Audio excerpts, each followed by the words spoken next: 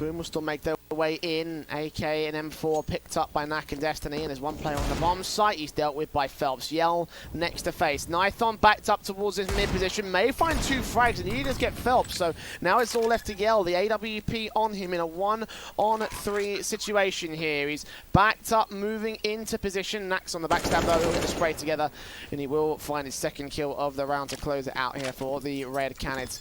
A 5th for the CT side. And Boom did well, but as you say, you know, Red Cannons were the ones at the disadvantage, and they found themselves 2 AKs and an AWP for free. Yeah, that's a great round. And it's in a bit of a weird money state at the moment. I should expect the buy to come in, but we're going to see a couple of players on Galil's. What's Phelps got for him? There should be at least 1 Galil. I believe that there's 1 AK dropped. Just the Deagle coming out for SHZ, and yeah, there's an AK on the floor. So they do get a relatively good buyout, but this is an opportunity again for the CTs to just destroy the economy and get off to a very good lead in this first half. And look at the AWP looking for the opening pick, and oh, there's an opportunity to find it finally. There it is, the opening pick going in the way of the CTs. Quick trade should come out, and so it does, but it doesn't follow up. I love the way that even with the opening picks being found, the trades come out so quickly from Boom. That being said, though, they can't keep it up forever on the Red Canids side. 3-on-3. They've always had the trade advantage. Now we're back at even standing. The 2 AKs are still in play for Destiny and Knack, though, so still working potential at this stage.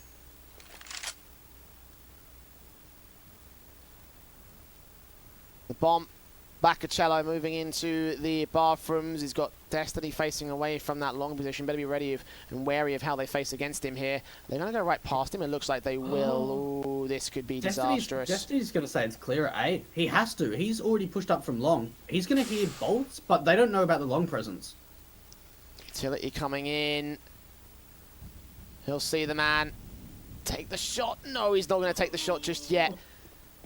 Making some noise now. Bolts is going to hear it. Bolts is going to hear it. He knows exactly where this player is. He still looks onto the site and sees one player making his way in. The plant could get secured. The flashes come over as the engagement comes in, but Bolts wraps over, gets the man down. 3-on-2 situation. Lato also taking damage. I think they're going to fall out and save, or not actually. Re-aggressing from Lato's par, but it looked like they were going to get back to the B bomb site for the moment. That nade up against Knack. I mean, quite a bit of damage. 20 to his name. And Phelps still sitting in his corner, ready to receive them all coming in. Knack taken out, and all that remains is Lato. 1 versus 3 in bank, and Phelps start to close in the bracket against him. He can't make his way to the bomb site, he can't make his way back out. He does get the kill on Phelps and force the issue for 1 good pick. But needs to do a lot more from here, it seems, Dwayne. And with the time ticking away, there is no defuse coming in for the man. It will be a 4th for the Boom Esports side as Cello chases. If he can get this pick out against him, then this will be a ton of damage done. But he actually goes up with the bomb instead. And Boom within 1 of the CT lead now. I'll tell you what, you might be sort of looking at Destiny, and you might be laughing at sort of the play that he made, but he didn't really do a lot wrong. It was definitely more of the fact that Bolts had just completely outplayed him. They got the information as soon as those footsteps were heard. You saw the flashbang coming out to blind him as well from the T-sided players at the A bomb side, and that just allowed Bolts to do his thing, take his time, win out the gunfight, and it made the retake just not possible. They had to go for the save in the end. And Boom, a very nice round for them to convert. A much needed one as well. The forced issue back on Red Cannons though. Look at Nithon. Straight headshot with Nat getting a 2nd kill on the Deagle. Flashbangs over from the B bomb site, won't see anything. Meanwhile, the contact being established by the T side. Phelps getting that, getting a secondary kill on Nithon and everything. So a 3-on-3 situation re-established by Boom. But that Scout Deagle combination looked extremely deadly for a moment, and now the T's are doing damage to each other. Red Cannons have thrown Boom off quite significantly here. I love the way that Boom have been able to bring that back into a 3 versus 3. Bit of an off angle being held from Lato at the B bomb site, and he's all by himself. Now, unfortunately, with this position, if they end up making presence from short, it's really difficult for him to try and hold off. And what Boom are doing at the moment, they're just trying to clear out connector. They want to try and understand exactly where the CT's positions can be. We are going to see the double stack coming out to the B bomb site, and that re-smoke, that at least denies another 18 seconds. If they can get this pick to the A bomb site, they'll just rush it immediately.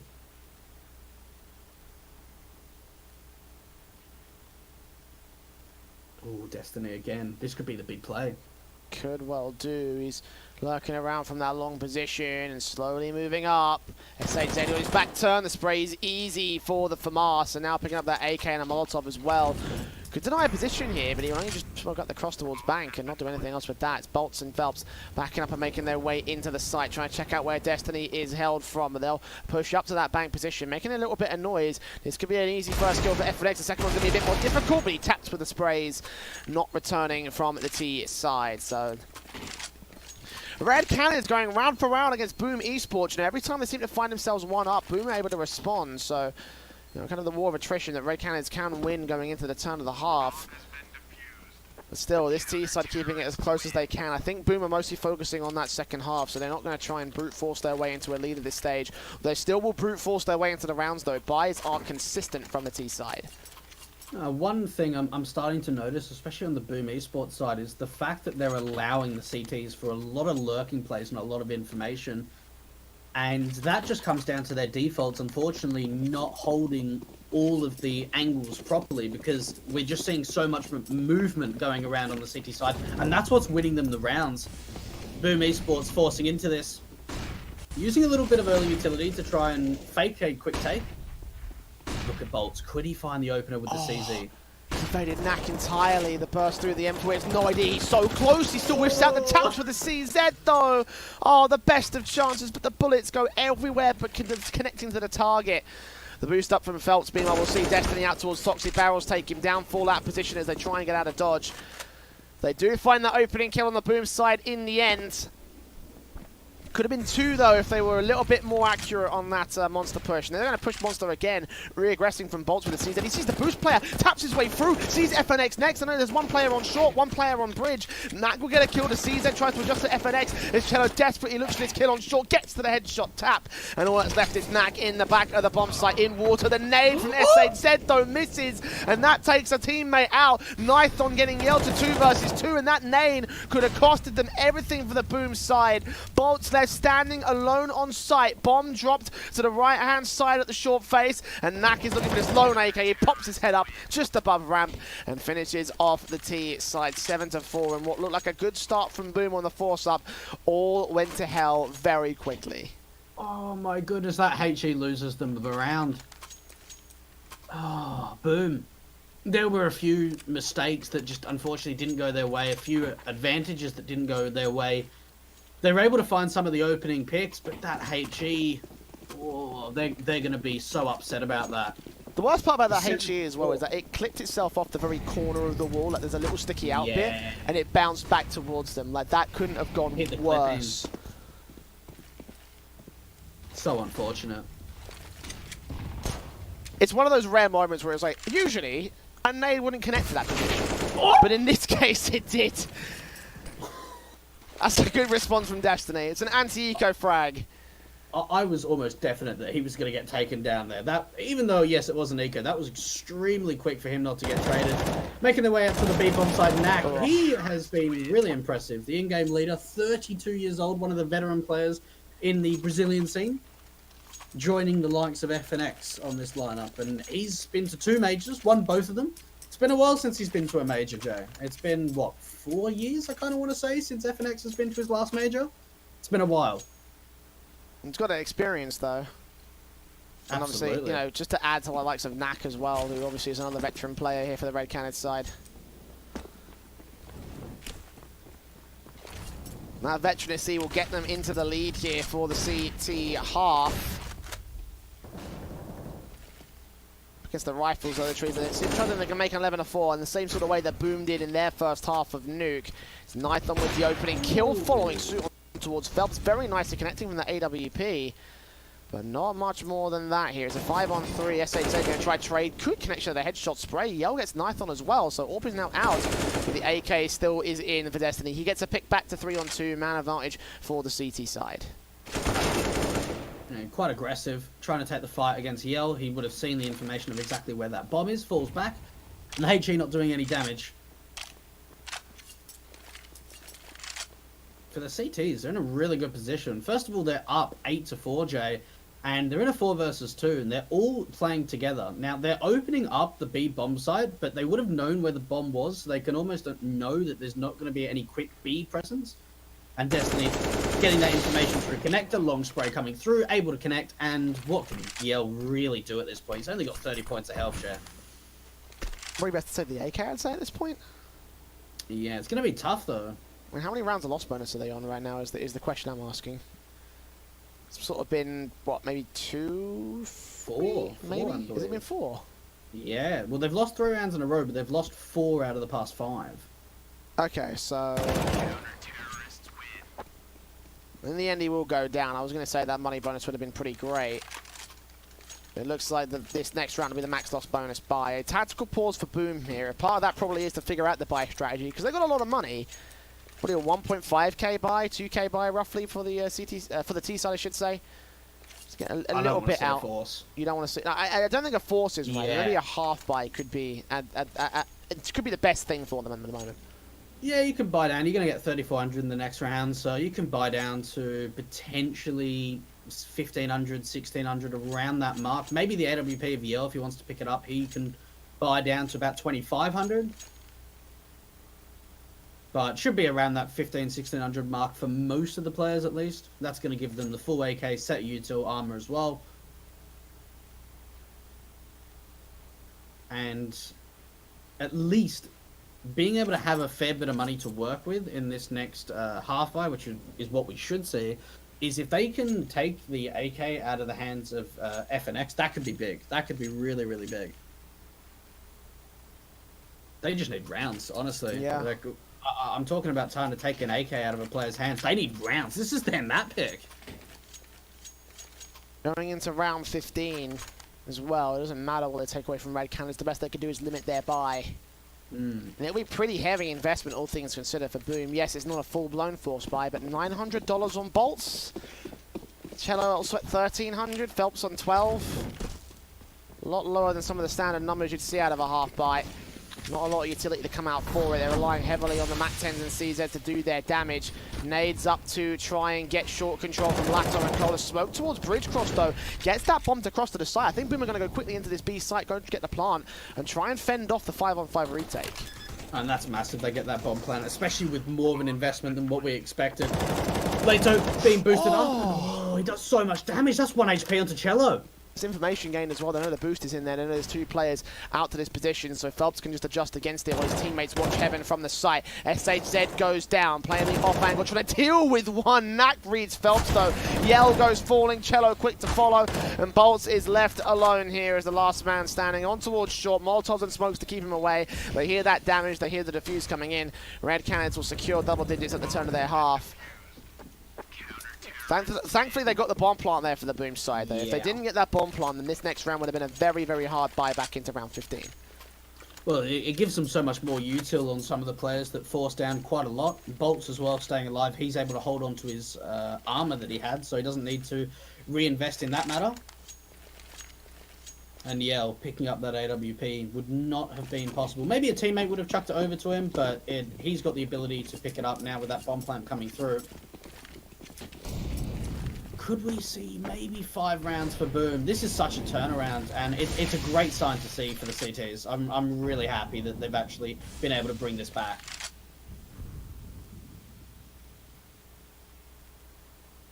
FNX trying to continue the good fortune here. 3 players to line up and take the throw. 1, 2, not quite 3. SHZ there with a trade back, and he will get the man out of play. Nat with the M4.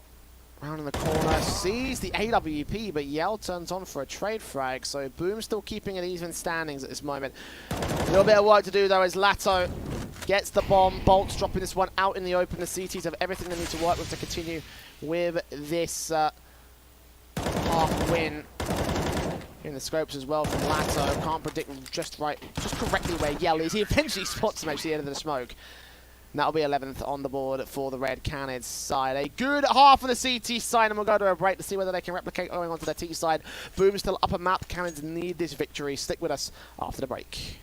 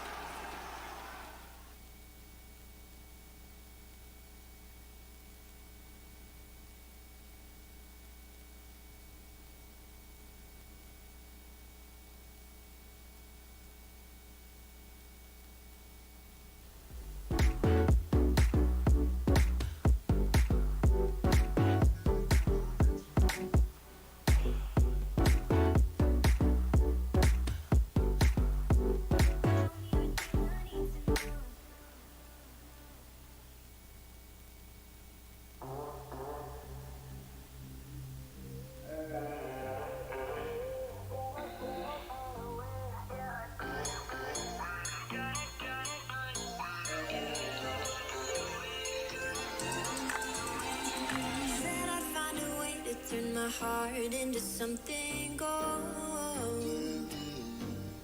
Knew I sold my soul to the devil long ago. I rode it all along on your way right before it broke. Time was thrown down the well, so I let you go. What I do right now. What I do right now for you.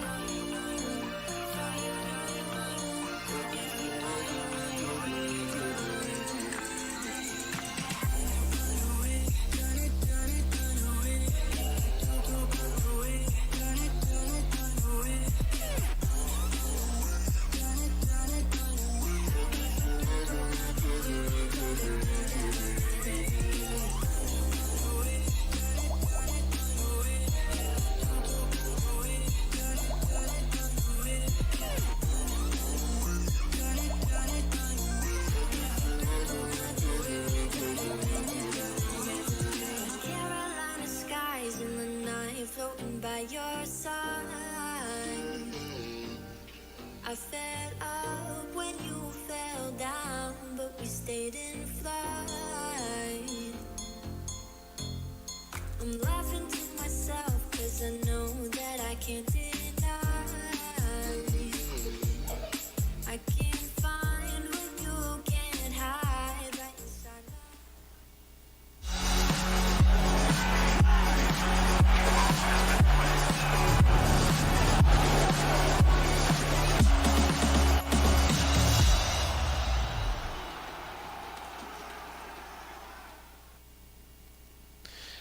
So it was a return half from the Red Canids side to keep themselves alive at the turn of their CT side. Will Boom be able to return with a similarly confident start here in the second half of our second map? They are 11-4 down and still a chance to recover this 2-0 series here, Dwayne. I mean, they've gone for a very early short stack to hope to catch off the Red Canids players going in towards Monster or the short position, but just early passiveness coming in and the smoke up from that might open things up for a B-side execution.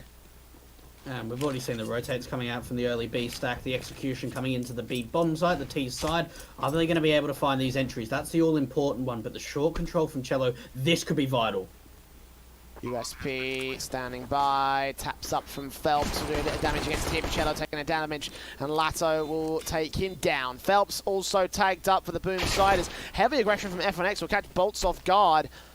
Not ready for the Heaven control. Meanwhile, Yell pushing in the back lines. He catches off Lato. SHN gets a kill of his own right. FNX will press forward, take down the backup towards Graffiti. 3-on-2. Yell getting a secondary kill. Plenty of support here from Heaven. They actually managed to sandwich in Nithon. Tap the bomb once. They don't know the player's still here towards short. He will tap up the kill. Phelps got 10 seconds to defuse. He hasn't got time for this and will take the man out, but he's just not going to get this round together. It will be a 12th for the Red Canids. Boom did their best, but in the end were overwhelmed by the aggression of the T side. And you almost have to think that maybe if one of the players would have had a kit, that round definitely would have been doable. All 5 players of the CT side decided to just buy Kevlar in that last round, and it didn't work out for them. Okay, and looking at the first map as well, Joe, we've seen 2 11-4 scorelines now.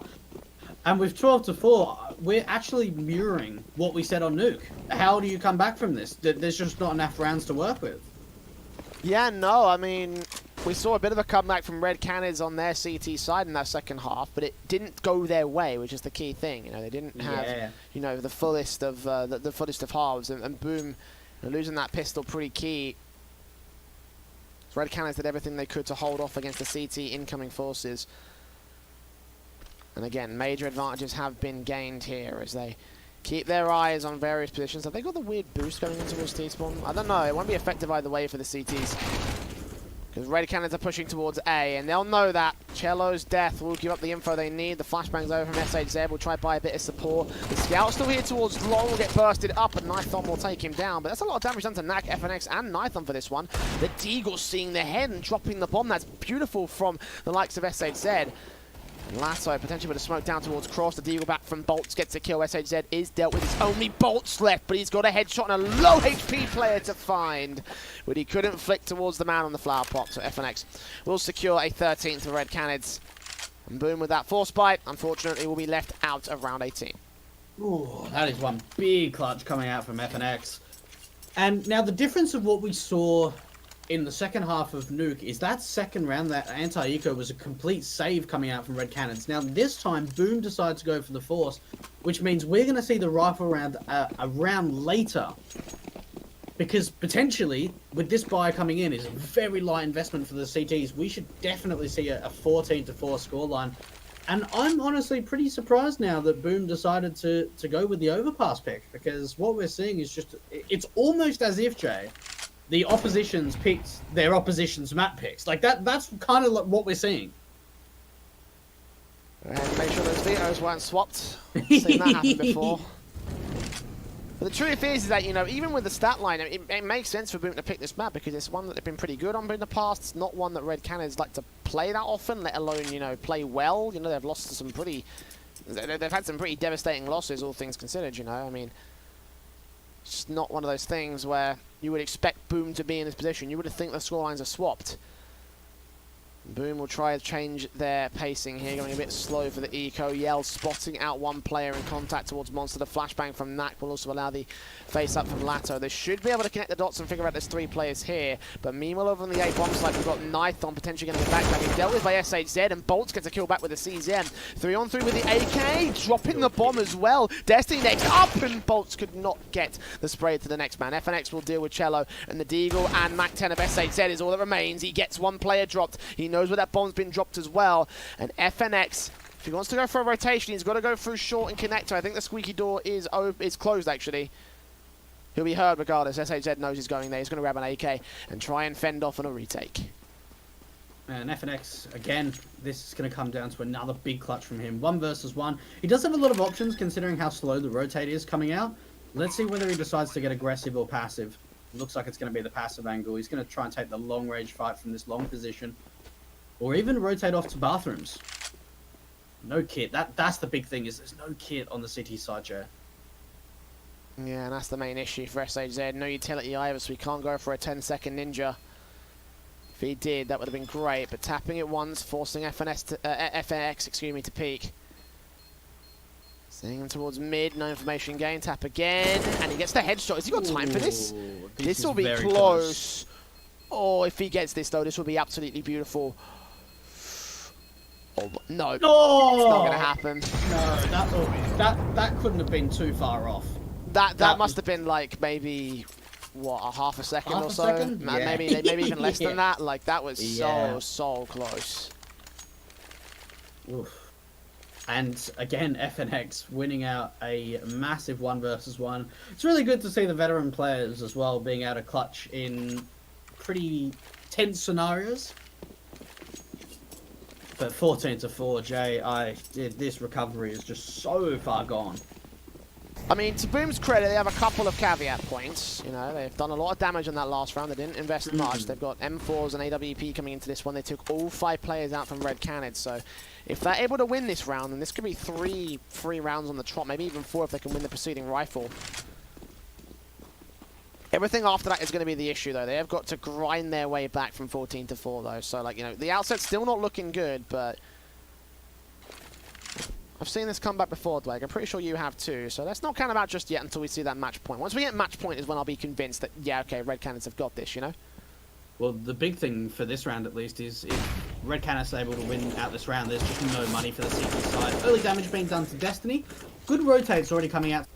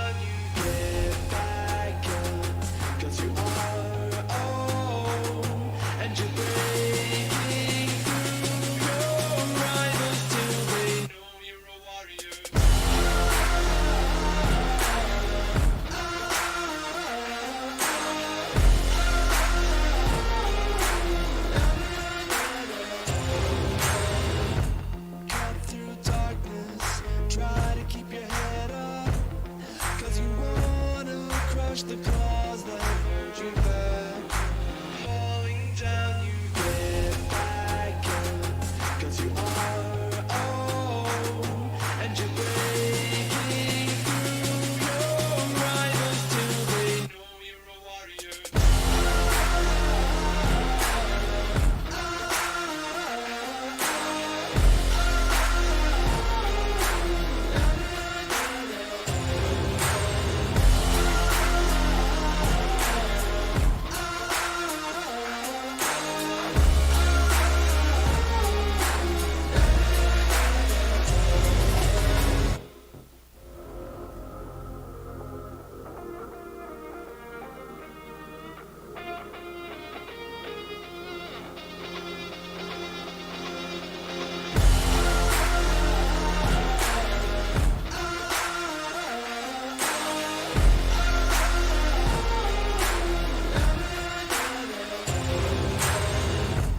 Walk through fire, try to keep your eyes closed. 'Cause you want a lion silver for your own. Don't take liars when they're superimposed. 'Cause they wanna raid your dreams when you're alone.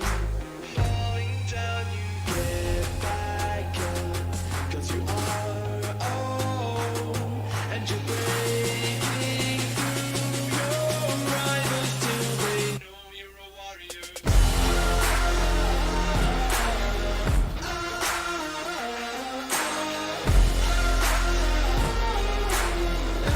Oh, I like this play coming out from Yell. Is he able to get an opening opportunity with this AWP? Don't think you can see anything just yet. He's got plenty of players to find for this one. Mac, with the bomb in particular, spotting out Knifing and taking him down. A big, big kill to find, and they'll continue to press up here to the mid position. It's Cello, backed up by Phelps, will still take his swing and get a 5 versus 3. Incendiary's back, flashes over. Destiny going to try to see if he can take out the AWP player, but Yell not getting too aggressive. They'll see his shadow. The flashbang available, he gets one. Spray transfer to a second. The bomb being dropped as well, but the nade from Bolt's there to respond. Lato left alone, gets one pick, but no further than that. Bolts will get himself 2 kills on AWP, regained by the CT side, and that will cripple the economy of Red Canids. Oh, what a round coming out from Yell. That first pick being fantastic. First of all, to get the information, and second of all, to at least halt the offensive from making their way into the bomb site. And then he peeks in again and gets his second kill of the round. Good counter flashbangs from Boom as well. To at least try and allow the crossfire set to have a little bit more presence and a little bit more of an advantage in the gunfight. Force by coming out for the T side. These UMPs are going to have to try and deal with this. A little bit of early damage done, I think, by an incendiary grenade. Or Molotov, to say the least, to SHZ. But connector control established really quickly, and look how passive Boom are playing as well. They're just allowing this map territory to be taken. Yeah. Trying to set up a counter towards mid, especially if playing off the back of Cello with the UMP. Probably going to bait him with the AWP as well. Taps up and the Tech 9 takes him down. Damage has been done to Knack, but he gets that kill in the end. Yell also forced off angle. The flying Tech 9 gets a kill. Destiny does go dropping. 1 HP left for Knack, 2 kills to his name. And the burst in from Phelps gets a pick back against FNX. Damage has been done, and Knack grabs the AWP. It's the UMP from Phelps finally gets a kill on towards Lato. Nithon is next to face. And the bomb's not planted for him on long. He's got to face all the way around towards APC where Phelps is ready and waiting for him. SHZ is the man with the kit, so he's got to stay alive, and Knack will go down. Order Nithon, Tech 9. Good effort from Red Canids to get themselves a plant out from this one, and damage being done, but I think all the main rifles will stay in play for Boom, so yeah, 2 UMPs dropped. And a money bonus for Red Canids that should lead to an eco, and then a really good buy off the back of that. Well, I'll tell you what, again, we saw a good opening coming out for the T's. We saw the Tech 9s just overwhelming the A bomb site, but the retake, it was very calm. They took their time. They were making sure that they were checking all the areas, peeking together as well. And for Boom, good retake coming through. Yell, it was a little bit of a difficult scenario for him at the A bomb site, especially with how close the T side were. But it's another round for Boom, and that is the important impact. Upgraded Deagles. If they could get a bomb plant for the T side. Yes, they would be able to get a buy into the next round anyway, but it would just make the economy rolling or start to look to be in a better phase than where it is at the moment.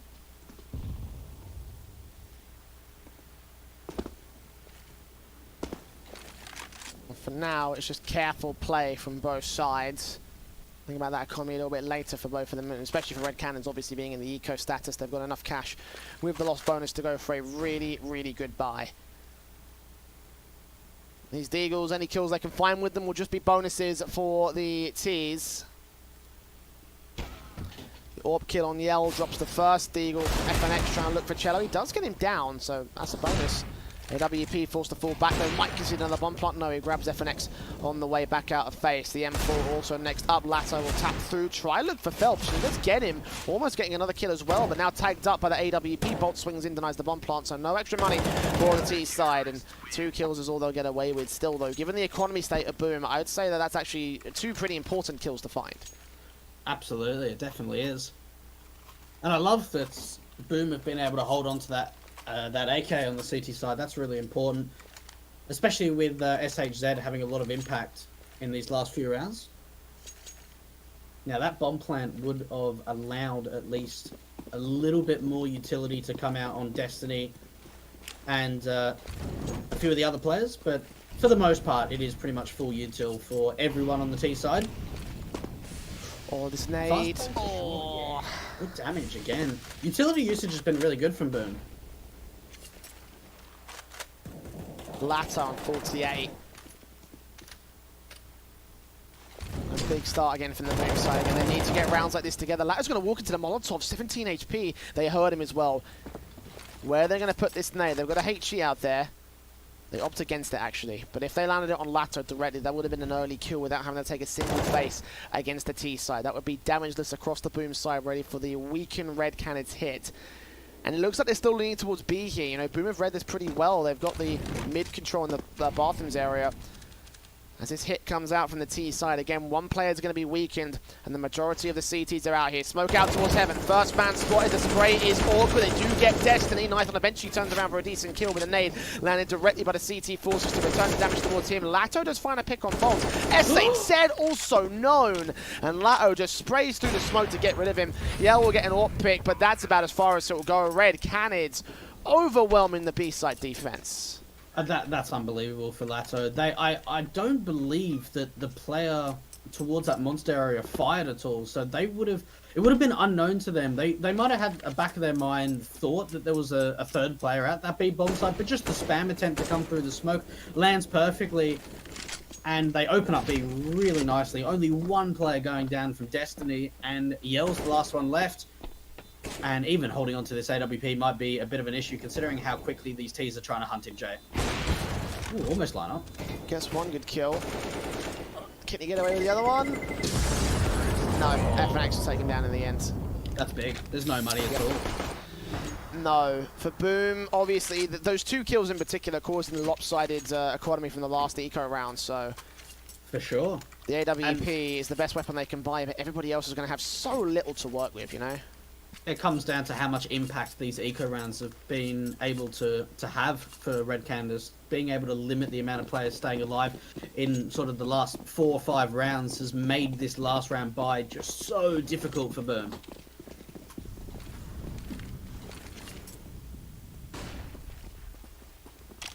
I wouldn't be surprised if this was the end of the road here for Boom in this series. Of course, they still got plenty more to play here in the group stage, so don't count them out just yet.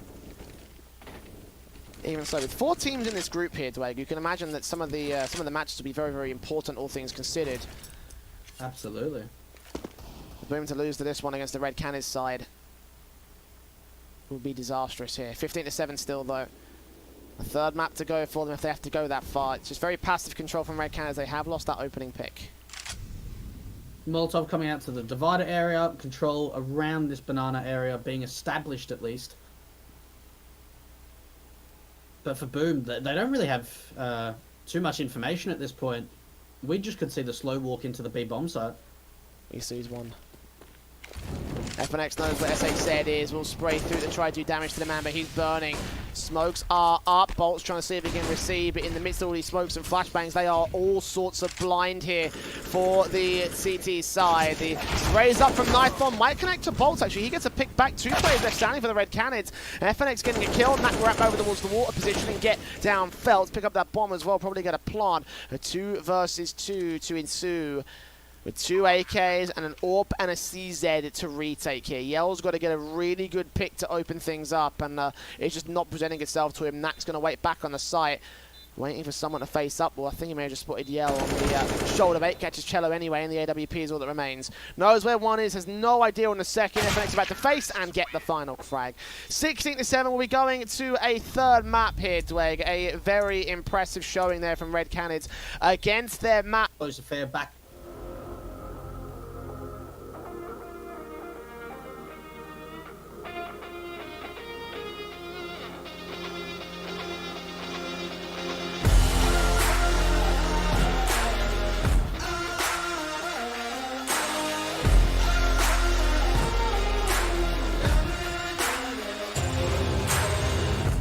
Walk through fire, try to keep your eyes closed, 'cause you wanna lie in silver for your own.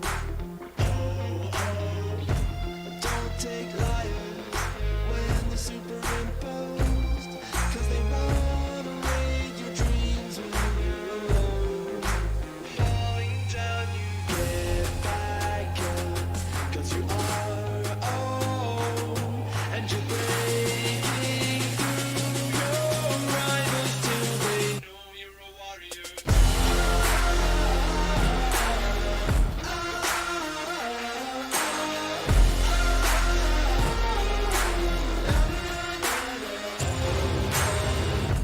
Cut through darkness, try to keep your head up, 'cause you wanna crush the claws that hold you back. Falling down, you get back up, 'cause you are own, and you're breaking through your rivals till they know you're a warrior.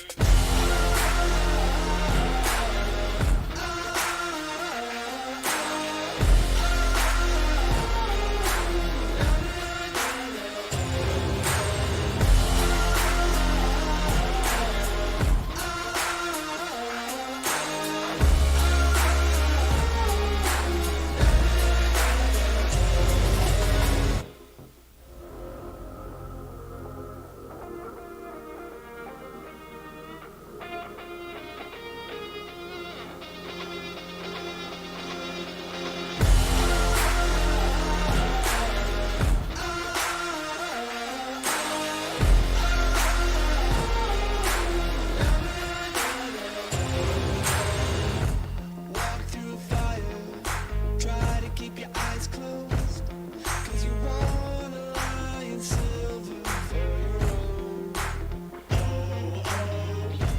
Don't take liars when they're superimposed, 'cause they wanna raid your dreams when you're alone. Falling down, you get back up, 'cause you are own, and you're breaking through your rivals till they know you're a warrior.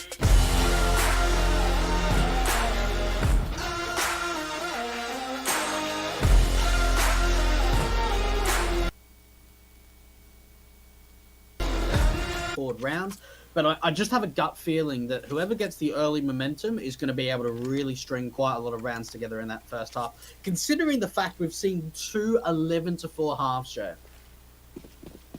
Yeah, dominant starts from the CT forces and T-side forces in the case of the Boom Esports side, so don't count them out just yet on the Red Canids side.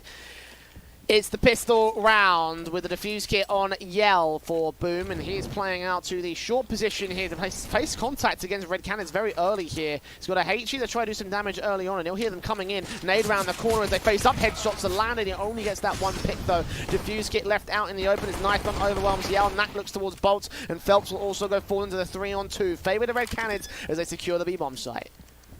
It's going to be a really difficult retake coming in for Boom. 2v3 for them, and both the players coming out from the market area. SHZ gets the opener. Oh, and a headshot being found, and he follows up onto Knack, just 6 HP. The CTs might just be able to get this retake going. SHZ, what a round he's having into the 1 versus 1, but it's going to be Knack, the in-game leader, the veteran of this team, is going to be able to clutch it out in the end. And he was so low as well, Jay. He got those last 2 picks on just 6 Ooh. HP. That was insane from Knack to find those headshots.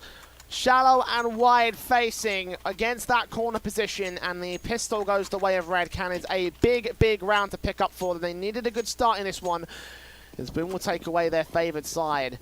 It's the Scouts and SMGs on the rebuy back. Boom have gone heavy on the investments for a lot of these rounds here. No bomb plant bonus for the CT side, obviously, so they're looking to try and hold off a defensive in this one. And look at Red Cannons quickly making their way into the ramp position. Not setting up for the standard execution, but they know that they can force the issue. They might not be ready for the Boom setup here, though. SHZ certainly getting one. Phelps getting another knife on, takes out Knack in the back, but he gets a headshot back to a 2-on-4 situation. Knife on also getting SHZ, but the HP is so low for these last 2 T-side players. Oh, this is going to be such a difficult clutch to win out for the T side. Trying to tap away, nothing. He's just so low. 1 kill, gets traded out, and that's all down to FNX. And what could he really do at this point, Jay? 1v3, and they know exactly where he is, tapping away with that CZ. What a beautiful round coming out from Boom. So what we see from the T side is that early fake of a quick B presence. 2 players push up through underpass and get a lot of information, and it's the TK again. This is, what, the 2nd time we've seen a TK now, Chad? I believe the last one was from Boom, though. You know, Yeah. they put an awkward HE on towards that short position during right. During overpass. So you know, that was a big accident on their own right, and probably one that I don't think should have been should have really happened, to be honest. Like it came down to some awkward map design rather than anything that the Boom side did wrong. Red Cannons, though, that was just sheer mispositioning on their own part, and one player running in front of the other spray. So they will have lost a round back to the Boom force by round. The M4s and AKs that got picked up as well will be carried into the next one. So Boom's economy is also looking in a pretty good state against an eco. That's a great return, considering they weren't able to win out the pistol. To win that anti-eco force buy is magic, really. Boom. We've seen them struggle occasionally against these ecos, especially damage-wise. Maybe not always losing a round per se, but losing a lot of players.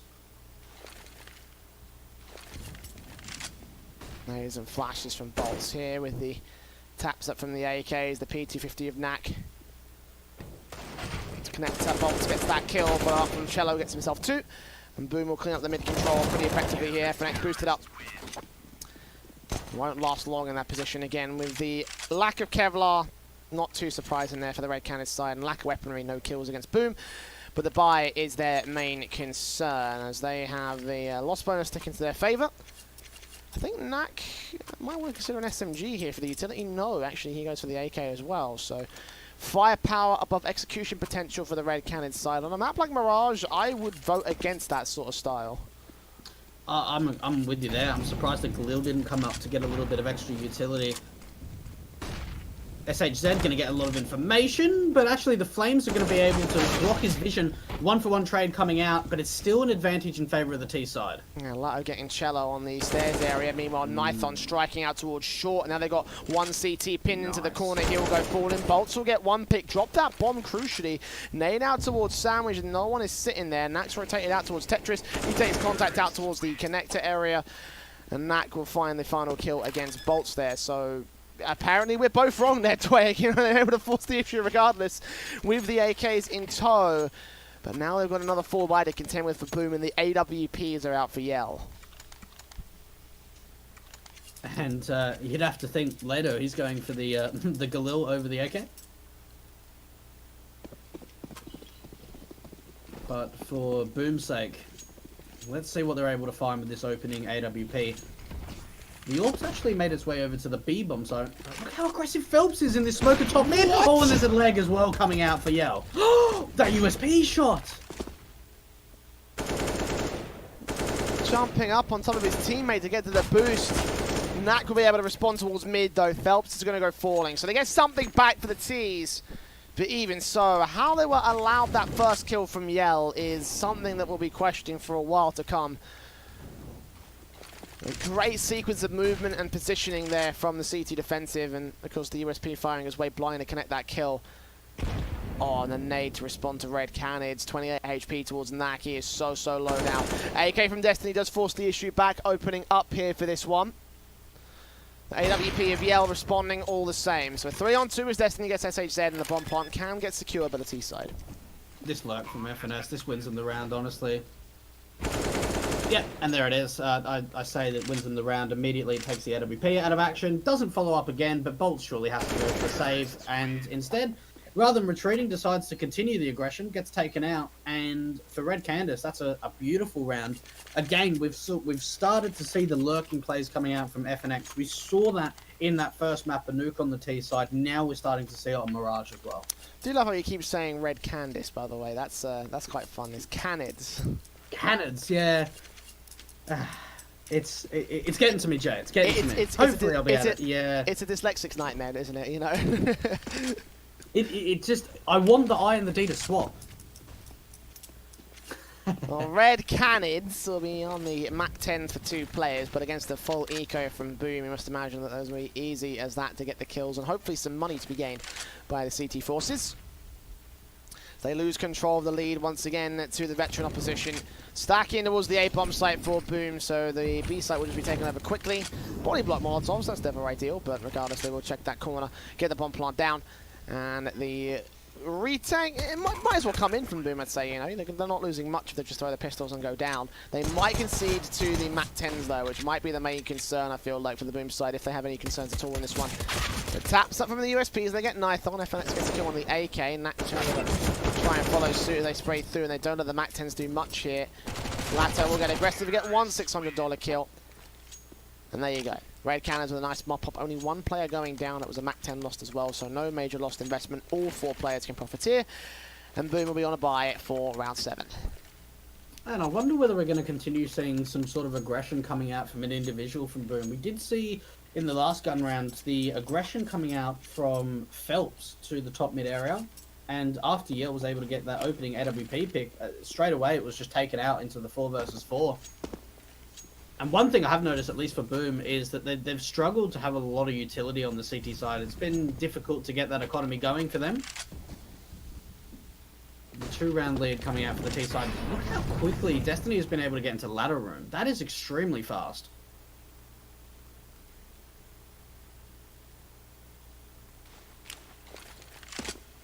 Crucial piece on the map as well to hold for the for the T side, I should say.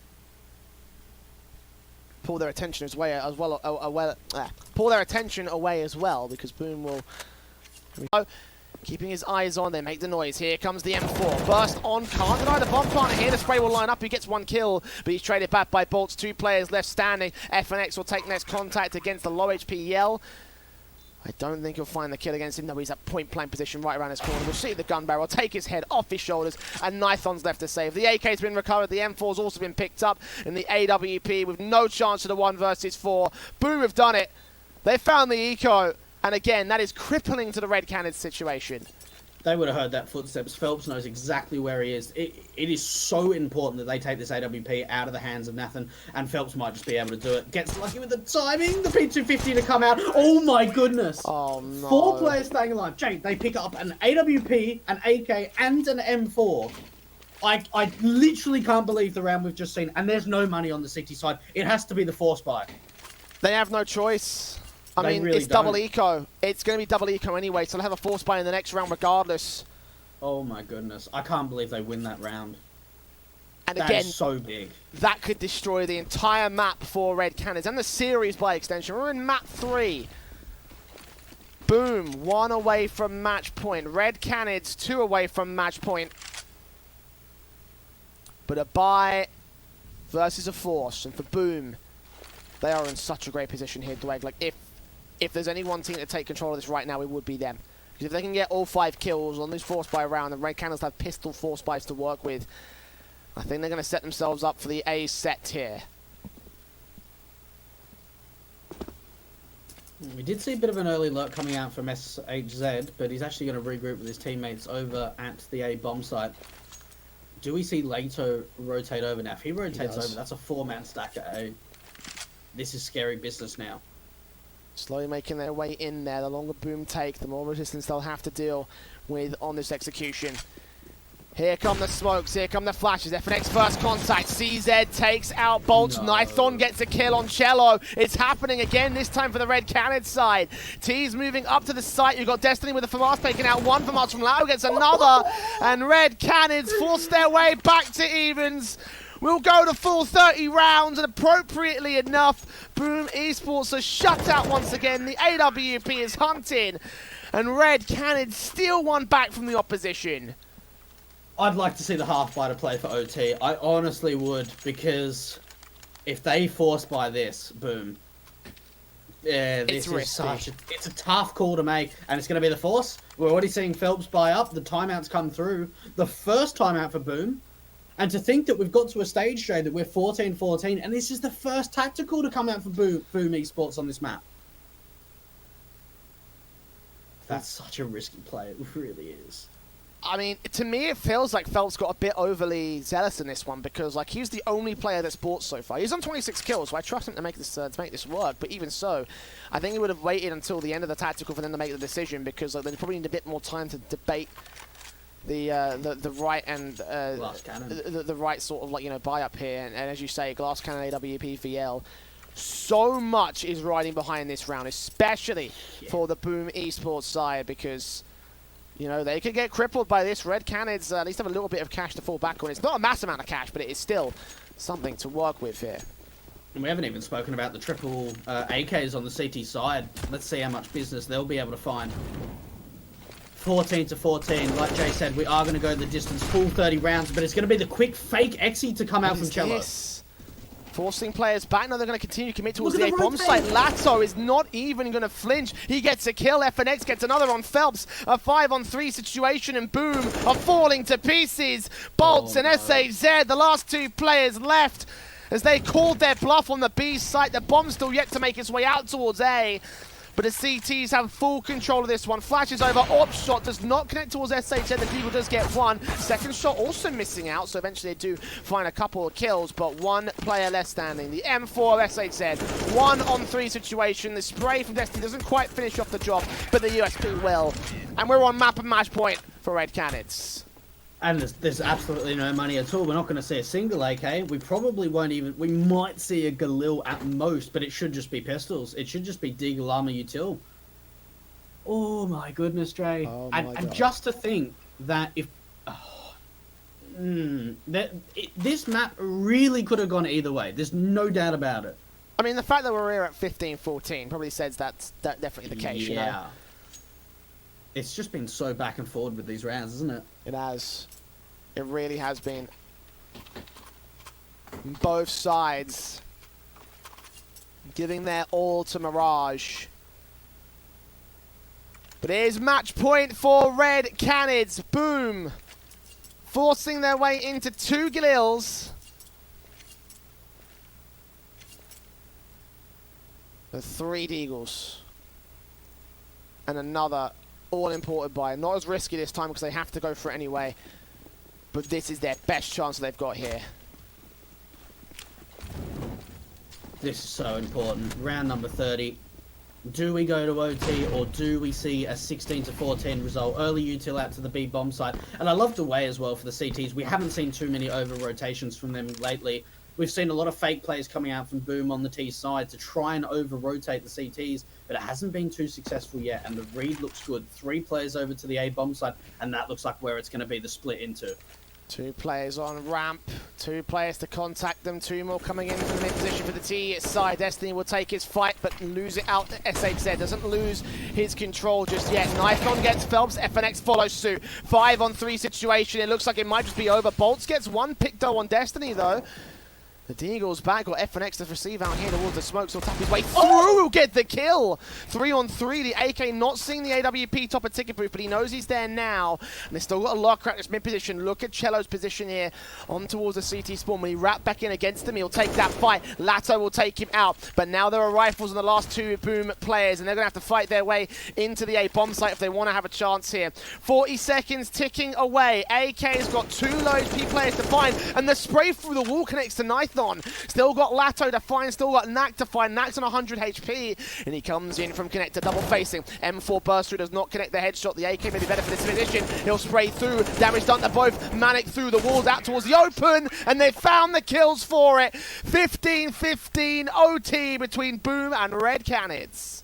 I can't believe we're going to OT. Honestly, considering the buy that they had 2 Galils, upgrade of pistols, Jay. That is phenomenal. This is unbelievable. OT we go. OT we go indeed. 10k MR3. Does mean a little bit of economy management in this one here, but even so, both Boom and Red Canids going to throw their all into these initial buys. We're seeing the AWPs coming out for Nython, also for Yell. And such a big round for Boom. They were counted out, you know, we thought they were done. Yeah, I certainly did. Surprised if there was nobody else out there who counted them out. Destiny taking contact against SHZ, finding that first kill on FNX instead. The bait and switch goes awry for the CT side. And Boom have the man advantage here. Looking towards this A site, it looks like they're going to split in from connector and from the ramp position. They're backing off from this initial T-side force.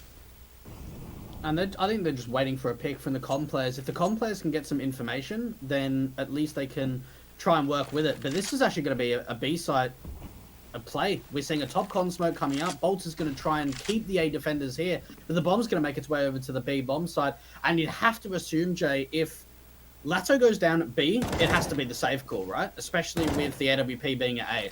Yeah, absolutely. Like, you know, there's no way. Just no way. He is going to be left alone to defend against it. And to be fair, he's been left with this truck quite a lot throughout the course of the B-side defensive. Cello falling towards short as the AWP does strike to try and support him initially. He gets a kill back on SHZ as it's a 3-on-3 situation. T's making their way in. Bolt's going to wrap over towards the bomb site. Does not see him back over at bench. They should be able to read it out though. They see him, but Yell can't take the shot, and the AUG repositions itself. Expecting players to come in from short, gets a secondary kill, but he goes falling as does Nython on rotation. The plant to be secured. Does Destiny go for this retake? He's got a kit, so I think he might just risk it. That's a big call to make. Boom. Looks like they are going to, or should be able to pick up their 16th round. Destiny going to make his way out the window, but catches a player looking in the opposite direction. Yell is going to find the trade. And I tell you what, Yell hasn't been finding too many kills in this third map, Jay, but he's finding the impactful ones. Oh, my word. My heart there. When Bolts was looking the other way, my heart like jumped at 300 beats a minute just then. I thought for a second it was just going to be like a turnaround 180 clutch, but no. Yeah. It was possible, but doesn't end up happening in the end. 16 to the border, Boom as they take the lead back from Red Canids. They want to hold as much of a lead as they can. Flashes over, Knack falling first. Cello kicking things off on the right foot here for Boom, and they've kind of struck back with a confidence that we did not see at the end of that T-side half. Guess winning that eco has certainly boosted the morale of the Boom Esports side, but they need to go a little bit further to win out the match here against Red Canids. Taps up from the AK, and FNX will be able to respond, so we're back to even standing at 4-4. Looking the information out to the mid face, they peek out together. Destiny and Lato both finding kills. And we've seen how much information and presence Lato's been able to make at the B bomb site. This time around, it's in the short face with the AUG. Yell and Bolts, 2v4J. How do you come back from this? You need to be finding individual picks. And honestly, that comes down to CT's over-aggressing and making mistakes, in my opinion. Absolutely. I'm 100% with you there. Like, maybe some mispositioning. They've got a bit of an angle they can work with if they peek out towards the A bomb site. Then maybe they could pick off FNX and get a start. Maybe able to separate some of the CTs here, and it looks like that's what they'll try for. Yell. Slowly but surely wrapping around the corner, seeing no information, does find the frag in the end though, so one pick found. Molotovs and smokes out towards the connector area, going to try and force Nython out position, and they'll be pretty decent with it so far. Secondary flashbang also set up, but a CT player is the thing they've got to worry about. They do get Nython down. AWP pick against Destiny. Oh no! You thought Red Canids need to make mistakes, but Boomer forced him into an awkward position. Lato, 1 versus 2 with the AUG coming in from jungle. And the AWP of Yell just shoulder baiting, jumping over. checking out the positions that he's been spotted last. No one's watching CT, which is where he's coming in from, actually. This could still work out for him, but finding the turnaround for the AK. Lato bats around the corner against Bolts. Will catch him on the headshot. AWP, last thing standing. He jump faces, sees him, takes the contact, unable to connect the shot, unable to connect the kill. But a second face, when he gets aggressive, will win it out for Red Cannon just by the skin of his teeth. 3 kills for Lato and a 16th for the CT side. The youngster, the 17-year-old, stepping up massively, and he's given us a little bit of love as well. What a 1v2 coming out. Now, what I love there from Boom is they bring that situation back in their advantage. We see the dry peek or the slow peek, the crouch peek coming out from Yell, the flashbang and the smokes coming out to top con allows the teammate of Bolts to trade onto the top con player, and then Yell, he just waits for the peek to come out from the CT spawn area. Now, for the CTs, they were just giving up 1v1 picks, but they win it out in the end, and that's the important thing. The important means of that matter is that they win that round.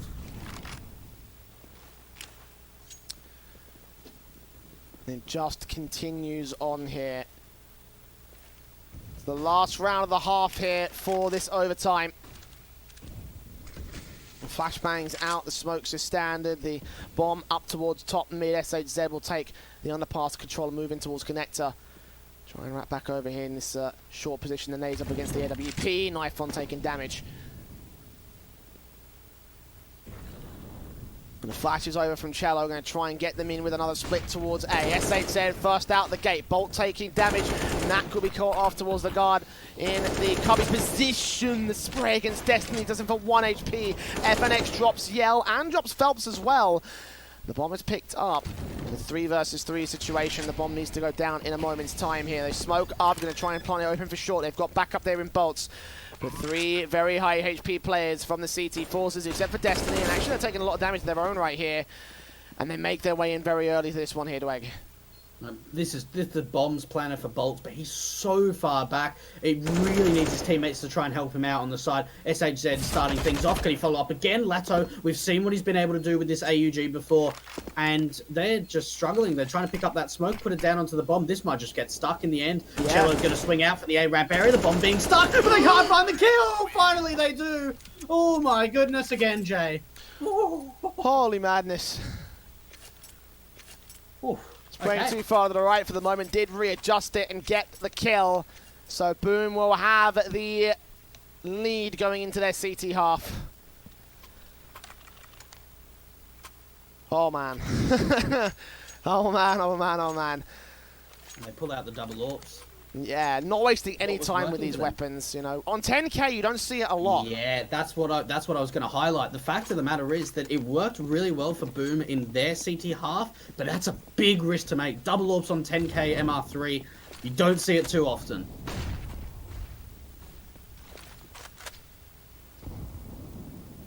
The double AWPs holding out from mid and A site. B is pretty passive. Bolts is all the way back in the market entrance from the window area. And smoke down towards the Apps position will try and stop them from making their way in early, but no early forward face from Red Canids. Pretty passive, all things considered. You know, the top mid control not established. No one's there except for FNX on the A bomb site presence. Smoke's going up and over from Knife on the flashbang as well to contest with. And Boomer just waiting in the very uncommon positions here. This is a massive off angle coming out from Yell. And if they get the flashbangs right, they should force him off the angle. Phelps, what information can he find? Ooh. Nothing, he gets mollied out of short. I think he may have placed that nade on towards that bottom mid position though. There's 2 players that just got lit up. And the AWP of Yell gets Knife on. Got a bit more to find here as Nak makes his way in. Good shot to the second, dropping that bomb. Destiny next to face here. Lato gets a kill. He spots the man up on the stairs. A 3rd frag found by the AWP. As FNX tries to fight back, he's in a 1-on-3 situation.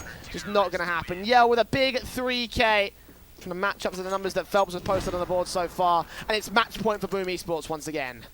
Oh, that was some lovely picks coming out from Yell. And they pretty much just offered 1v1 fights, in all honesty. We didn't see a flashbang coming out. We didn't see the wide swing from any of the players. They just kept peeking from the stairs position. And Yell was just lining them up. 3 massive kills from him. And the double AWP stay and play. It's unfortunate for Phelps that he doesn't even get any action with the AWP in that last round. Maybe this round might be the round. Indeed it is. Oh, yeah, yes it is. First pick found by Phelps, and 4 more to go. As Red Cannon sits on the edge of defeat right here. Nades against Lato to 65 points of health. Bolts will make his way in to try and contest against him, and he actually burned the man alive. So 3 players left standing for the T-side forces. Destiny will hear SHZ on the A bomb side. He's the only man here to defend it. They've gone for a gamble stack towards B. This could potentially throw the whole thing off guard. They also make their way into the short position. The AWP in particular will keep his eyes on. It's SHZ though to do the majority of the heavy lifting. Orp now coming in to support for Phelps. He'd like another multi-frag round to close it out if Boom do take this one here, Dweg. As flashes go over, SHZ just sits pretty and waits. Got Knack around the corner to take contact. The AWP waiting for Phelps. Will be at full start position. Flashes over, looks for knife on the sprays. Awkward, it doesn't matter. He's got CT backup, and he turns onto a secondary kill. 19-16, Boom Esports will win out the match against Red Canids. A close final match.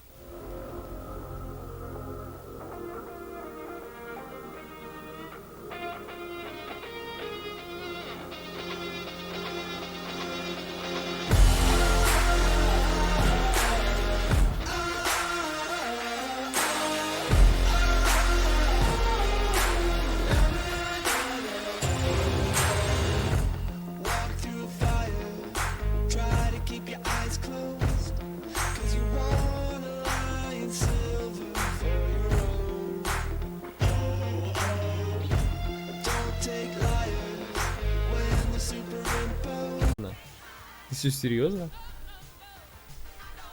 Вот это, конечно, ошибочка. Спасибо тогда, что поправили. А там, кстати, в один момент КФ на серию, на ЕГЭ был больше 5. Так, сейчас захожу. И... лустрик против Team Liquid наконец прерван. GG. Все, я был невнимательным. Окей, да, я, видимо, невнимательно посмотрел, но это была ночь. Это была ночь, соответственно, не разобрался. А где Donation Alerts? Я убрал Donation Alert, теперь я через Stream Elements. Ну, донатить. Потому что у Donation Alerts там эти... Ну, вы поняли. Большая комиссия. Спасибо за фоллоу, Артемчик. Артем, ну тут была информация о том, что стрим будет в 10 часов. Что их стрим будет в 10 часов. Вот как-то так.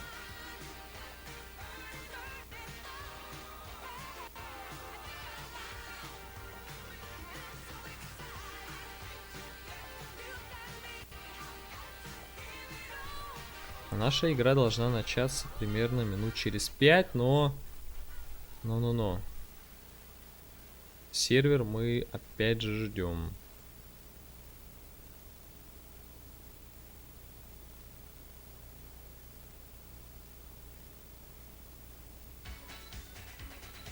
Так, Dead or Alive, you spin me right now.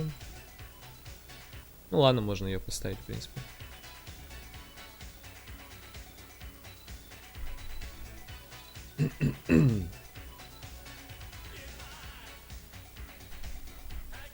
Так, ну что, ладно, давайте уже по матчу. Давайте тогда уже по матчу. Смотрите. Сегодня я жду полнейшую вот отдачу от команды О2 до самого конца. Потому что у них сейчас есть возможность все-таки отобраться в плей-офф. И поэтому я видел кэфчики на джешбете. 2.85 на победу на трейне. И 2 я словил, сейчас скажу вам. Я словил кэф 2.46 на второй карте. Сейчас уже на второй карте кэф на У2 2.21. И я думаю, он будет только падать. Вот. На трейне коэффициент, ну, плюс-минус, не то чтобы оправданный, но он такой рисковый. И вроде бы хочется поставить, а вроде бы... Ну, короче, D13 им пофиг на эту игру, потому что...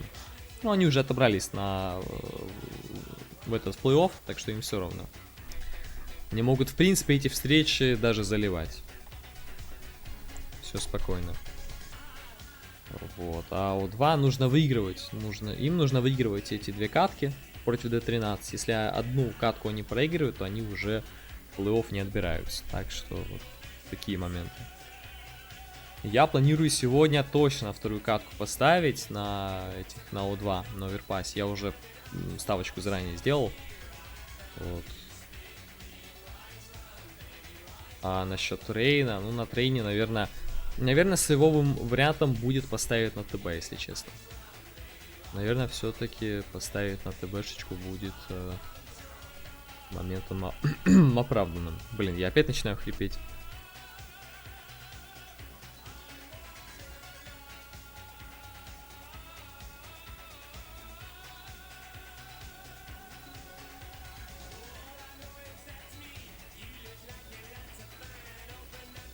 Так, сегодня день рождения празднует Никита Захаров. Хорошо. ТП будет, У2 тоже умеет катать трейн. Да-да-да, я об этом и говорю. Поэтому, ну, определенно раундов за 10 должны выходить точно O2 AESPORT. D13 здесь могут, в принципе, даже провалиться. Но, учитывая мотивацию команды O2, я уверен, что за десяточку они точно выйдут. Иначе, ну, это будет провалиссимо. А они точно проваливаться не захотят.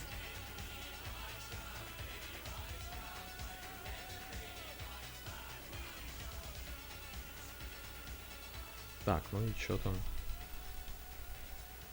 Сервер. Вот вчера опять мы задерживались минут на... Ну, сколько у нас была задержка? Минут на 15 вроде бы, да? В принципе, сегодня ситуация может... Ну, может повториться. Так что как-то так.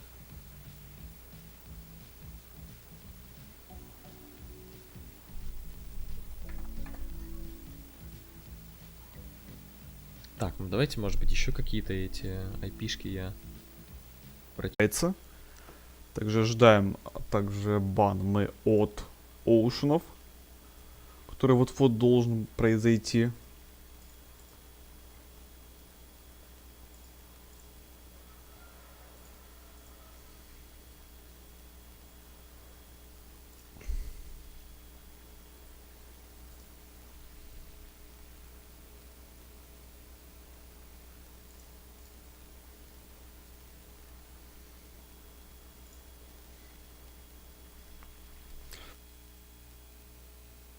Вот Лонгина сбанят, берут они, точнее, себе Таранта. Но вообще по Таранта Феникса по-хорошему бы взять Лонгина сам. И будет довольно он неплох. Вот помню еще эту команду, когда они начинали играть, они буквально все игры проигрывали, а теперь подтянулись под какой-то левел и начинают какую-то неплохую даже доту и показывать. И эта команда, помню, совершенно их с первых игр, и мне очень приятно то, что они реально те, которые растут. Оушены отвечают Винго и Клокверком, и по всей видимости здесь будет для Оушенов Медуза. Медуза под Винго, идеальнейший герой.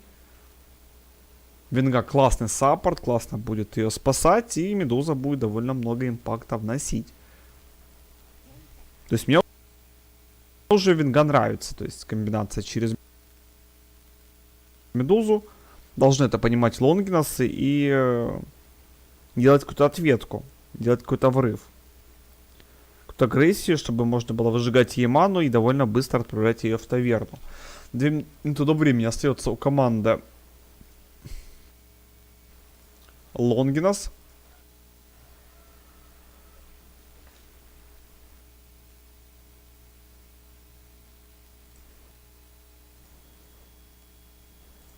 Долго думали, ребята, долго гадали, кого.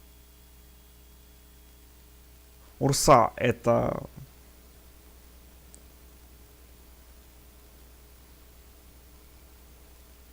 то, что может грызть Медузу, но при этом, окей, нужно что-то там банить, возможно, Дозу, возможно, брать ее самим, но самим брать некуда. То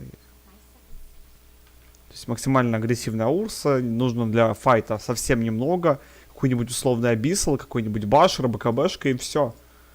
Камон, ребят, зачем брать супер жадных героев, когда ты можешь взять Урсу и сломать лица за 2 минуты, не имея 40 слотов. Очень грамотно совершает Лонгинас эти действия через...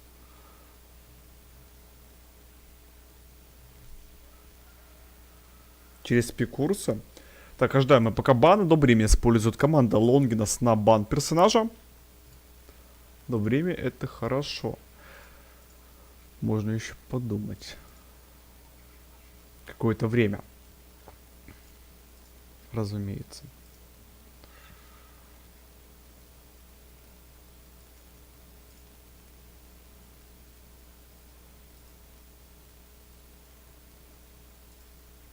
Скажи, это БО3? Да, братик, это у нас БО3 серия получается, и мы пока ждем начала. Начало уже старта игры, начало, окончания драфтов. И хотелось бы увидеть хорошее исполнение от Лонгинас, потому что я помню эту команду, и они немножко, конечно... Знаете, такая слеза, то, что я рад за эту команду, то, что они реально пробились, они реально выросли в скилле. Изначально такими были зажатые сильно, совершали много таких глупых ошибок, а уже сейчас играют и попадаются в многих турнирах против хороших плюс-минус коллективов. Ну, тут, знаете, это как мотивация, когда какие-то ноунеймы, андердоги залетают и начинают потихоньку разносить. При этом залетают, проигрывая там 6 игр подряд, 6 было 2 серии подряд, они там вообще просто лузали, потом хоп, почувствовали свои пик-силы, начали драфтить и начали разносить. И это было круто. Ликан в бан от Оушенов. Медуза, вот о чем я и говорил. А почему Медузу здесь не стоило банить? Почему они побоялись банить Медузу? Или они уже заготовили Никса какого-нибудь, который реально будет выжигать и моноберном, выжигать полностью всю ману, или инвокера? Ну или Никс, или инвокер будет для Лонгина 100%. Тем более, по-моему, это... я вспомнил, ребят, я вспомнил. Там задрот у Лонгинас на инвокере, там дичайший задрот на Лонгинас, то есть там идеальное будет исполнение от Лонгинас, это 100%. Это я вам могу пообещать. Там будет инвокер. Я помню эту команду, они брали инвокера, и они с инвокером такое творили, это просто капец. Там инвокером в соло-игру игры выигрывал. Там просто максимальный задрот, и неоднократно повторяя ранее, я скажу то, что...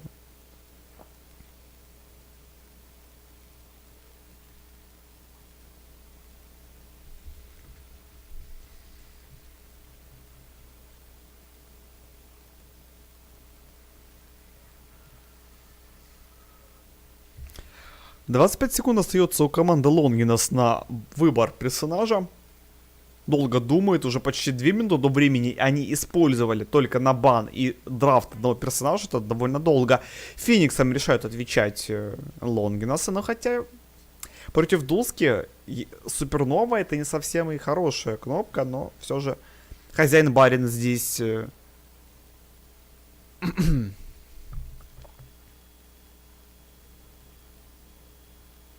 Капитан команды Лонгинаса, он решает. Взять под Трента, Феникса. Хорошая комба уже имеется. Будет Супернова здесь неплохо контролить всех. Но и желательно взять хоть какой-нибудь контроль Медузи в виде инвокера. Через ЕМПшку. Это было бы реально очень красиво и очень эпично. Виномансера берут все-таки Оушены, нужно как-то контролить и держать Урсу, и Виник вроде с этой задачей должен справляться на самом деле. Кто фаворит, по моему мнению? По моему мнению, фавориты здесь Оушены, явные фавориты, но андердоги Лонгинас реально здесь изначально, как изначально, на Хауль World Esport лиге в первых отборочных квалах показали себя изначально не особо хорошо. Но потом, спустя время, они начали немножко показывать скиллы и расти.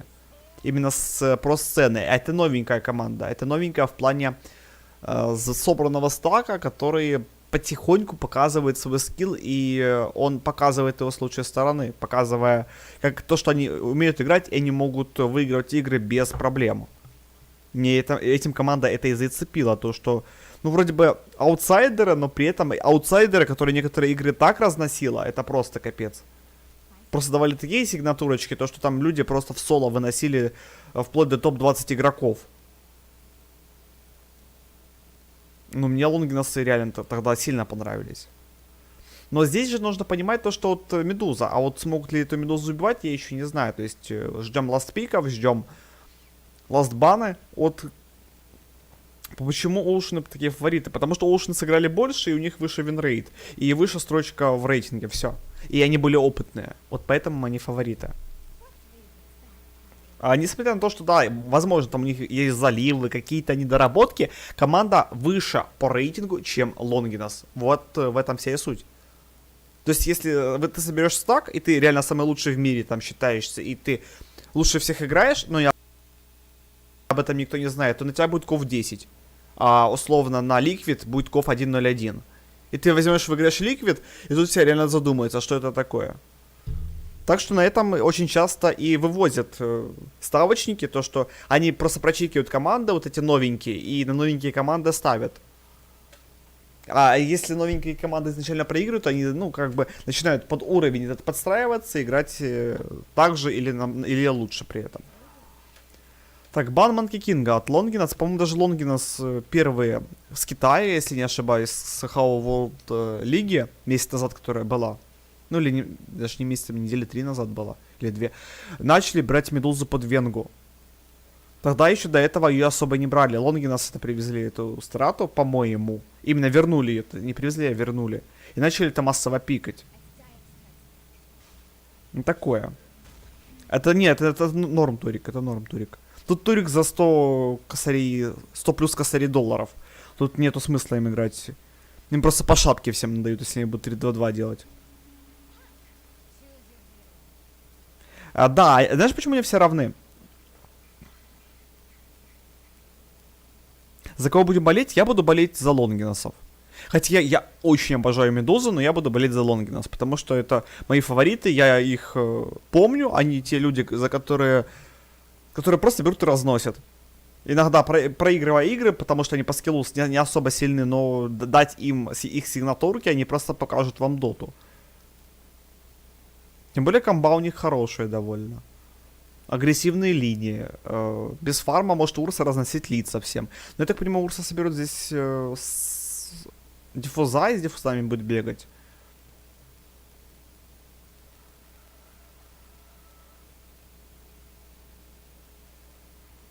А в итоге это нормальный турик. Хусь, я еще раз повторяю тебе, это хороший турнир. То есть не нужно тут писать то, что тут кто-то, ну, как бы плохой. Они все хорошие, честно говоря. Они все довольно неплохие.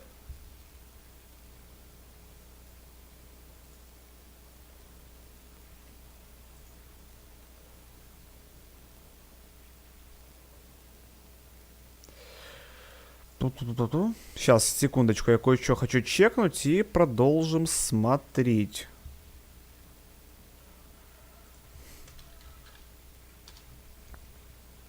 Ну, можешь заливать, это твое дело, и я думаю, что у тебя должно повезти в этом матче. Но я не знаю, на кого ты будешь ставить, ты у нас такой своеобразный гений, который ставит только на свои же. Можете заливать на океанов. Реально, повторюсь, команда океанов передрафтила, это явно, через Дузу. Но здесь Dota Plus топит больше за Оушенов. Сколько тут тащили за Лонгинас? А, за Лонгинас топит на 54%. Но с другой стороны, да.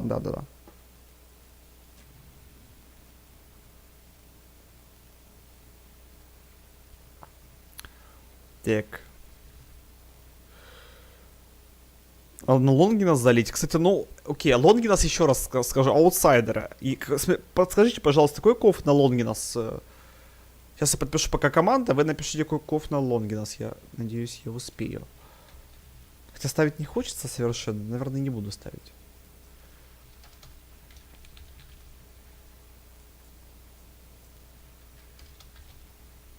На Лонгинас 2,8, да? У них линия как хорошая, есть комбинация с трента Феникса и Сенкинга. Под это все дело коннектится неплохо Шторм и Урса.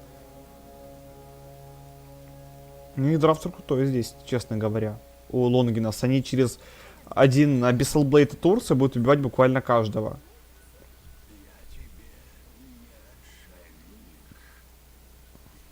Урсу, да, Урсу просто кайтит. Ну как ты закатишь, когда залетает Тренд и Феникс с Сенкингом. То есть я так понимаю, то, что даже без Урсы тут будет хватать урона, чтобы убить любого. Буквально любого. С Штормом. А самое главное это ловить Шторма Дримкоилом или... Ну и все, Дримкоил только ловит его так, чтобы ловить. Потому что Mystic Magic Missile на 1,7 секунды работает у тебя. Это не сказать бы, что и контроль какой-то. Этого может и не хватить. Так, ну почти получается убить здесь курьера, к сожалению. Ой, у нас что-то лагает Dota TV. Maybe перезайти нужно в дотку. Такое может быть и... Не, все, уже нормально возобновилась. Нормальная игра. Последнее время... Чей пик лучше, мне пик больше импонирует команда Лонгинас на самом деле.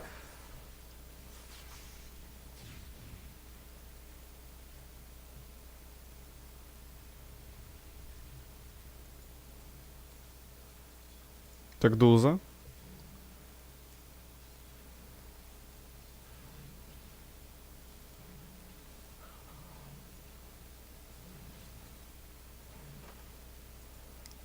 Ну, для Дузы не особо хорошая линия является кор-позиция. Для нее легче стоять в миду, потому что, ну, здесь ее будут чаще убивать, и ты теряешь экспу. А экспа для тебя очень важна. Тебе важно брать сплитшот, тебе важно качать Мистик Снейк.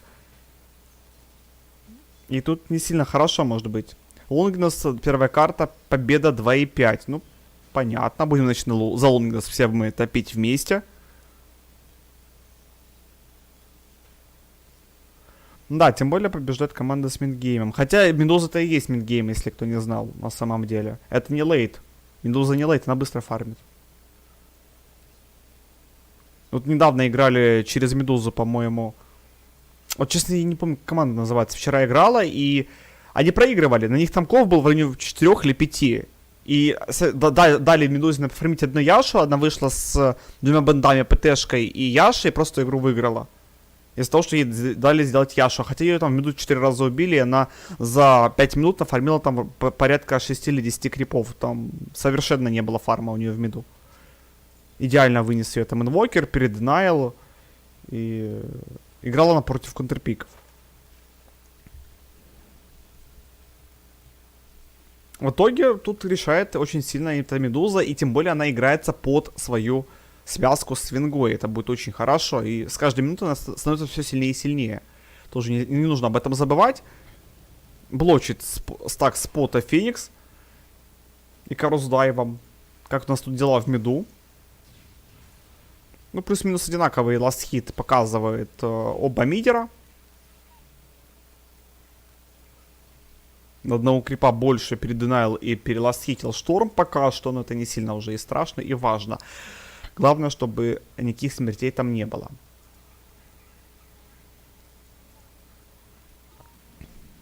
Оставляют фарм Медузе, это немножко плохо. То есть, то, что ей дают фармить, это может плачевно закончиться в итоге для команды. Лонгинас.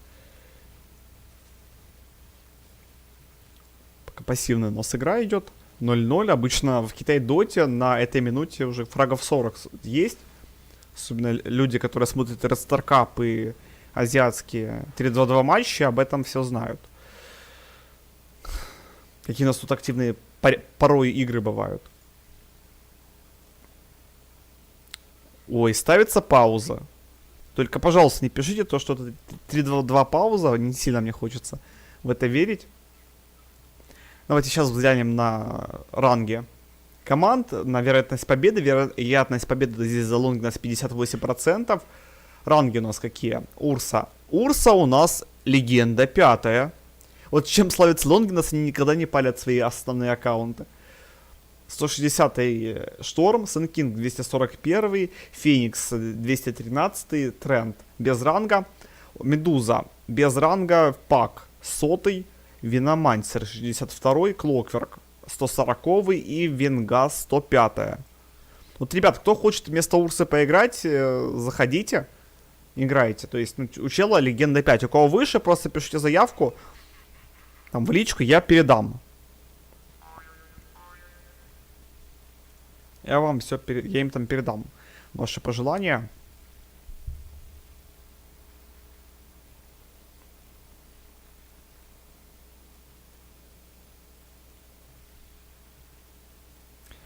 Так, ребят, на кого ставили, на кого будете топить, пишите об этом в чатик. Также не забывайте о подписке на мой Twitch канал, потому что я стараюсь и пытаюсь расти для того, чтобы стать хорошим комментатором. Если вам будет это интересно смотреть и смотреть, как я развиваюсь изо дня в день, просто подписывайтесь, следите и, пожалуйста, поддерживайте, не знаю, присутствуем иногда на моих трансляциях, потому что для меня это очень-очень важно. Поставил на Ocean.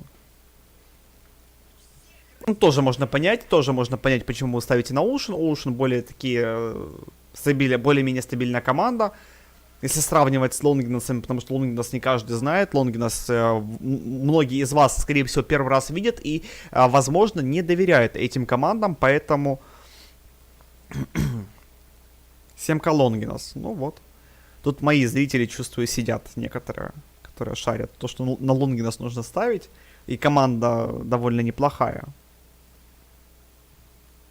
Ну, на самом деле они довольно неплохие, и я бы им верил на вашем месте, потому что делают они порой чудеса. Там крутой у них в исполнении Лонгинас инвокер есть. По-моему, там у них немножко послабее шторм идет, именно у мидера шторм идет Пяо. Но инвокер там буквально творил просто чудеса на протяжении всей игры. Пандочка. Да, они неплохие, они так ворвались на сцену, их так, реально, вы не представляете, их так в чате у меня хейтили, это просто капец. Мне ж жалко было Лонгинас, я хотел бы, чтобы они хоть немножко там подтянулись к этому уровню игры, они реально подтягиваются. Но, как говорится, чтобы стать сильной командой, ты должен играть с сильными игроками.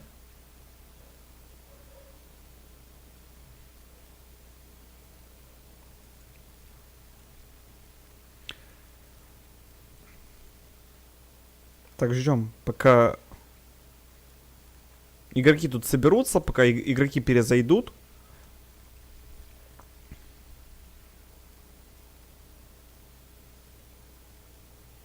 Вчера Крейзи играли с зумерами. 1-2 кофы проигрываются, ну да, это нормально.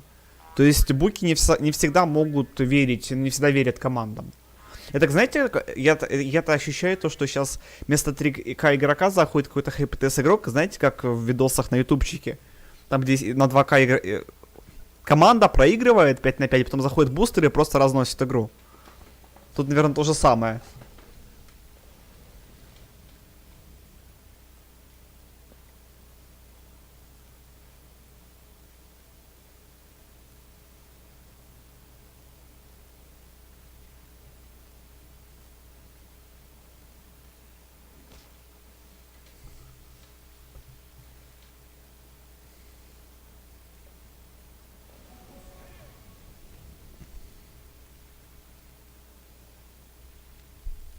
Тренд. Немножко прохорашивает Клака, но здесь Клаку не сильно очень приятно играется против Трента, который тебе затычку снимает пятую часть лица твоего же. И желательно отойти ему немножко подальше. Все-таки выгоняет пока что Пака с мида Шторм. Пак снулся за руной. Феникс. Ну, Феникс же должен оставить руну, или он заруинит немножко игру, непонятно. Уж он ставку залил, понятно. Медуза в это время просто фармит крипов, фармит леса, все у него нормально пока что, как мы видим. Так, змейка кидается. Находит Медузу Феникс. Но не стал тут спиритов разбрасывать направо и налево. Немножко просто... Хотя желательно эти споты зафармить и заблочить желательно, чтобы Медуза не фармила и Медуза не разгонялась в слотах. Потому что дать ей немножко фарма, это ошибка большая может быть. И ты уже просто не камбэкнешь никак. залил на Леонов. Так, Шторма. Можно подцепить нового Шторма. Сайленс. Хорошо. Дримкойл вешает также сверху пак. Дримкойл заканчивается. И почти успели убить пака. Точнее, не пака, а Шторма. Шторм на лоу хп уходит и добивает все же Винга Вейфу террором Шторма, делая ферзблад и получая за убийство 316 золота. Неплохое начало, неплохое ФБ. Первая смерть у нас на 7-й минуте. И, может быть, умирает Урса. Да, Урса умерла. Оушены все-таки начали душить. Пускай не с первой минуты, но все же. У них это... Это Magic пауза, знаете, была? И сразу камбэчная пошла от... Ну как камбэчная? Сразу начали тащить оушены.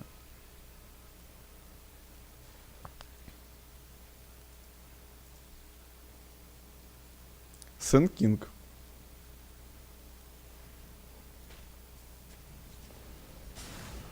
Есть Баров Страйк по Медузе. Урса в Медузу вгрызается, и тут Медуза погибает. Не особо это приятно. Тем более заберут ее споты, ее стакнутые споты, которые ей помогала команда делать. В частности, это был, возможно, пакетч. Так, хорошо. Снялся здесь пак, убирает Феникс. Умрет также, скорее всего, Сэн Кинг. Даблкил получилось сделать Урсе. Убивает он также и Вингу и отходит дальше фармить линию. Пока видим то, что топ-1 у нас на карте пак по фарму. Дальше Веник и... Веник, Урса и Сэн Кинг. Неплохо, они вместе друг от друга не особо отстают. Держатся неподалеку друг от друга. Так, находит соты в лесу Виномансер. К пробузе также ботл еще и пак. Так, станчик по Шторму. И Шторма здесь могут забирать. Хотя нет, забрать не смогут. Не имеется... Ой-ой-ой-ой-ой-ой-ой. Пак, а пак передавил. Для пака это ошибка, то что он довольно далеко пошел, пытался забрать руну, и за это его наказали. Также могут убить еще и Клока, смог Лок разменяться при этом на Феникса. Ну вот эта руна, конечно, от пака, который решил пожадничать мидера. Его здесь убило в итоге. Сэн Кинг. Спокойно себя фармит Сэн Кинг, пока там в другой части карты происходят файты.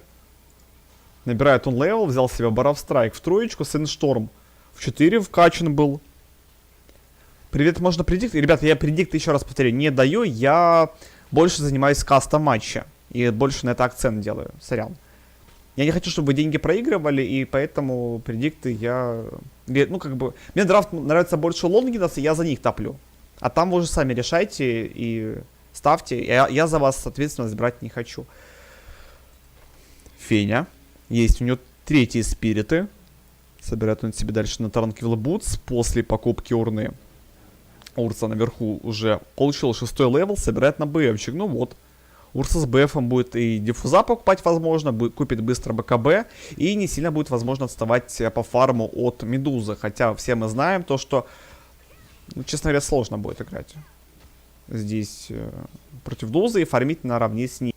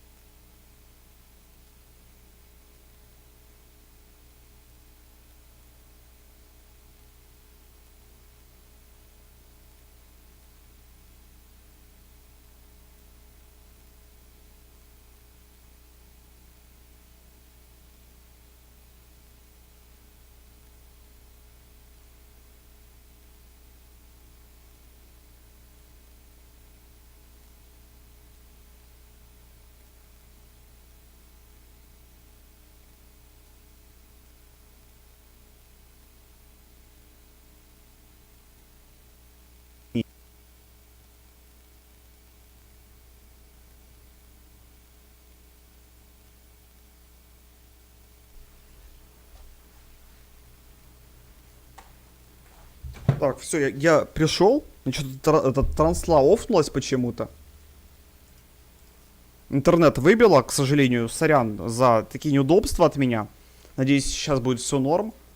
Перезаходим в дотку. Ребят, как настроение рассказываете? Да на, стример, конечно.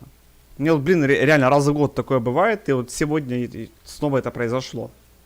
Наверное, второй раз даже за месяц. Хотя до этого было все норм. Урса отпушивает вверх. Можно убить Пака. Пак есть арба, и на арбе он, думаю, должен отходить.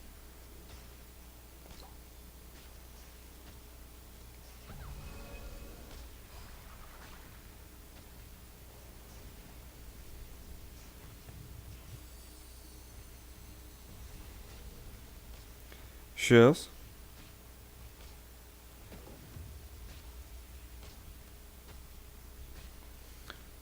Урса собирает БФчик. Аранталон находит, он в лесу оставляет его, видимо, своей команде. И цепляют Медузу. Медуза должна здесь погибать, это плохо. Яйцо взрывается у Феникса. Хукшот неплохой был показан от Клока. Клок зацепил Трента. Трент здесь может тоже погибнуть вслед за... Ой-ой-ой, ультует Трент. Убили Пака и Клока. Умирает также Vengeful Spirit.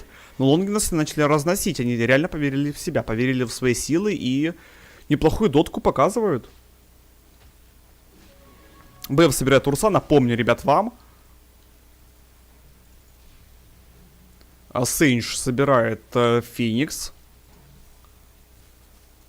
Змейкой отпушивает линию Медуза. И собирает на Яшу. Вот я помню уже эти игры через Яшу на Медузе. Хватает одной Яши Медузе, чтобы просто отбирать и разваливать. Она не требует там 40 слотов себе, чтобы выходить и драться. Там включил Стоунгейз под Яшей, подрался с командой, и у тебя все хорошо. Тем более для нее стакает. Это самое важное. И она, возможно, себе сделает стак эншенов. Хотя этот стак ей будет довольно сложно фармить. Нет, делать все равно себе стак Медуза.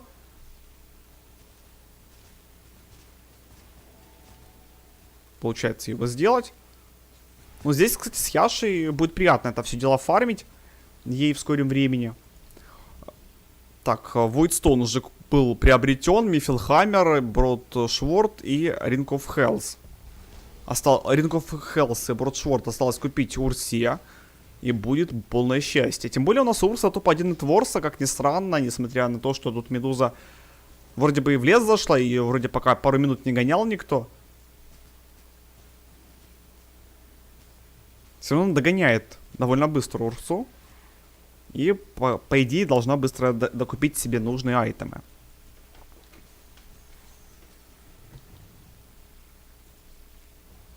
Пак. Есть у него ПТшка 2 нулика и Magic Stick. Давайте пробежимся быстренько по айтемам. Цепляют Пака, есть неплохой по нему Бора Страйк и Сеншторм от Сен Кинга. Дальше пытается зацепить его здесь Феникс, Сайленс.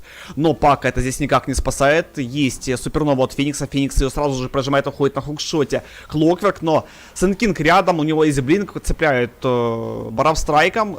Клока Клок минус, Пак сразу делает бейбэк. Но у него есть Дримкоил и желательно его ставить. Но смысл ставить его здесь на соло Шторма, хотя здесь его поставят уже. Поставят и убьют Шторм Спирита.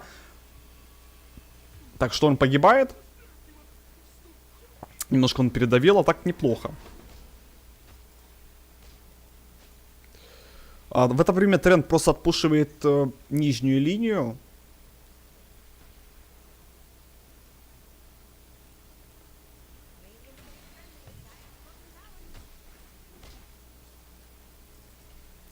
Урса. Ну, у Урсы, по всей видимости, скоро будет БФ и скоро будет счастье для команды Лонгинас. Потому что Урса будет вообще не отставать тогда от фарма Медузы. Тем более Медузу можно убивать уже потихоньку сейчас. За счет отсутствия всей команды Медуза соло выжить не сможет против 5. У Лонгинас реально крутая комба имеется. То есть ты залетаешь с Трента, даешь Овергроу. Под Овергроу Супернову дал. Сенкинг залетел, подцепил там кого-нибудь. Например, Пака. Например, тоже саппорта, Вингу. Можно делать. А Урса в это время просто развлекается и бегает с цели на цель, которая находится в контроле и которую вообще легко ей убивать. БФ уже приобретает себе Урса. Уже потихоньку будет сейчас добирать себе он, возможно, БКБ, возможно, Abyssal Blade. Посмотрим. Что уже здесь реально выберет Урса и через что он будет идти в этой карте. Медуза в это время.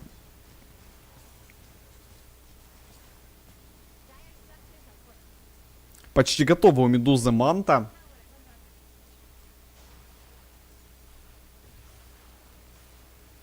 Шторм получил почти что 12 левел. И желательно дождаться после Каи ему. Хотя бы 12, после этого можно будет ли изи кого-то убить. Кстати, Урса в соло убивает Пака. Ну как Пак идеально отыграл здесь, в кавычках, нет. Как Урса может в соло Пака убить? Разве что Пак на кнопки не умеет нажимать, и из-за этого такие вот проблемы идут. Феникс погибает. Феникса тоже наказали. Хоть какой-то размен был минимальный Тоушенов. Давайте взглянем на статистику от Dota+. И за кого здесь больше... Чей шанс выиграть здесь выше. Dota+ топит за команду. Extra utility by investing into a Galil. Going into that take, they had a few Molotovs left, but not much in terms of smokes. But they still managed to just get the entries, and I think that's something that is just priceless for this team. Like the amount of talent that they seem to have, even after going a couple of men down, they managed to come out on top almost dominantly. And now the CT side, well, they're saving for the next. They want to make sure they have that AWP onto Wardell. FNS will have the extra cash to do so. It's Mr. Deeg himself, but well, Tarek makes that a little bit short-lived. I do still think that Ye may have got the majority of his kills with a pistol, which is kind of crazy. He's on 17. I think the idea of him getting 8 kills is actually, or 9, too far away. Dink is going to be connected, but this round should be fairly short-lived. Subrosa does at least take one with him. An infinite wrapping round. Might be able to catch someone on the flank, but well, if he gets anything more than one here, I think he's performed a miracle.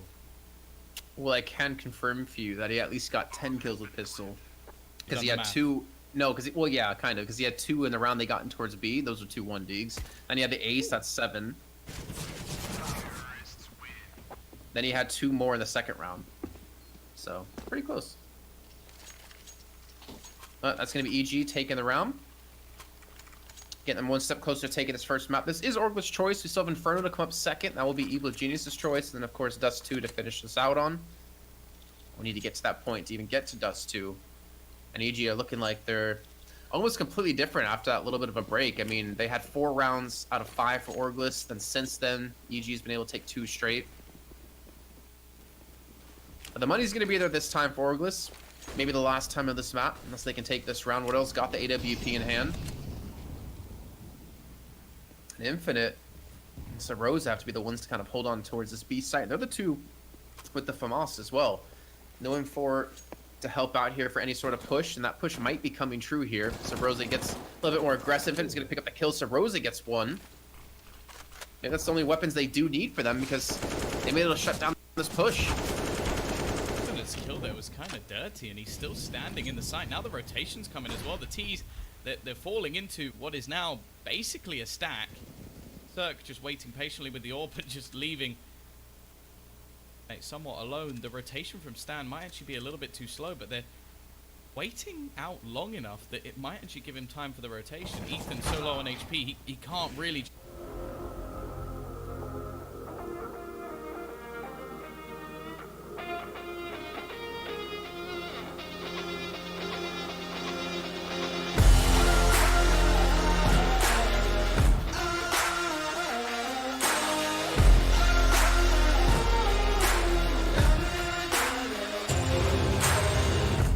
Walk through fire, try to keep your eyes closed, 'cause you wanna lie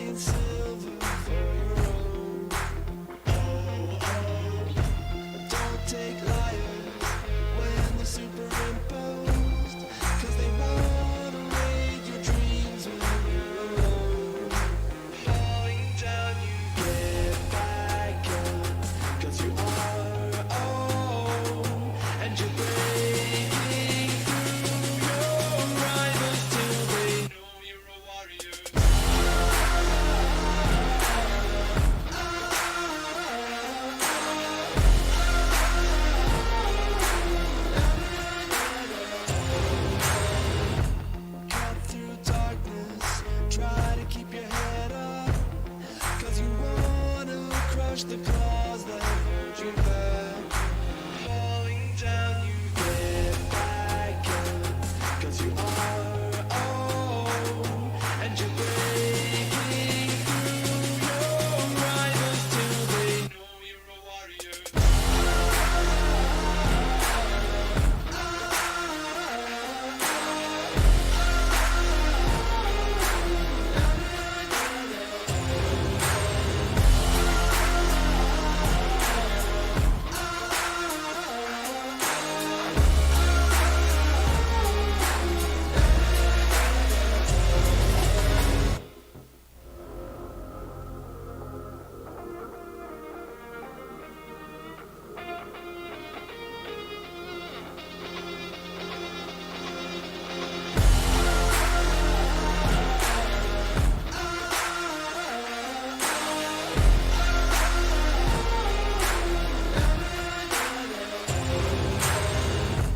Walk through fire, try to keep your eyes closed. 'Cause you wanna lie in silver for your own. Don't take liars when they're superimposed.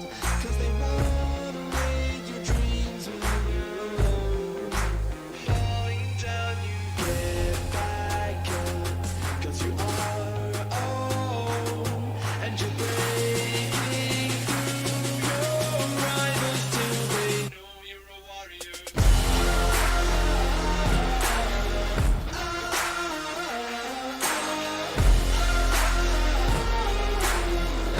Open and Cirque connects onto one, but that's kind of what I'm talking about.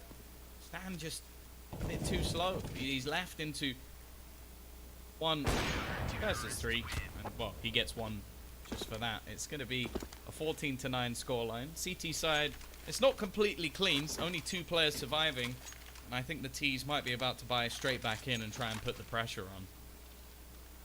Yeah, they're gonna be going for it. I mean, they take this round, they're almost guaranteed to win the map. Or this would have nothing in the bank to spend. Even Tarek on the Mac 10.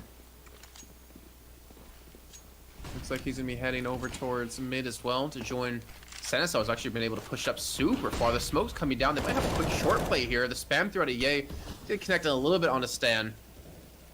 But he's gonna be fine, and actually it's forced even potentially Infinite to push him towards short. You saw him actually inkling his way over towards that position to help out, and Ye though somehow turns, gets the kill into Tarek against the Mac 10. But they've got players deep. Stan, perfect position to take down Ye. Careful here, Cirque is posted. Just a pixel to shoot at, but doesn't miss. Rose is getting a few sound cues in middle. He knows that there's players still around that position. You can see Wardell hoping to try and find the trade frag onto Cirque, but he's gone. He's left, and in the meantime, Stan, he's in a different angle every single time. It must be frustrating for the CTs to peek in and just see the most ridiculous position being held. Only 2 men left. No matter which side they go, it's only going to be a single defender. Going to be the push straight onto Infinite. Now, he's had some clutch situations. The FAMAS in his hands once again, but he hits the dink. Unfortunately, the Galil, that's slightly better than the FAMAS. And Wardell, he has to save. Just hold on to this AWP. There's no chance of a clutch here. And he's not even going to get to do that. Cirque will put him down, leaving the CT side money completely wrecked. Jason, and well, this force buy is not going to be a pretty one. You know, I was honestly gonna say Orglis got a little bit lucky that they went towards the B site because they didn't go into the op. And then Wardell would have been able to save it for the next round. But of course, as he's trying to transition away from the A site so he doesn't die post-plant, he does get picked off anyways. So, unfortunate for them. They do have some pistols and an SMG. They got a scout. Not the best setup to go for in this round.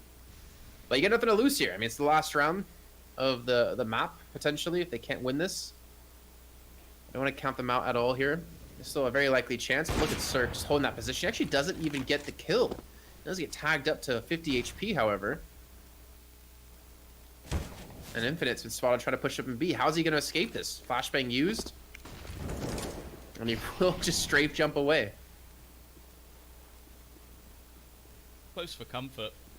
Players being tagged a little bit, but really nobody falling. The thing is, though, the CTs are the ones that need to try and make plays in this round.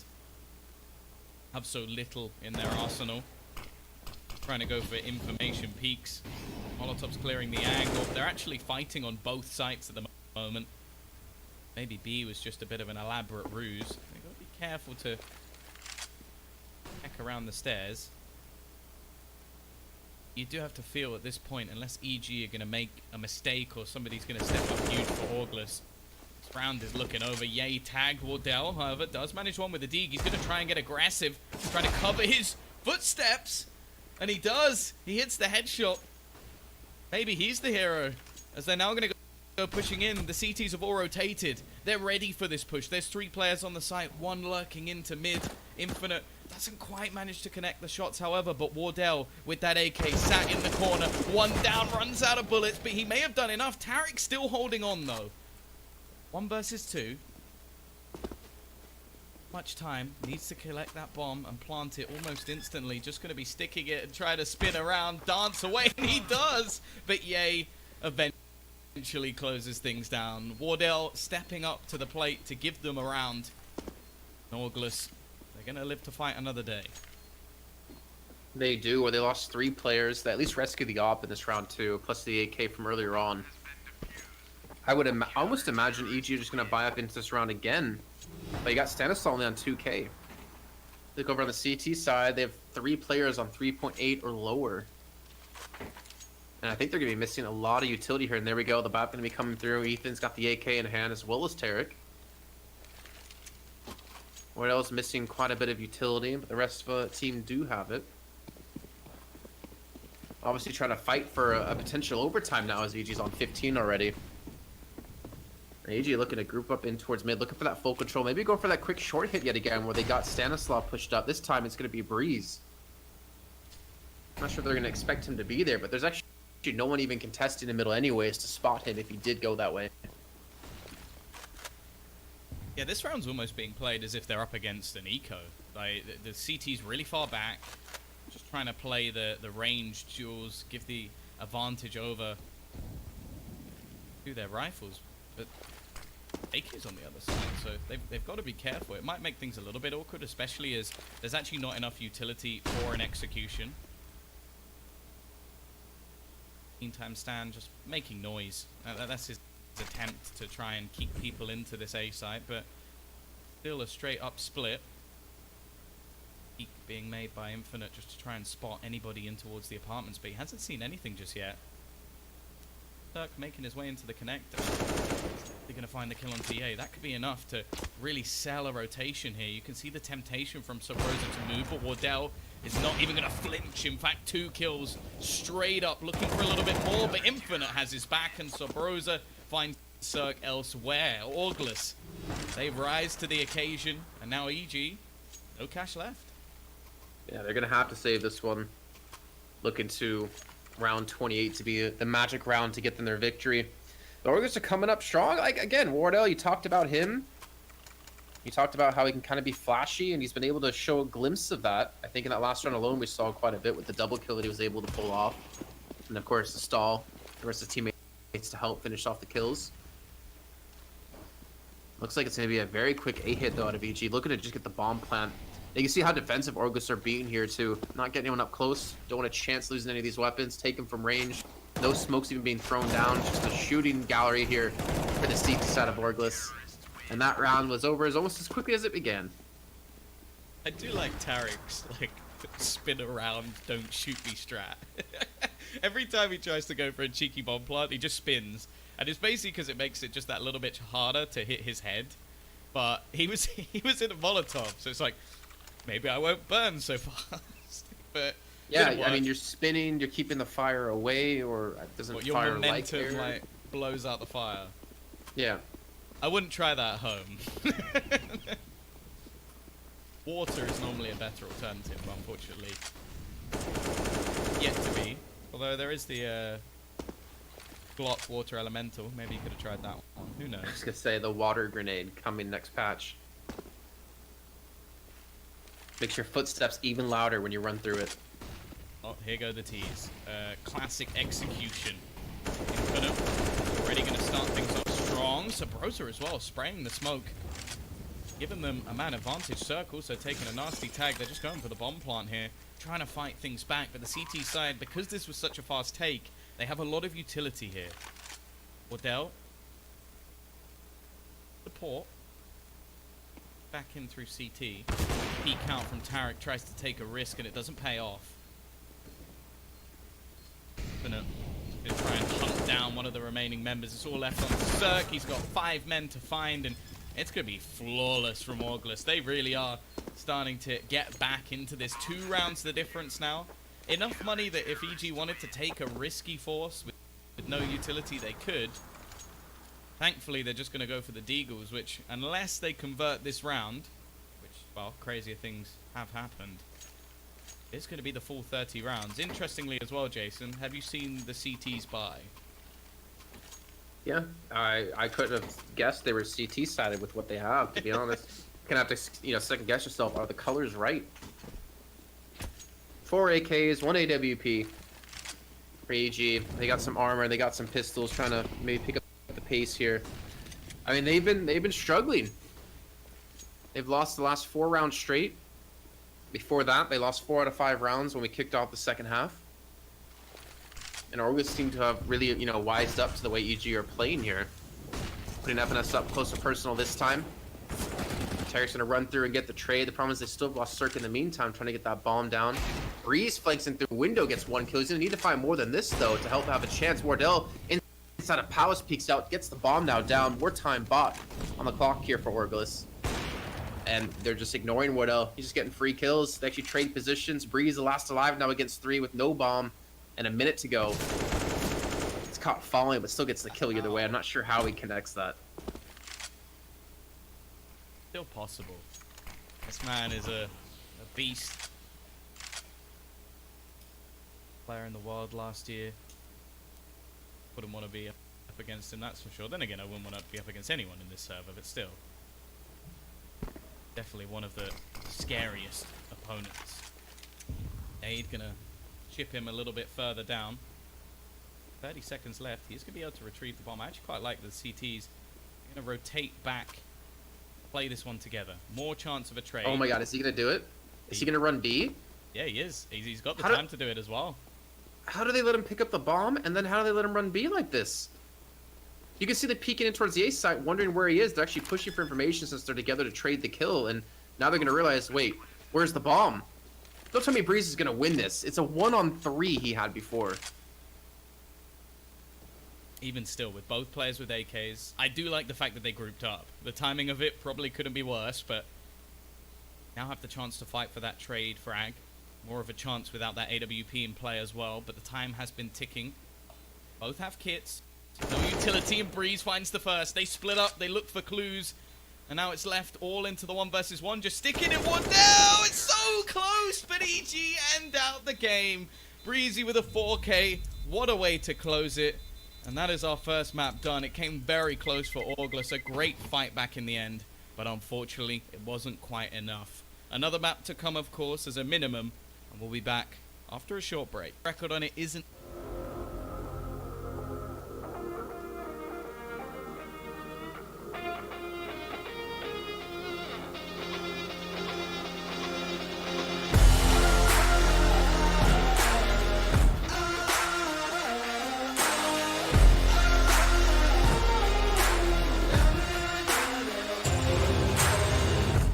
Walk through fire, try to keep your eyes closed, 'cause you wanna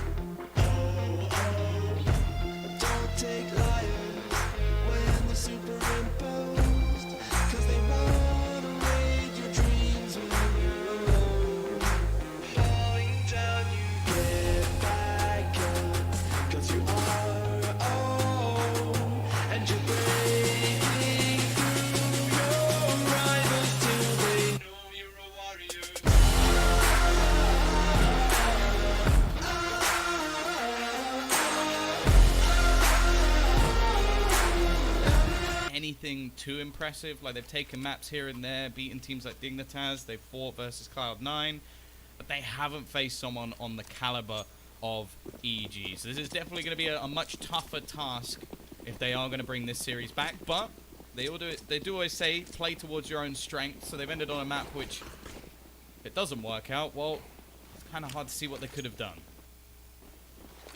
Well, it's going to be Infinite, the only one to defend on this B side. He does have utility to use, so I guess they're waiting for the retake for it to actually be thrown into effect. Bomb going to go down. EG not spotted a single player out. Obviously hearing a couple of shots routed off from CT, and Infinite tucked away behind the sandbag, gets the 1v1, but unfortunately gets shut down right after. EG coming ahead so far in these exchanges. Going to be a player flanking in from Banana. Doesn't seem to matter at the moment because right now Orgless are losing just too many players left and right. Seems like FNS just trying to bait them in with the footsteps away, maybe get some extra kills, some extra money, but it won't happen. A quick pistol round and one where it seemed like, unfortunately, Orgless had the wrong read. It's basically a retake strategy. That's what they were going for. Stack up on the A site, leave one player spotting onto B. Unfortunately, I don't think they expected EG to be that quick. It didn't allow for any rotations, and, well, winning the individual duels definitely helped them out. So again, see another pistol head into the hands of Evil Geniuses. It's going to be the force buy back up. Of course, we saw plenty of Deegs out from the likes of Ye. So, I think it was Wardell had a couple as well, but he's going to be sat on a CZ. This is a very aggressive push once again, just taking banana control, looking to dominate it early. There are going to be counter precautions in the form of the utility, and even a flashbang thrown out as well. Like the boost is coming into play over the top, but not actually going to be spotting anything out just yet. No, I like the nade. Just unfortunately, no one's really there to receive it. Super spread out of Evil Genius. I mean, they got a player like super far back in second mid. They're really trying to feel out the way Orgless are going to be playing this, trying to catch them on a rotate, catch them on being aggressive, and yet Orgless are being very cautious about this. They are now starting to group up towards this B site. There's still going to be 3 players here. You can see how far Cirque's actually pushed up. Flashes go in, not using the smokes this time to pretty much show they're going to be hitting this B site. Infinite's able to get one, eventually going to be brought down. The smoke will finally bloom, cover off that CT spawn, and now Breeze just looking to push in, gets himself another kill. Morno gets him low on HP, but I find it hard to see the retake happening here, especially with the HP dueling away, and not to mention Ye's not even here. So going to be saving these weapons for the next round, these pistols and some armor.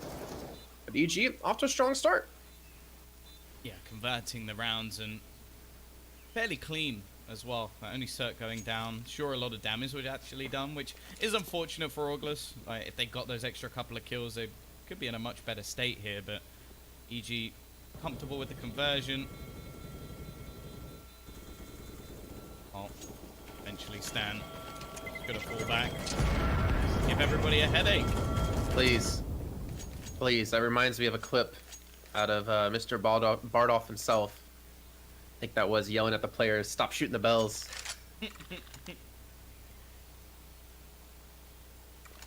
We get it. Those things that ring. But either way, EG up 2-0. Orgless, well, you got P250 in there, another P250 for Subrosa. We see them do some really impressive things. Like, honestly, I didn't expect Mirage to be as close as it actually turned out to be. I don't know about you, but considering it was 11-4 half, I thought, okay, well, I guess we're going to have an early night here.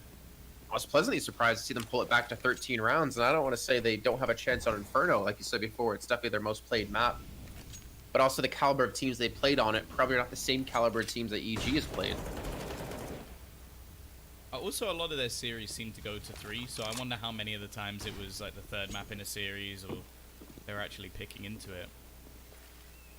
But for EG, yeah, it's one of the staple maps for them. This is a series which I think they're going to be expecting 4 points. If they're going to be one of the teams that get like at least top 2 the road to Rio, which is expected of them. They want to try and take a legend spot, make things a little bit easier for them to major in Rio, of course. But now, well, things couldn't be going better. They've completely cleared the B site. That still has a couple of defenders, the 2 players surviving from the last round, so the pistol still onto Wardell. Of course, the next round will be an AWP coming into his hands, and we really saw him come alive when that AWP got picked up. The problem is now they're being slowly surrounded. Yay might be able to sneak a kill. Trying to wrap back around through the apps. I don't know if he'll be expected, but you can see it is being watched. Now, needs to hit a miracle dig, and it's not really happening. A flawless third, meaning EG, well, their money's going to start to boom. Now we wait to see what sort of investment is going to be coming up for the CT side. Oh no. Alright, I think we might need to go to a long break here. Just pointed out now, I guess Tarek is restarting. He's having some issues, having a tech pause come in yet again. He was the player to have issues when it was on Mirage. So I'm not sure how long this break will take. I think he's got to go do something, but I guess we can talk for a little bit while waiting for him. I'm actually seeing that it looks like they've already reloaded in things, so maybe we'll be fine. Maybe it won't take that too long a time. But also, I mean, we've already had so many games played today. We also, have the main stream going on at ES_Csgo. We have the B stream, which we're currently on. We even have a C stream going on, which I believe is Eternal J and Dweg currently still happening. And Don't leave, we already of had... course. What's up? Don't leave. I'm not leaving. Not you, I meant the viewers. Oh, yeah, no, stay Jason. here. The viewers. But we've already had matches like, was it ENCE up against Fnatic? We had Vitality against NIP as Charles versus Complexity. We already have the results and the victors from that one. I don't actually know what other regions have fully been played out yet. I think CIS has yet to have any matches. Yeah, that'll be later. That'll be later. I think this is our first North American match. Yeah, no other matches. Actually, I think there's a 100 Thieves match going on against Gen G, I think on the mainstream at the moment, or it's Cloud9 versus Triumph still going on over there. But yeah, I mean, looking at North America in particular, you got, 100 Thieves looking to re-qualify back into the major. You got Team Liquid in there. Gen G, who's had some really good results as of late. I'm curious to see what Envy's going to be doing now with this, like, really interesting roster, like Mihu being brought onto the team from Poland, Calix from Turkey. Like, interesting to see if they can, come together in the time they do currently Nifty have. seems confident, but then again, he oozes confidence at all times. So That's true. I wonder if he ever gets nervous. That's something that, or just like he just struts around, just feeling himself all day long. Because I like the sort of back and forth you get when people sort of talking to him. He definitely, I think one of the quotes he said was that the reason he went to rifling rather than AWPing at one point was because he knew he could be the best AWPer, which sounds insane. Because if I knew I could be the best at something, I'd probably go ahead and do that. But I'm looking forward to seeing him in this new team. I like Mihu as well. I think he's a Polish player who definitely deserves to be in a top team. Whether or not this MB roster is that, we'll have to wait and see. But enough waffling. It really wasn't a long break at all. We are going to be going right back into things with an aggressive push. Infinite leading away. Oh, it's a bit messy, but he gets away with it. I was watching on Ethan's side, and I was definitely confused on what was going on there. Cirque, though, able to trade a kill back. Like, I feel like if you're Orgless here, you take that kill, you run away. You don't re-peek them. You don't give them an opportunity to get a kill back on you. You take that 5-on-4. Even Saroz, I believe that was, try to jump over the wall for a headshot. Almost had his head clean taken off. And Sanslow with the bomb is looking to push up Banana a little bit. It's just Sarosa by himself to defend. 3 players still towards the A site. You see it's a little bit of a 2-2 split. Though I don't think EG are going to commit towards this B site with the 2 players there just yet. It was not far away. A slight pre-fire. Obviously, a fatal mistake actually made for Infinite was he goes, oh, there's an AK on the ground. I'll throw away my M4. Get Galiled. Get Galiled. And he was dead. I knew he was dead from that moment onwards. He made a big mistake. He's actually, you can see that's been picked up by Stan. Free M4. But it is going to be that gather up. Boost coming in. Will it be in time? I think a lot of the players might have even crossed. The Subrosa will get one. FNS trying to wrap back around. However, a smoke being down is going to leave him in a spot where he has to wait for the rest of his team. They've got an HG, couple of flashbangs, but no kit. That's going to be the issue. The time now ticking. The T's in after plant positions, just waiting patiently for their opposition to try and give this one a go. Flashbang over the top. Gonna leave anyone blind. Stan actually peeks wide. He gets away with that. He should be dead for sure. He was the only healthy player on his side when he risks it. But it's definitely worth it. The CT side scurrying away towards their spawn. And just like the last map, it's going to be EG kicking things off with a 4-0 start. I like how Tarek actually played that out too, because they both peeked in towards CT, and the second they saw 3 players, even after getting that first kill, they immediately like ran away. And Tarek, he just sat back, realized that okay, well if we lose Stanislav, fine, we killed one of them, right? But we need to keep a man advantage. He didn't get too cocky to try to re-peek when they're focusing on Stanislav. Just keep the man advantage, you know? No point to give anything away. You don't want to lose a round that you guarantee should be able to pick up. I mean, as we knew, there was no time really left anyways, since there was no kit. But EG didn't know that. But they still have that 4-0 lead. Orglis going to be back on the bye. Wardell still has the op from the last round. And he did start to show, you know, glimpses of what you said about him being like an explosive operator. We just haven't really seen enough consistency out of that yet, or maybe enough consistency and opportunities to go for it. He was definitely hitting some nutty shots when it came to Mirage, especially on that CT side. And we're going to need to see that yet again here, especially CT side Inferno. Can't let EG run away with this game, though it was 11-4 first half on Mirage, and it turned out to be 16-13. This is definitely going to be a map that I think Evil Geniuses are a lot more prepared for than Orglis. There is still going to be a buy at least. Orglis not quite out of cash. They've got the maximum loss bonus. He's looking to try and put pressure into middle once again, but there's 4 players here, but it does leave Wardell all on his lonesome. Playing a bit further back with the AWP than I'd personally like. If you're going to have this 4-1 split, normally you want to try and control Banana. The issue with this is by the time he realizes, it might be too late to call for any sort of rotation. FNS with the peak out is going to net them 1, but this is the moment they realize Wardell, he has to go big, and he actually manages the fadeaway shot. Smoke dropped down to try and slow them down, but it does not slow them enough. Ethan trades that kill very quickly indeed. However, the CT side have got in. Nice nade from FNS. Gonna leave Ethan on half HP. Battle for Banana, though, could be crucial. Yay, looking for the shot, and he's going to connect it. It gives them a 2-man advantage now with Breezy, Ethan patiently waiting for their opponents to come in their direction. Rounding the corner, Ethan will get 1, but he can't quite convert the second. But it's this man yet again, Breezy, desperately trying to carry through the round for his team. Just 4 HP left for Ye. Unfortunately, that's 4 too many. Hard round, though, for Orglis there to take that. It came down to 1 player, like I said, with 4 health to win the round. Evil Geniuses, they've got money for days. They had 10k on quite a few players, buying back up into this one. See Cirque back on the AWP. You know, let's say kind of surprised they were able to pull that off, but to be fair, I was surprised it was even that close for Orglis, considering they had such a big advantage. It was 4-on-2, and if Breeze doesn't pick up those 2 kills towards Coffin side, like, then that should have been even easier round for them to secure. But either way, if they win the round, they're still forced on such an iffy buy, though, with the 2 Famous and 1 SMG. Nice little boost up out of Ye and FNS as well to get a clean kill into Tarek. So man advantage going their way yet again.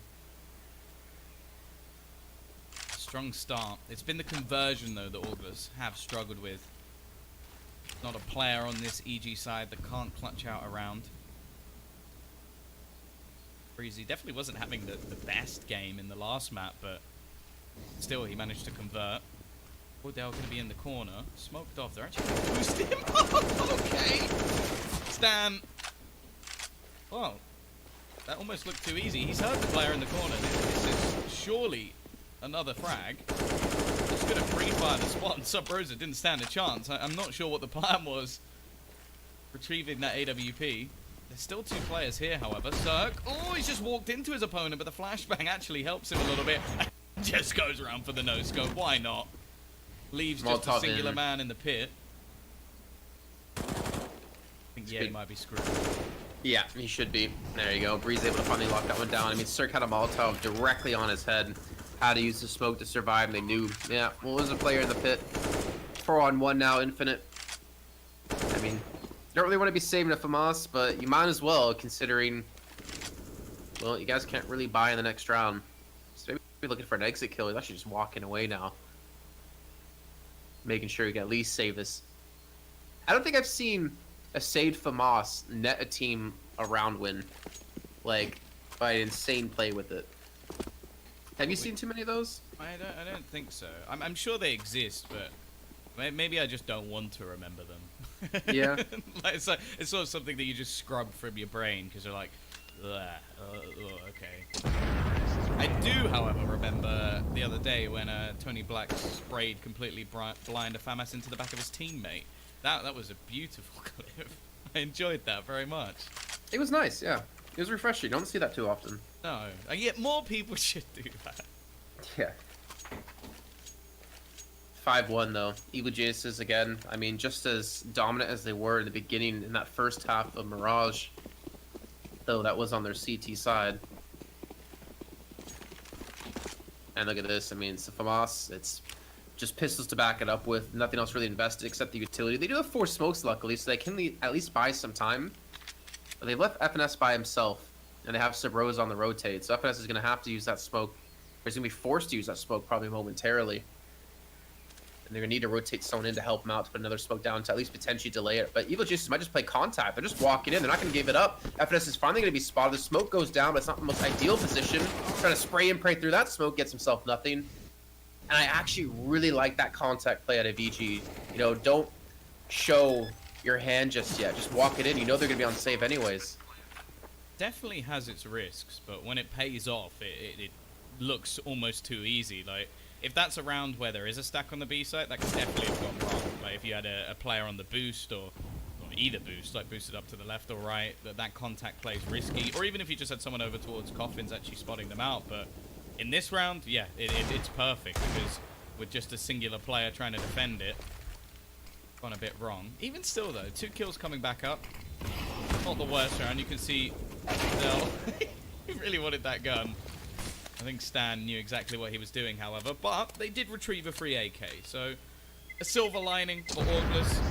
Obviously, a 6-1 lead already for EG is a good start to their T side for sure. I think if they get too many more rounds in this, then we are looking at this being a swift 2-0, which I think people would have expected. I think the first map definitely showed that maybe if there was a bit more from August on the T side, we could have actually had some competition. And you have to remember there were a couple of rounds where I think Ethan won a 1v1 and a 1v2 back-to-back to sort of build the streak of rounds for EG. Maybe if there's a few more, who knows? We could be looking at least the 3rd map coming up. But instead, of course, EG, they grind out the half, grind out the win. Now they go on to their choice, and, well, unless things change quite drastically here, could be looking for a brutal scoreline. Yeah, I think it might be going that way as well. How close it will be, though, I think will tell how good Orglis has a chance in this, this whole North America qualifier, because I use a lot of teams that could kind of break through, and obviously you have your Liquids in there, which should be another shoe-in for getting, like, a top amount of points. I feel like, the field is kind of open as you go further down that list. Sabrosa? Alright, well, I mean, get your content clips in. Nice little shot at Ethan. If he can actually hit a couple more shots here, like, if they do, aggress over towards the site, they might actually have a decent chance. FNS gets himself 1, but again, that's short-lived as Cirque quickly eliminates him. Now it's down to just 2 CT players, both with ops. One's playing shotgun off inside the A site. Yeah, he actually does get the first, but that's the thing with EG. They were so close together that he didn't even have time to cock back the gun and take a second shot. So Broza don't want to save here. Once that smoke falls, he doesn't really have much of a choice. So it is going to be another round on the board. Definitely glimmers of hope coming up for August, but it was too reliant on, again, a big hero play from one of their players. They needed either Subrosa or Waddell to basically just go ham with the AWP. And the thing is, I think EG is just too good a unit. Like, every single kill that came up for the CT side, the trade was almost instant. Even if it's Cirque on the AWP, he's so quick to just go, okay, my teammate died there, I'm ready to trade. And Yeah. that's something that I think firstly is just developed over time with this squad. I think they are a fantastic group of players that just seem to have this natural synergy. But also just the work done by, well, the current coach and the previous coach as well. I think the credit has to go to Chet, even if he's not in the roster anymore. Yeah, I miss him. Good guy. I know he's been working hard at the gym as well. I think a lot of the players have been. He's one of those Hope so. people where, like, if he doesn't get picked up, then there's something wrong with teams, because he's definitely someone who can help out your squad significantly. And well, I'm looking Well, I forward did to talk see to where he him. does come back. I'm rooting for him not just for the fact that he did coach EG, but he even told me like it's hard, you know, being him because he's one of the few, if not like the only coach in professional, you know, Counter-Strike who wasn't a pro player. You know, he kind of has that working against him, just like, you know, anyone trying to be an analyst in CSGO. It's just if you're not a pro player, you don't have, you know, that credibility, and he's been able to earn that credibility over time and by getting EG results. So I hope to see him back soon. Once again, we are going to see pressure into mid and taken somewhat freely, and it's exactly what I'm talking about. So Rose, he hits that initial shot within seconds as a trade, and again they're going to find FNS. Bit of a risky peak to take, but wanting to try and bail his team out instead. Yay, be a bit of a hero here. There's 2 players still on the other side of the map. A bit of a slower start to this than I expected from EG, but they're being patient just in case there was more players around this angle. Going to allow for a rotation though, so at least it won't just be Ye here on his own, but even still it's going to be a very difficult hold. Gives his position away. Gets 1 kill. Just gonna drop it on top of him, and unfortunately not gonna survive much longer than that. Wardell, I mean, he has the chance. He has the first kill. He's got 2 more to find. No kick currently on him at the moment, though. That smoke and flash going out. Try to give him some real estate to work with here. He's not to push through it. I almost wanted to say just save the op at this rate. 1v2 with that smoke there. I think he put the smoke there, didn't he? Maybe. I think he did. I think it was maybe hoping like he can push through it, but with the shots being routed off his direction, I think he decided, yeah, probably not worth it since they're watching it. He's gonna peek out now, and Bree's gonna quickly eliminate him. 8-1 now in favor of Evil Geniuses. Unfortunately, we're not really having anyone really stand out on the side of Orgless. I mean, you got Ye at 5 kills, but it's a split between 5 and 3. On the other side, you have Breeze at 10. Not really able to get any, you know, steamrolling for Orgless here. Sure what the point of that peak was. There was not really any time left on the clock for him to actually win the round. The 2 players remaining, and what damage? Like, maybe you wanted to keep them there, but even then, if they die, they still have a ton of money. yeah, they've got so much cash. Like, they've won what 4 rounds in a row. It's not even been that close. So and maybe just a bit of a misplay from Wardell and throwing away an AWP in a round where it really could make a big difference. Like, he's definitely a player who can don the hero AWP. I like to see him get aggressive. I'm liking this adaptation from Orgless. It's been a lot of plays into the middle, however, Oh my God. so quick. Breezy domes 2 players. Their stack is diminished. Okay, nice shot from Ye. Gonna at least get that trade. Hoping for a little bit more. In the meantime, the B site's going to be defended by a wall of smoke. Really is going to have to do so much damage. And you can just see on the other side, Suck didn't even move. He's like, yep, gone. Yeah, keep spamming the deagle. The second you actually peek, you're dead. But I'll just wait. I haven't got all day.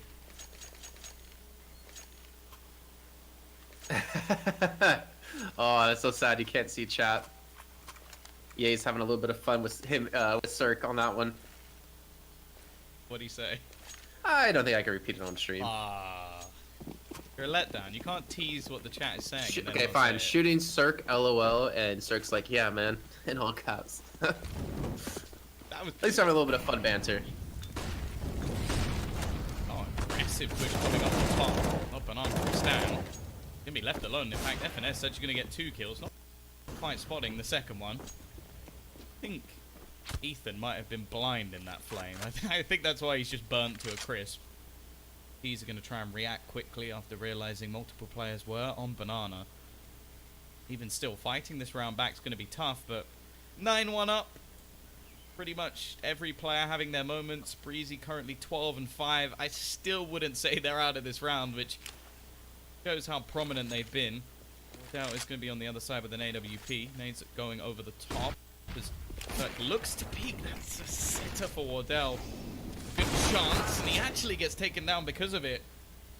React. Yeah, he's going to be sat in towards the wall of smokes, just waiting for them to go for the plant. And they can't actually react to this. It's a bit of a weird position for both teams. The CT side with player just sat in pit, and the T's wanting to clear him and slowly being surrounded. I don't even know how you defend this. I think it comes down to Tarek or Breeze to do just that. All right. You know, I was thinking maybe Tarek's got to be the linchpin. You know, the only one that's not in sight. But when you got Breeze hitting shots like that, I guess you don't need another player. Yeah, you know, alone against 2. You can see that Breeze wants it, and Breeze gets what he wants. He gets the 4K. He's up to 16 now. 10-1 for Evil Geniuses. I think the phrase that comes to mind when I think of him is annoyingly good. Like, you kind of watch that and just go, but how? But how are you that good? Sprays down 2 in a matter of seconds. He's 16-5. They turn a 5v3 into a winning scenario. Even save some extra weaponry at the end of it, as if Cirque needed to be dropped an AWP with $13,400. Even the round that Orglis won, Breeze gets like a swift double kill towards Coffin's side when they were pushing in, and then almost got Ye down. He got him down to 4 health. Hey, that's how annoyingly good he's been at the moment. I think when Breezy plays well, he's my favorite player to watch. Whoa. Don't let Esperanto hear you say that. To be fair, like, his peak is ridiculous, but Breezy might be a little bit more consistent. Yay, again, speaking of consistency, he's very good with the Deagle. I almost wonder if it should just be his weapon of choice at this point, but a little bit ridiculous to suggest. Still, it was a trade back before anything can get out of control. Breezy waiting on the angle and looks for a little bit. I agree, FNS. Run away. Get away from that. And in the meantime, the rest of the T's are going to go peeking into Banana, but their rotation hasn't been baited at all. AK for FNS. It's more down to what his teammates can do on the other side of the map. Can they actually hold on versus the push? It's going to be Stan to quickly kill off one more player, and Sub Rosa, left all on his lonesome, is not going to be able to do anything. 11-1, and I'm guessing that whatever shot Breezy hit, it was just as disgusting as the others. He like backed into a smoke at the same time that FNS peeked him from short, and he still got the kill through the he was in the smoke and still got the kill. Onto FNS, who was like behind pillar, but there was like a sliver of him peeking, and that was ridiculous. There's definitely a reason he was in the top list of players last year. Fantastic year for Evil Geniuses and for that man, and while this year's going to be more of the same, I have to say I'm excited for EG. Waddell, I don't think he expect to have to hit the shot that close, and the trade is still there. As said, it's almost instant every single time. What do you even do against that? They're just too quick. The CT side, 11-1 down. The first map was close. This map has been anything but. FNS, a little bit lucky to get away with that. The solo player on B is... They've had to stack up this A site. Mid control has been something they've barely been able to receive. FNS is hiding a little bit further back than they might be expecting. He going down, just hiding on the wall. That's the first kill at least. He has some support spraying through the smoke, but just going to use his utility. Leaves one blind. A second for FNS as well. This is a step up. The IGL trying to lead by example, and with Tarek left alone, they line up! 2 headshots in a second. He knows that there's another around this corner. Seems like Tarek, his turn to try and clutch. My God, Infinite. If only he knew the player pushed up Banana. Tarek needs to turn his sights, and he catches it! What a shot out of Tarek! Don't tell me he clutches this. 1v4, and now he's got Infinite to find. The bomb is ticking away. And Tarek has an idea where he's coming from. Pushing straight in through CT. He ducks under the vision of him, but Tarek gets the kill nonetheless. 12-1. And Tarek, he's got his content now. Wow. Honestly, wow. If I'm on Orglis right now, just open console, disconnect. Like, let's just call it a day there. Unreal. And sure, there's always things that they could have done better in that scenario, but 2 players line up. The timing is very good for the player coming around Banana. Tarek just looks around and insta-one taps him, and then still manages to get the kill on the final player. Like, I don't even know what you do different there. Maybe try and push him all at once, but that was just a sick clutch from Tarek, and yeah, as you said, content achieved. There's still going to be Sub Rosa kicking off this round. They've not even done bad in some of the early round scenarios. It's just that EG players are just running on something different. Got the special fuel that you'll be putting in your sports car. I think Tarek just took his shirt off, to be honest, when he was playing that clutch. Going back to his old alias. Well, midway through, he's like 1v4. He just tears it off. Yeah? Yeah, he rips it, like, straight down the center. Hey, you gotta save time. He didn't have time to do much. He had to re-smoke it just to give him that extra chance to take the shirt off. But, wow. Still, an advantage here. August, they managed to get it back to 4 rounds in the previous map, and they brought the map close in the end. Only a 16-13 scoreline. Flashbang out. Will be infinite. Oh, the trade does take a hefty tag in return, and there's actually going to be a push through from Cirque. He's just trying to lead all the way into the B-side. He hits the shot onto infinite as well. That actually managed to take a fair amount of control. It seems like they're just taking turns. Like, it's my turn to clutch now. It's my turn to clutch. I want the 4K, but this time it will be a miss. Tarek again is able to hold off onto one, trying to stop the wraparound, but he fails. And well, Breezy. Let's have another one. No, Tom. There's no way. There's no way he does this again. Alone versus 3. Push it into the site from the same direction. Don't line up for him. He's going to hit shots like this all day. Gets the first with a quick 2-tap. Gets the second! Oh my god! Oh, that was so similar to the 1 round Orglis won. Ye survives again. 19 health. Breeze, my heart can't take this anymore, man. I don't think Orglis can take this anymore, man. The thing is, even when it was just 1v3, I already expected him to win, which is horrible if you're a fan of Orglis. It's not that I dislike your team or anything. It's just the fact this guy is playing out of his mind. 21-7. My neighbors at this point definitely hate me, but that was a given. Oh, CT side, they're looking for 3. It's not great. Their buy now still have 3 famous. Sorry, 2 famous in the round. Okay, so just what do you even do against that? Peeks in, yay, does at least drop the bomb. He's now the only defender of the site. Infinite. Hell, this is a moment he wants to try and rotate. Does catch a man with a smoke out. That's the free kill at least. No trade this time. It still looks like it's about to be a push in towards the A site, but look at Ye. Get something done here. He wrapped all the way through from the A site, got round behind them once again, and he's going to catch a second kill. A bit of a surprise for Breeze here. Got a good chance in this round once again, but I've said that a million times at this point.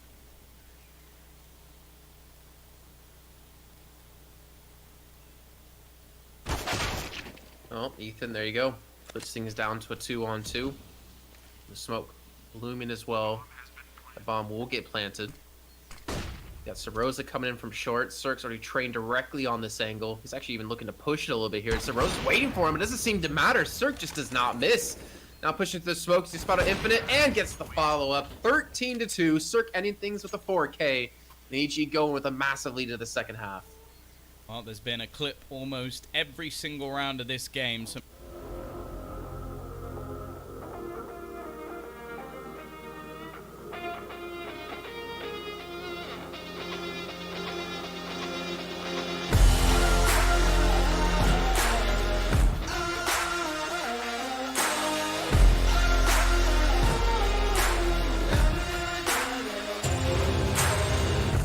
Walk through fire, try to keep your eyes closed, 'cause you wanna lie in silver for your own.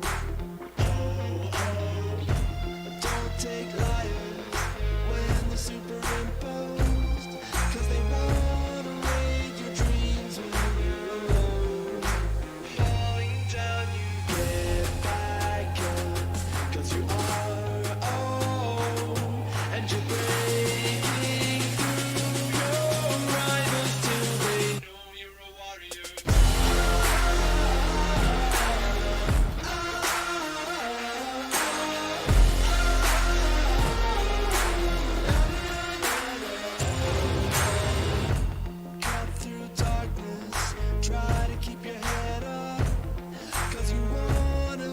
touch the claws that hold you back.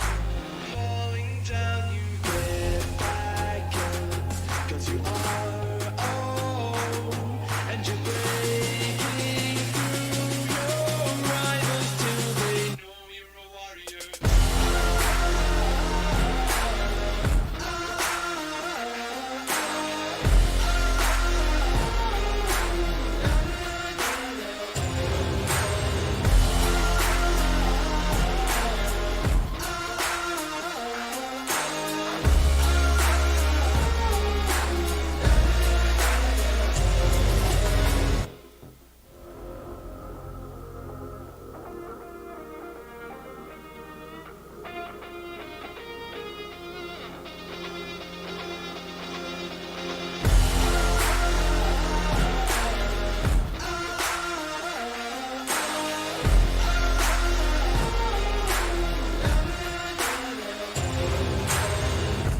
Walk through fire, try to keep your eyes closed. 'Cause you wanna lie in silver for your own. Don't take liars when they're superimposed. 'Cause they wanna raid your dreams when you're alone. Falling down, you get back up. 'Cause you are own, and you're breaking through your rivals till they know you're a warrior.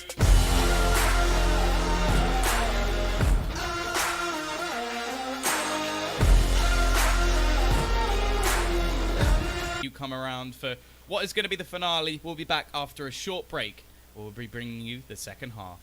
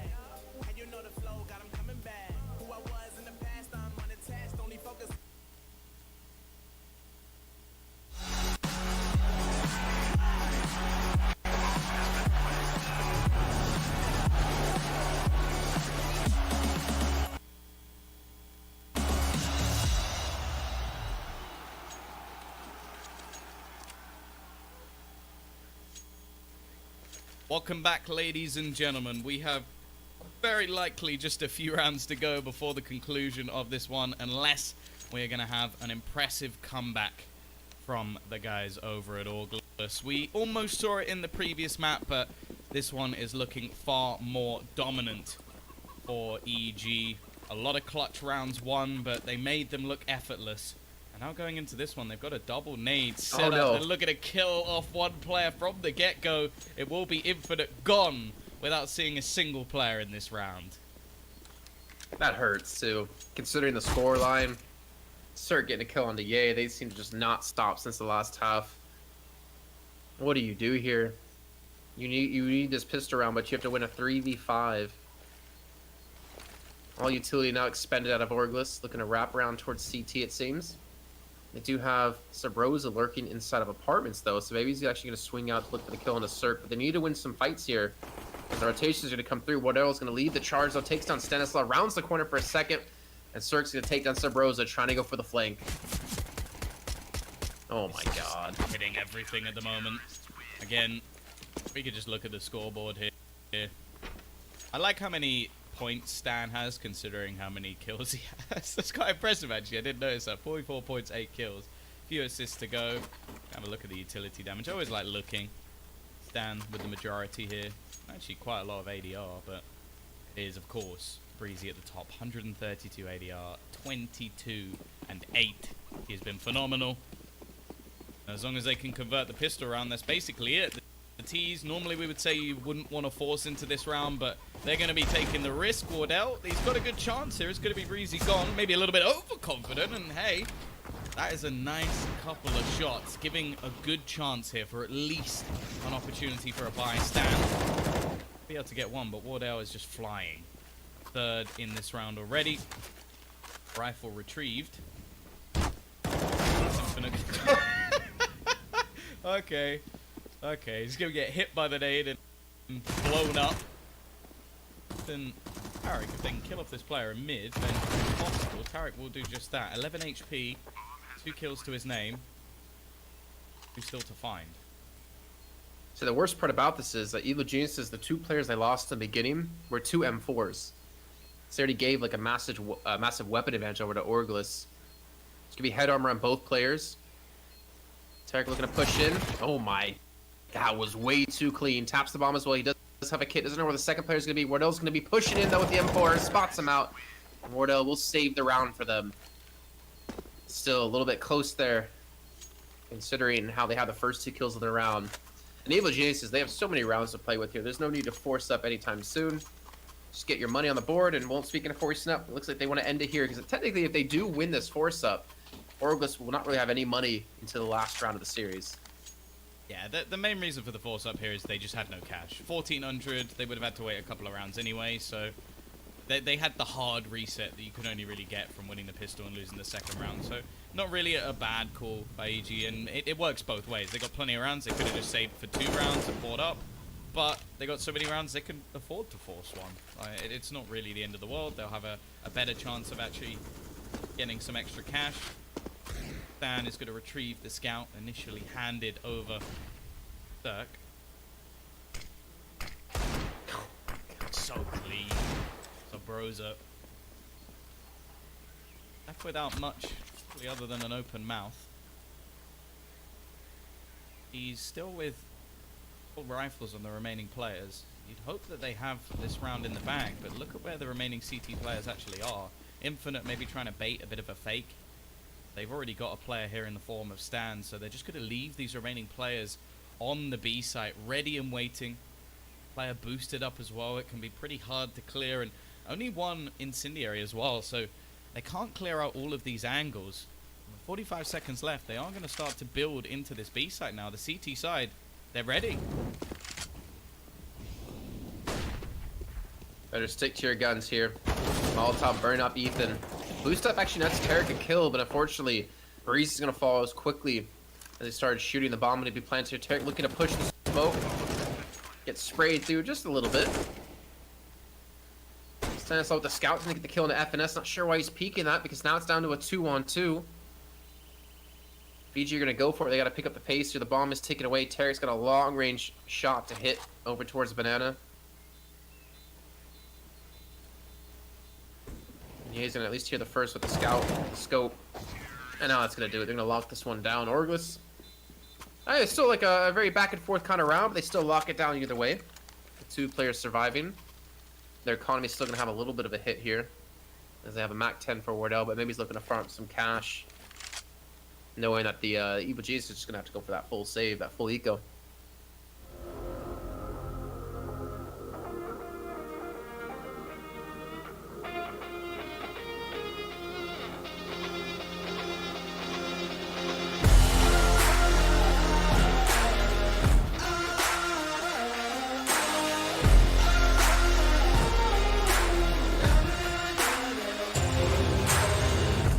Walk through fire, try to keep your eyes closed, 'cause you wanna lie in silver for your own.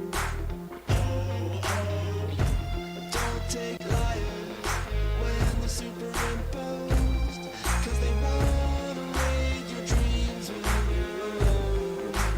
Falling down, you get back up, 'cause you are own, and you're breaking through your rivals till they know you're a warrior.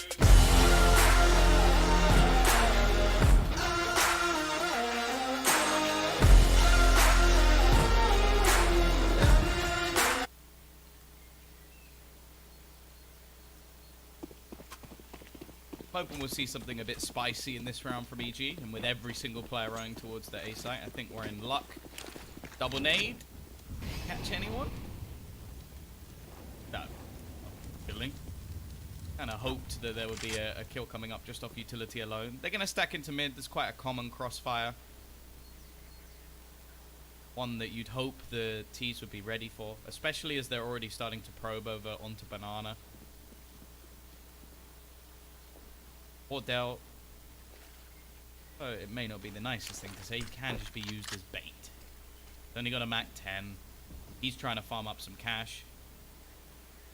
This being one of the more standard stack positions, I think it was the worst idea just to send him in to see if he can find anything. Instead, it's Infinite who's actually going to be waiting for the rotations. I also wonder if EG are even going to bother rotating, because it can just be a round where they get absolutely slaughtered.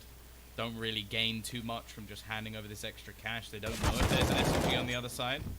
But there's Infinite at least finding a small amount of information, and with the full execution going in onto the B site, well, there's no one here to defend it. Kind of like that play out of Infinite too. He gets that kill, then he immediately realizes, oh, this is probably a stack. I need to just back out, save my gun, don't give it over for free.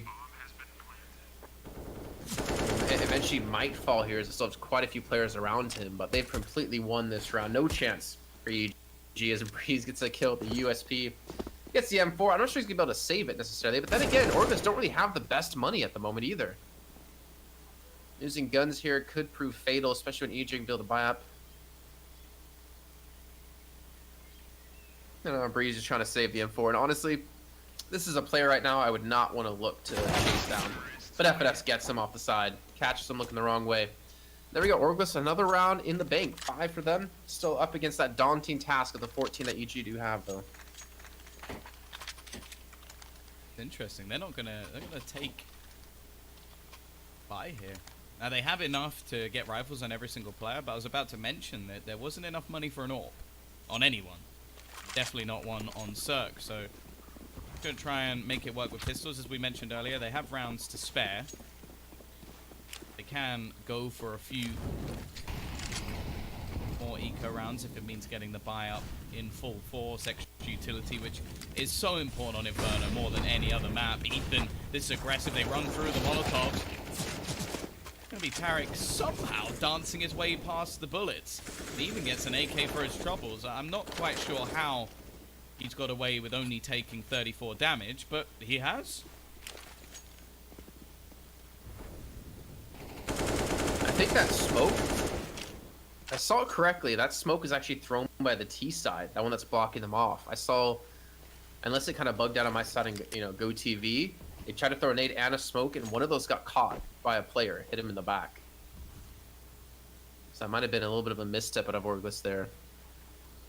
It's still going to be a 4-on-4 though, and they're still only up against the pistols and the armor for EG. The full stack.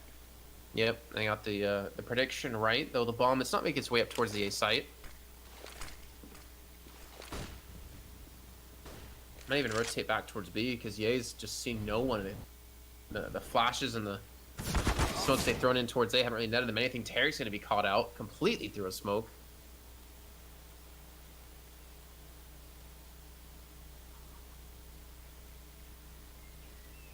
Timing. Gonna be an extra AK. I wonder if there's gonna be a temptation to go for this. Now they have enough money to buy in the next round anyway. Bomb's yet to be planted, so it's not started ticking. Sure, they don't have a kit available, but comes the flash. Quick through. Stan already takes the head off of one. Looking for a second, but Wardell will trade. There's still the AK for Breezy though. I would have bet against him. That's a gross shot. Leaves Wardell all on his lonesome. 1v2. Try and keep them in this match, basically. He knows that the time on his side. He's going to get the final kill. Nice work from Wardell. Eventually, they do close it. But remember, that was only pistols. This is where the going actually gets tough. Have an investment now from the CT side. Yeah, the big boy op on Cirque. M4s for the rest. Utility there as well. Cirque getting the smoke with a little bit of cash he had remaining. I mean, these rounds have still been, you know, kind of close considering Orglis have been winning them. And Evil Geniuses haven't had such a massive investment into the rounds. This little nade comes through, catches Cirque out. He still goes for the shot, but unfortunately not going to connect it. And look at this play towards Banana. They're stacked up. Delayed nades. Sub Rosa, 27 health. They spot him when he jumps up. Unfortunately, they had no gun to actually get the shot off, but they just read them so well with grenades towards Banana time and time again. That was so sick as well. That was just based off where they thought he was. They literally tried to bounce it onto his head. Of course, Breezy's gone down. He's been the best player in the server so far, so that's definitely a good opening pick. Molotov over the top to try and clear close angles. In fact, getting rid of the boost. It's Molotov actually from FNS. Something too common. Now still going to be pushing into 3 players. Ethan has rotated back into position, ready and waiting. And he is going to spray them down! 3 kills for Ethan. Whenever you think they're safe, someone steps up for EG. They're like, oh, we've killed Breezy, guys. Like, there's no one going to multi-frag us this round, while Ethan had other ideas. With the bomb down, 25 seconds up and coming on the clock. Ethan's just trying to delay them. He's low on HP. He's going to give some presence over to Cirque, but they have to wrap around. Stop it! This has just become mean. Infinite. Oh, dear. It couldn't have gone any worse. He actually kills Cirque. I don't even know if they've realized, because they don't actually go and get that AWP. So that's something, but what does it take? Sprayed down by one player, and then you get orped through a smoke. I've got it. You implement abilities in CS, and you create a wall that you can't shoot through. You can revive people. Whoa, okay, that's just too weird. All right, come on. That'd be silly. Here we go now. Potentially the final round of the series. Nades dunking Wardell down to 67. Ye down to 79. Breeze getting aggressive, getting confident. Goes for the repick as well. Sub Rosa now down about 52 HP. And look at the amount of damage done to Orglis without EG taking a single point. Risks in this round. I like how we see the turnaround. In the last round, it was the nade that hit Cirque. Now he throws one back. Doesn't have his AWP this time, however. Going for a cheeky little peek. Try and spam a few bullets through the smoke. We are again going to see mid-control challenged, but there's 4 players ready and waiting for EG. They've gone for the rotation. They've left Ethan alone. It's almost a bait and switch. Then smoke is actually very well timed. They're going to go straight through it. I think they've spotted some players through as well as the spam just goes through that smoke, leaving so many players on their side low. In fact, Infinite will be dead already. is looking almost impossible. Someone needs to step up. Wardell, glass cannon, AWP, just trying to peek into the angle, but you can see it's wary. He's actually just going to use his teammate as bait, but no one even peeks. They're waiting. They haven't thrown a flash. There's been nothing for the CT side, so they're not going to take any risks here. They're just being patient. Cirque will go down. Nice shot from Wardell at least, but they're just running out of time. There's 2 players still within the site. In fact, a third down towards pit, and they have to get going now. This fake in from Ye has done nothing. Stan is already going to drop one, and this is looking impossible. It's FNS. He's just got to go in. He's got to run forward, and that's it. Ye has no time. He needs to kill everybody in a second, and it's just not going to be happening. 16-6, a dominant performance in the end for EG. And that will be it for tonight, ladies and gentlemen. Of course, there's going to be plenty more. Honestly, I don't know.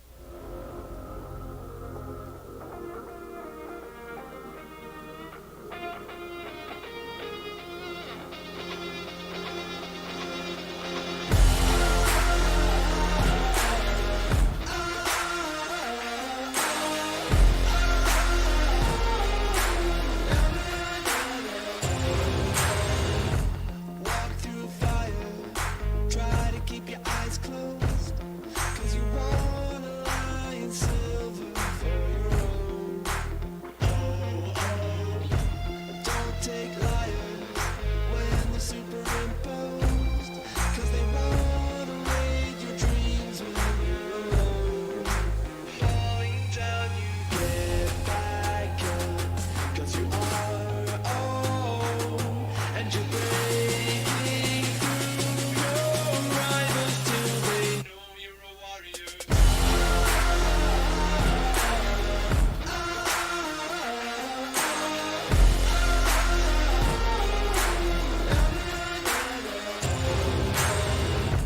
Cut through darkness, try to keep your head up, 'cause you wanna crush the claws that hold you back.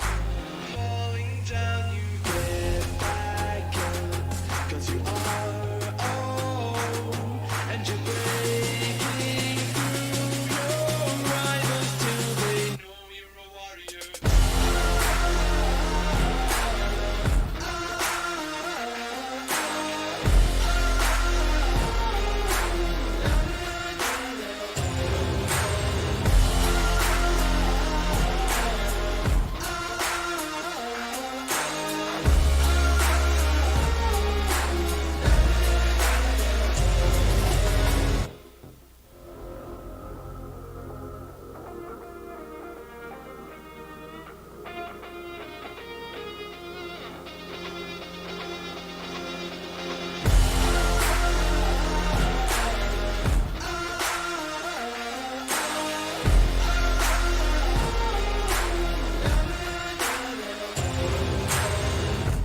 Walk through fire, try to keep your eyes closed, 'cause you wanna lie in silver for your own. Oh, oh, don't take liars when they're superimposed, 'cause they wanna raid your dreams when you're alone. Falling down, you get back up, 'cause you are own, and you're breaking through your rivals till they know you're a warrior.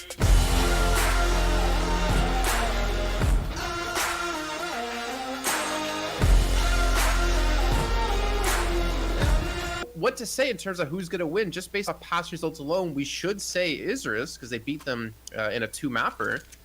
But anything really goes at this rate. Yeah, I think that's the sort of issue. Like in the past, I think Imperial have had their number quite a lot of the time, but the recent results definitely point towards Isurus taking it. But yeah, different map pool, basically a different tournament altogether. It's online now, so I think it's going to make things a little bit more interesting. We are going to be getting into our pistol round. It is going to be a CT side start for Isurus, of course, so they are going to have the favored side when it comes down to train. They're going to start things off with a 4-man stack on the A side, which is fairly common in the pistol round, and just that one anchor man of Deco. But they've got quite a few nades here, Jason. It definitely looks like a bit of an interesting choice when it comes to the investment. I wonder if that's actually going to be to try and deny a bomb plant if they were to go B. They definitely do have that retake potential as well, but with no kit, you would have to imagine they're going to try to stop them before they even have a chance to get that bomb planted. We do see the first kill going in the way of Imperial with Showtime getting that kill. That nade coming through, though, does take ZQK down about 53 HP as they burst through the smoke, and Showtime again comes up big. That's 2 kills so far in the round, and a very crucial pistol round. Oh, already one back, though. In fact, a couple going the way with the nades actually coming in as well. DZZ. ZQK finding one more, and it's going to be the trade out. The T side doing a good job to hold on to this round, and Imperial, they are going to take themselves the pistol round. And I'll be honest, I always find that pistol round so much more important on the T side of Train. It's one of those maps which just seems to become quite sweaty for the T side, especially once all the utilities invested into, once you have everything available for the CT side. You get those double orbs, you get all those smokes, incendiaries. Like putting an incendiary into A main is one of the most important things. It denies players getting to Olov, at least, without taking some damage. So for them to get that opening round, for them to deny at least the majority of the weaponry and come in with a better buy, it's going to be crucial for Imperial to start things off strong. One thing we need to look at in like the grand scheme of things, right? Since this is just a 4-team group for South America, we do have Boom and Red Canids as well playing currently over on the C stream. But the fact is that Isrus have lost to those 2 teams already within the last 5 matches, and that's not a good sign considering you need to really come out top here to get those points, you know, rolling for your team as we do get into the weeks and the months later when it comes down to time to decide who's going to make it through into the actual major. But we're going to see here as it looks like Imperial's starting to edge towards the B side slightly with the bomb there. Maybe trying to throw a little bit of a fake smoke. Obviously try not to lose too much in weaponry considering they're up against the force up out of Azurus. But definitely taking their time, and I can respect that. And I think it also shows the weight that Imperial are giving this match. Is every one of those points you're trying to earn in the major is so impactful. Nice little drop down out of ladder room, gets DZT the first kill. And now Azurus with the man down. Gonna rotate the players over towards the outside as 2 players are actually pushing in on inner. Well, nice clinical shots coming out from DZT, and that should put the round to bed. They've seen the aggression on the B site.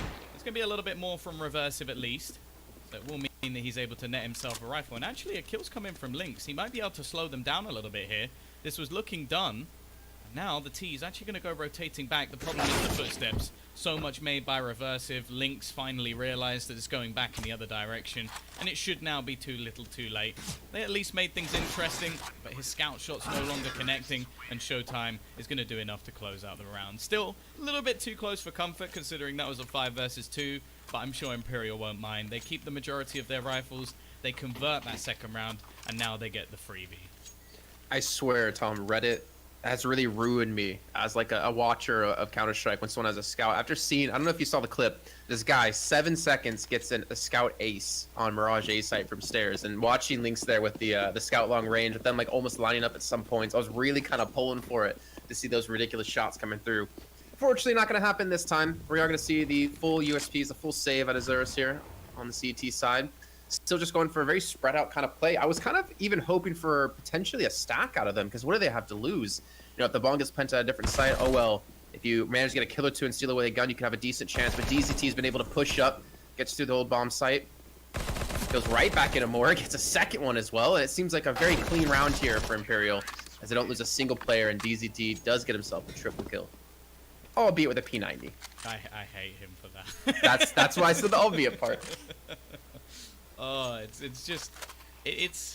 basically the Silver 3 weapon, isn't it? It's like when you start the game, you're like, P90 is the best gun. It's so good. I can't believe that more people aren't. And then you get to like AK2 and you get one tapped by an AK, and you're like, yeah, it's not that great anymore. Like, why can't I do this with my P90 while running? It's just... You'll get there, Tom, to where they're one tapping with AKs. Yeah, hopefully. You know, maybe one day. That's the dream, right? But that nade, beautiful. Deco gonna dunk down both DZT and Katex as well. If we are butchering the names, of course, you can tweet me at TomBiz and tell me how it's pronounced correctly, because I am all for learning, and I am all for people telling me I'm wrong. But both are normally the case. But here we go. Double up setup in as well for the CT side with a reasonable amount of utility. I think they'd be happy with a little bit more. The incendiaries being missing is not ideal. We're also going to see the AWP actually thrown over dead QK midway through the round. This buy's definitely a bit sketchy, you could say, from the T side. Of course, it is their first round purchase after having the bonus rounds. Showtime. He's expecting the aggression, maybe spotting a player pushing that far forward, and he is going to take down Noxie as well, giving them an opening. And you can see the CT side actually having to rotate a few players around. 1962 is going to try and take that control, but it's left an opening elsewhere. However, Delboni is not going to get anything done. In the meantime, the T's, they're going to back their way through on towards this B site, but there's 2 players ready and waiting. Let's see, K-Tech's gonna lead the charge, takes down Dika, opens up the entire site to get the bomb planted. How the hell are they gonna retake this though with the double ops? Do they even want to invest the double ops into this? And I would almost say, just save it this right. If you don't get a pick, you know, within the next few seconds, you might as well maintain these weapons into the next round. Just based off the fact double ops can win you a round, even with the rest of the team not having a weapon. The weird thing for me though, is that Imperial, it seems like they treated that round as, well, another bonus round, because they didn't really invest anything into this. They still win the round, it seems, and they're not really forced to use any of the economy they've been able to build up a little bit. I mean, they did have to buy a couple of weapons, but they have Showtime on 6.5k, DZT at 4.2, and for Isurus, I mean, they're gonna have 2 players they're gonna have to somehow rebuy it, maybe even a third, because Lynx goes down, they lose one of the ops. Can they recover it in time is gonna be my question. You have 1962 there who could potentially pick it up, but it seems like he just wants to save his weapon. He does get the op in the last moments. The 4-0 for Imperial. I think they're really playing with almost no respect at the moment, considering, hey, why not just, you know, run the same weapons we've been running around before? They didn't really seem too challenged there, and they're at 4-0. Yeah, very good start to the T side as well. Like, we did see the T side come into fashion, I want to say, a little bit more with the Krieg being so powerful, but now that it's fallen back a little bit, a lot of teams, I wouldn't say are necessarily struggling, but it can definitely happen where you get 10 plus rounds on the CT side, which, when you consider the rest of Counter-Strike nowadays, like we've seen Nuke even become a little bit more T-sided. You've got maps like Inferno where the teams really can get like 7, 6 rounds quite consistently on the T side. This is the one map where I really feel like if you get 10, 11 rounds, you can still lose quite easily. Like, it's definitely not one where you're guaranteed T rounds. A lot of the time you have to earn them. So for Imperial to get up to 4 without really much resistance, the CT side are going to have to juggle all their weaponry around as well. This is a good chance for them here. Well, and the fact that you have Brolin no longer playing the Krieg anymore, that kind of gives you an idea of, hey, maybe he's onto something. Maybe we shouldn't play this weapon too much more often. But Imperial haven't really been pushed so far. I mean, it seems like what they've been doing has been working well, even with some early nade damage on them in the round prior. When they're moving towards the inner bomb site, it didn't really seem to affect them too much. They just rotated the weapons around to the right players. They've been able to read into the way Isurus have been holding defensively, thinking back to, I think it was Showtime pushing up in towards Ivy, knew there was going to be a player towards the left-hand side, pushed out. And they seem to just have a pretty decent read. Now for Isurus, what do they need to do here? I mean, they've been able to put up like decent control. Like they've had a player in ladder room. They've had players, you know, controlling Ivy a little bit. But it seems like they're just not really hitting the shots they need to really turn things into their own favor. Maybe the refrag's not really there. They're even getting aggressive in towards middle here to really deny a lot of real estate to Imperial. But again, with 50 seconds left, Imperial haven't really executed anywhere just yet. They still have a lot of utility to use as well. And on the side of Isurus, well, 1 flashbang, 1 incendiary, and 1 grenade. So not a lot of utility to stop this push from happening. And more of a worry, none for a retake. If the bomb goes down, it's going to be really tough for the CT side to actually clear any of these angles. Incendiary going to go down to at least section off Pop, which it will do. And with the remaining T's actually starting to make their move, this could be a bit of an issue. The Pop control is going to be behind, but Delboni, fantastic entry. They really need to get a move on, though, as the trade comes back in, and there's only 20 seconds left for them to try and clear the remaining players. Lynx with another one, but it still comes with a trade. A caveat, each time they find a frag, another falls from their own side. And with 10 seconds left, the T's now finally looking to plant. Now, there's a player on either side. Reversive, however, missing his shots. K-Tech's also holding. They're going to allow for that bomb to be planted. And from here on out, I don't see the CT side having a chance. Yeah, you really need to hit those shots for Reversive. If he was able to get the kill on top of that trade, it would have been a 3-on-2 for the retake. But as you mentioned before, like in that round, the caveat of, yes, Isurus can get a kill, but they seem to lose a player thereafter. They can't get that man advantage and really maintain it from there on. So they're going to be able to, it looks like most likely save this one op into the next round, as no one on the T side is chasing this. But 5-0 start on train.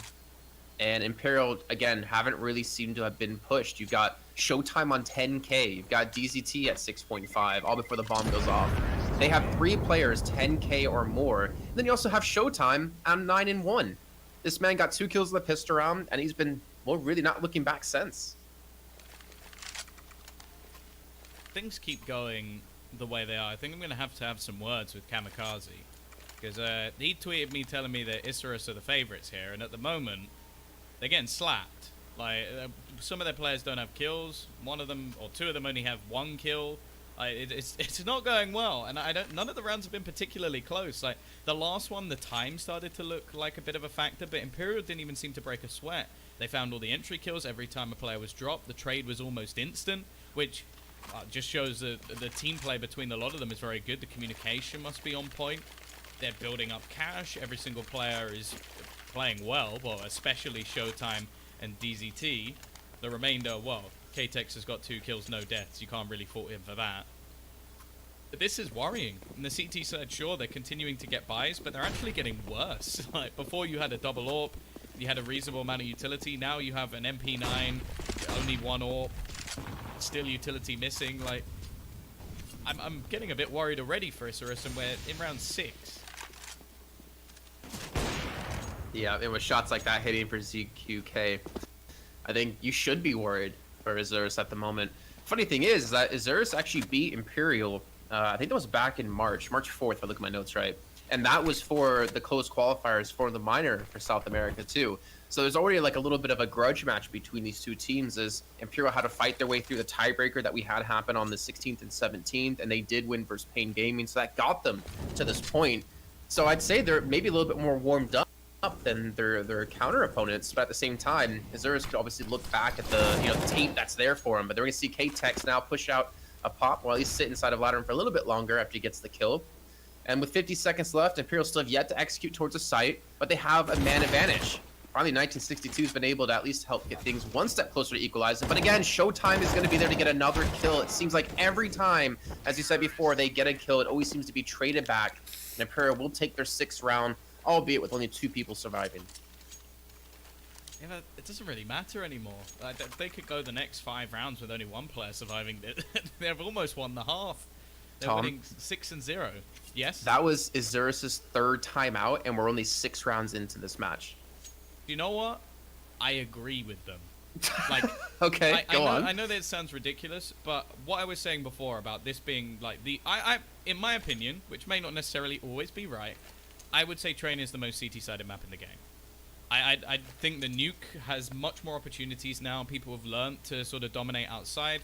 I think Train sometimes is just running into a brick wall.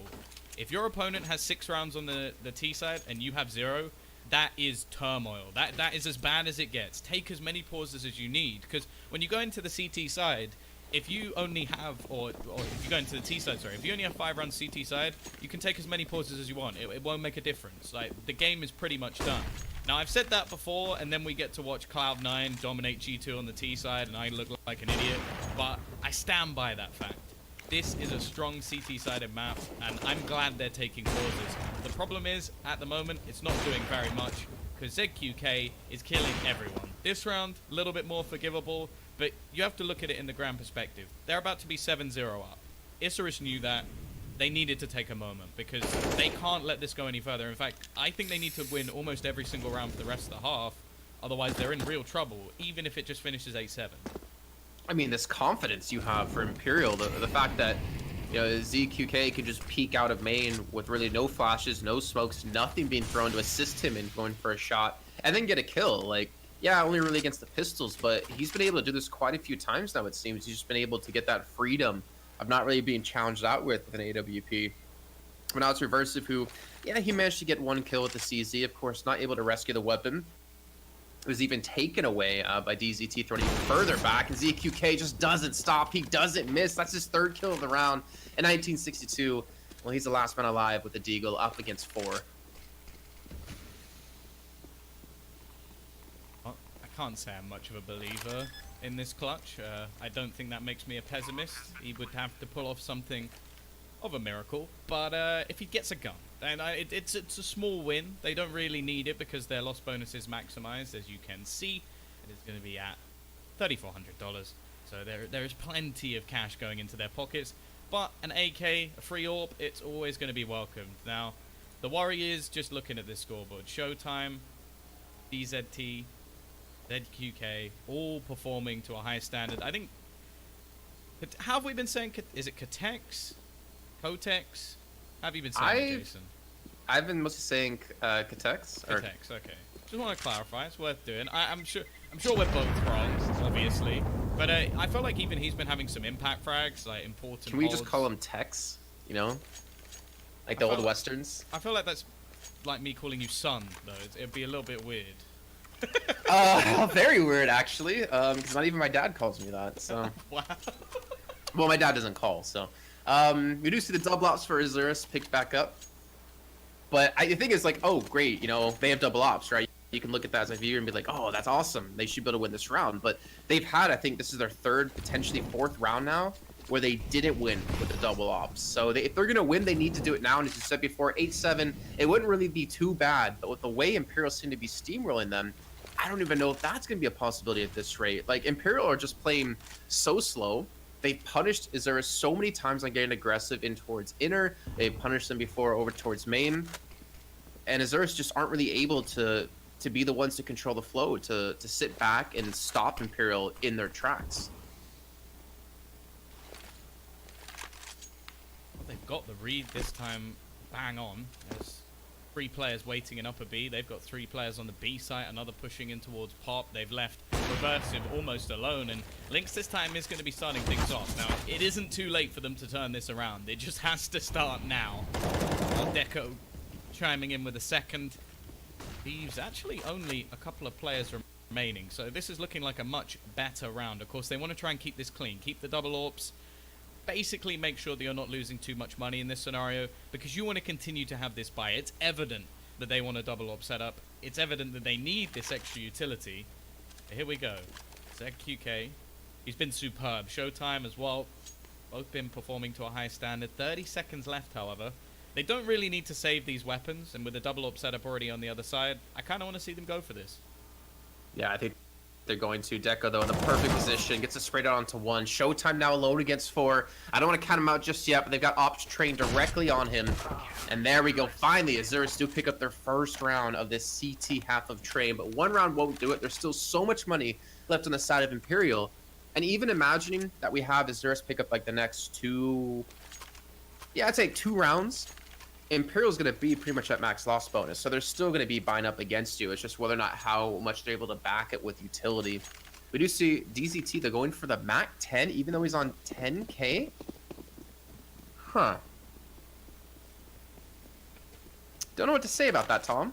But you got Showtime. Maybe he's show off, because he's just trying to get kills. Maybe be a little bit of a distraction, a faster play, and there you go. He's going to get a kill, but it's very quickly traded. The CT side once again coming out on top. And they hold on. It's looking fairly good. They've still got to deal with that AWP, the Lynx. Nice triple. Basically put this to bed. It's only going to be Showtime, and he's managed to sneak his way through the back lines and turn this into a 1 versus 2 clutch. Definitely in with a chance. Once again, slowing things down, trying to spot out the remaining player. He's got to be wary, though, because there is one coming in from behind, looking to try and flank him out. And 1962 will put a couple in his head. Give a second round to Isurus. Okay, so maybe 8-7 is on the cards. You got a couple players low on money. So Imperial's just going to pretty much eat through their entire funds. DCT, the last alive, with 9k. He's able to buy himself up in 8k, so he sits at about 5k in terms of money. But things are getting a little bit hard now for Imperial. Azurus definitely have a chance to start to equalize things, that they can just consistently pick up these rounds. And more importantly, like Lynx, he's been able to get, what was it, a triple kill in the last round. He's starting to really come alive on the AWP. It's just whether or not he can maintain that kind of momentum throughout the rest of this half. And Deco seems to be getting a little bit more confident in terms of the timings of his peaks as he gets another kill onto DZT. So a man advantage going to the way of Azurus. I might have halted Imperial. We know they've been liking these late executes. Maybe that's why they picked the pace in the last round. And Reversive trying to hold on control of Ivy here. He's going to have a lot of company, though. I don't know if they're going to peek him necessarily. Maybe they're going to go for the boost peek. Oh, that's just pretty. Off-angle shot makes things very awkward for Reversive. Would have to pretty much break his wrist to hit that flick, although I'm pretty sure there's a few players within Counter-Strike who've done that. You look at the likes of Odd Style Guardian, you got Kenny S. Of course, Mr. Simple, but I don't even think he really needs to be mentioned. And I'm sure there's a few Brazilians out there right now screaming at me about KNG or Fallen. So, you know, I reckon they could have hit that shot. But either way, it's left us in a 4 versus 4. The T's start their rotation back into A main. Now, this is something that's been taken control of multiple times from the CT side, so they've got to be a little bit careful. And there's a rotation coming in from Deco on behind. They know exactly where this push is coming in. They have all the information. It's just whether or not they can actually buy enough time for him to get in behind these remaining T players. And with ZQK just pushing in, taking down opponent after opponent, they need to do it quick. But here comes Deco. Timing not too bad, drops the bomb, and leaves Showtime in a bit of an awkward position. A 1 versus 2 once again. He didn't manage to take home the last one. Got a good chance to do it here. Already spotting out one player, but Link's just too quick. He's had a nice couple of rounds, now up to 11 kills on the board. Back-to-back triple kill rounds for him. If he doesn't get that kill on a ZQK, I think that was the round done. Imperial were able to take an 8. The fact that he got that kill to buy time for Deco to get that flank in time was phenomenal, and to kind of hold yourself strong and hold yourself steady in that kind of position, considering you know there's 3 people coming directly at you. And now we're seeing Imperial for the first time of the game. They're kind of ecoing. I mean, they have kind of forced up with the pistols and some armor, trying to pick up the pace, I'm assuming, yet again. But this is Azura starting to come to life, and I'm actually glad to see that. When we had 7-0 start, I was getting a little bit worried, Tom, that we'd have a 2-hour break until our next match for North America. But it seems like Xerus aren't out just yet. Gets the tag onto ZQK, gets the leg shot down to 4 HP, gets the follow-up. They're going to try to chase him down as they do get the jumping shot in. Showtime gets 1, but 1962 through the smoke clears them out. And now it's all in the hands of EZT and Delboni as they're trying to get the bomb down. But the thing is, they don't have it. It's one of life's dilemmas. It's very difficult to plant a bomb without having a bomb. Delboni still making things costly. You have to bear in mind the CT side are not rolling with the amount of cash that Imperial had in their few rounds. And they've actually got rid of an AWP. Now 1962 can buy another one, but they're actually going to avoid it. It's going to have to be just sheer rifles in this round. So even that, I would say, is a relatively big success. Both Lynx and Reversive have been wanting to play that AWP, so to see that disappear might make things a little bit tougher. 7-4. As said, I think they need to really grind back a lot of these rounds. I don't think it can just be a few. You don't want to see an 11-4 half in favor of the T side. Once again, a lot of upper B presence will be taken, but it may just be try and fake things out a little bit. Nade through the window won't net too much damage. And it actually is going to pull off a rotation. Even just all those footsteps that they've heard up towards the top of B ramp is going to pull an extra player in Lynx just to have a little look at. Nade doesn't do too much damage, unfortunately, out of Reversive and towards Ivy. Those 2 players starting to shoot up a couple of shots, throw some attention in that direction. There's still a minute left to go. Imperial, they're not really in a hurry just yet to go towards any of these sites. They typically have been executing or looking to push around that 50-second mark. I think even that is going to be a little bit too early for them, as they still have 2 players making their way back from Ivy.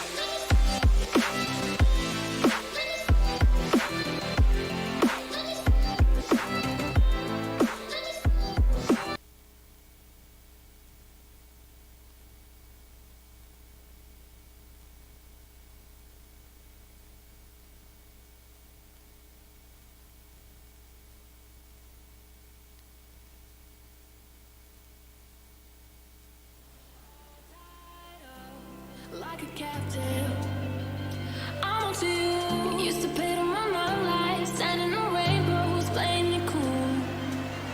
I haven't felt this in ages, and I've no more patience. So won't you please stay a bit longer? You're making me stronger, making me stronger.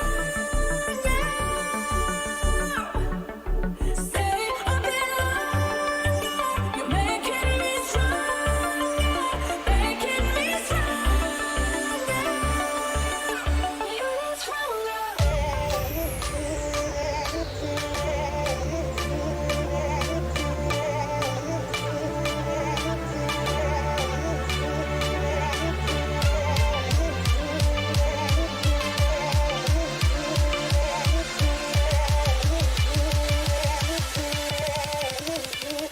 stronger.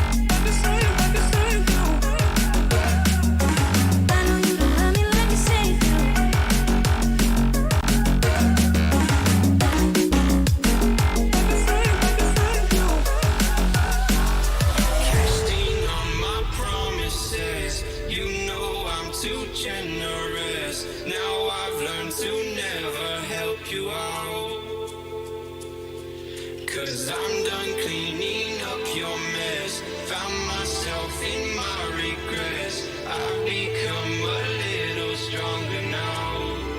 A little stronger now. A little stronger now. A little stronger now. A little stronger now. You cashed in on my promises. You know I'm too generous. Now I've learned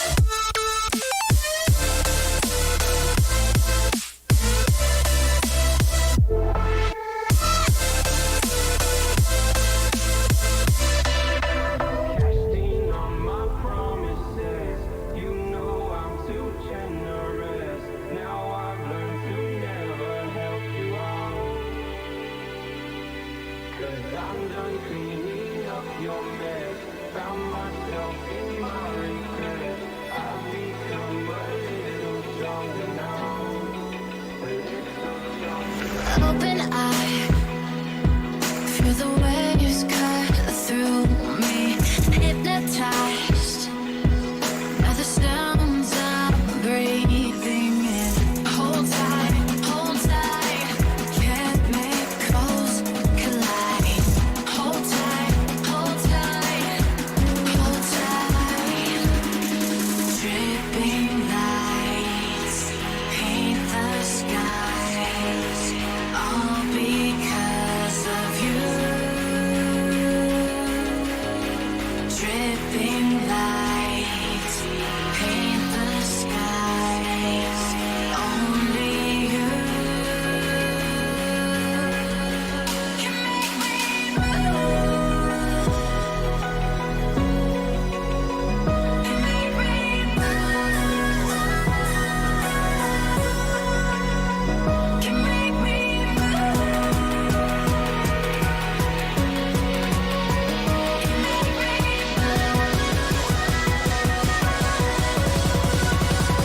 can make me.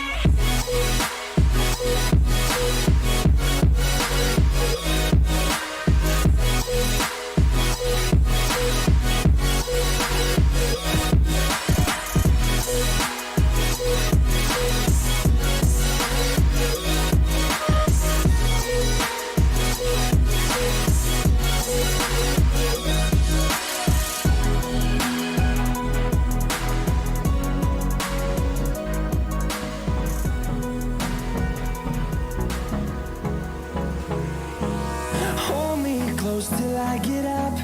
Time is barely on our side.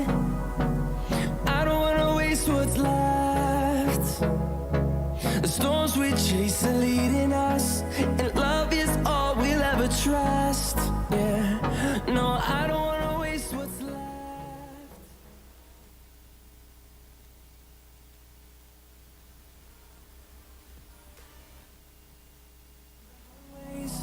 Till my shadow turns to sun rays, and on we'll go through the wastelands, through the highways, and on we'll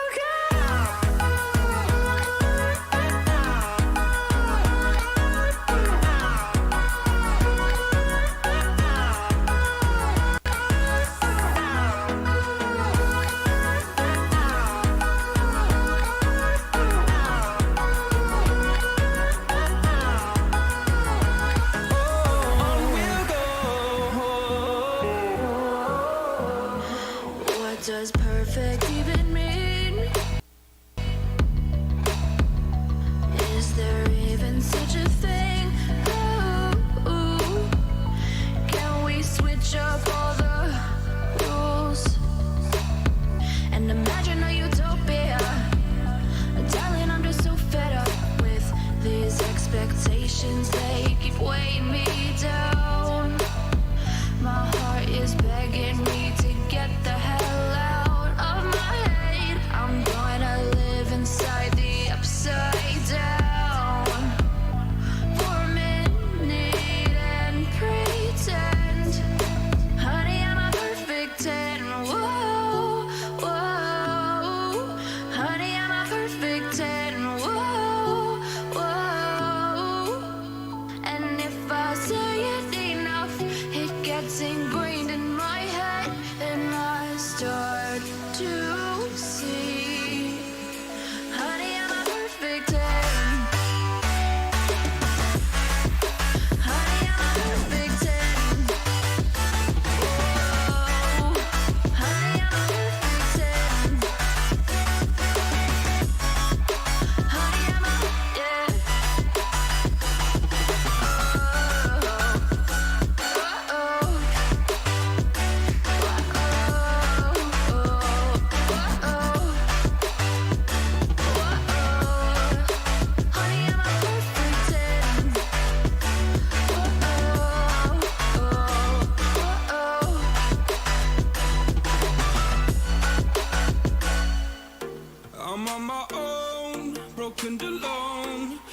the rain crashing down.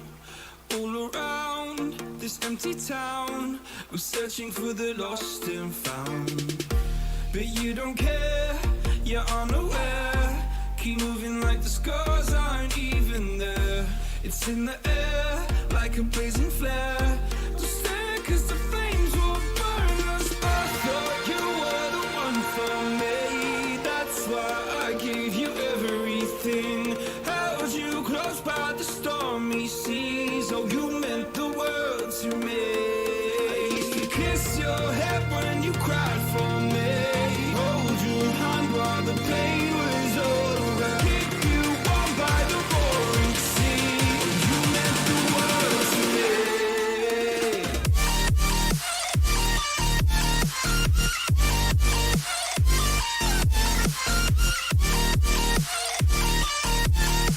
Oh, you meant the world to me.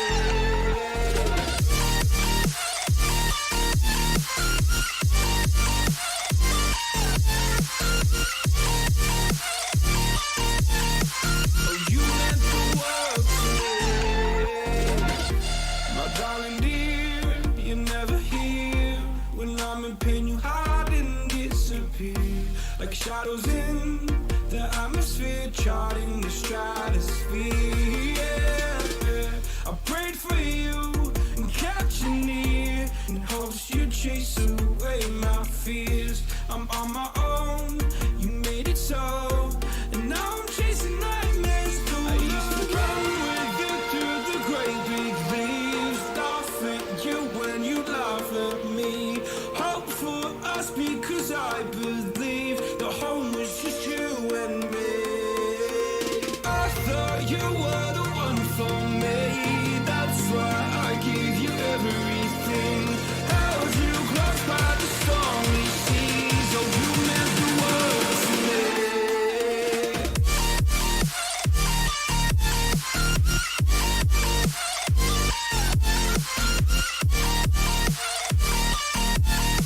Oh, you meant the world to me.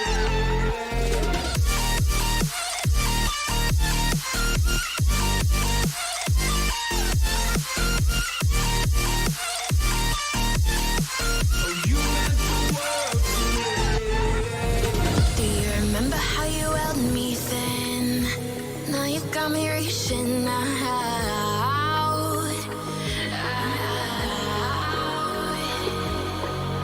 And do you see you got me falling in more times than I can get out?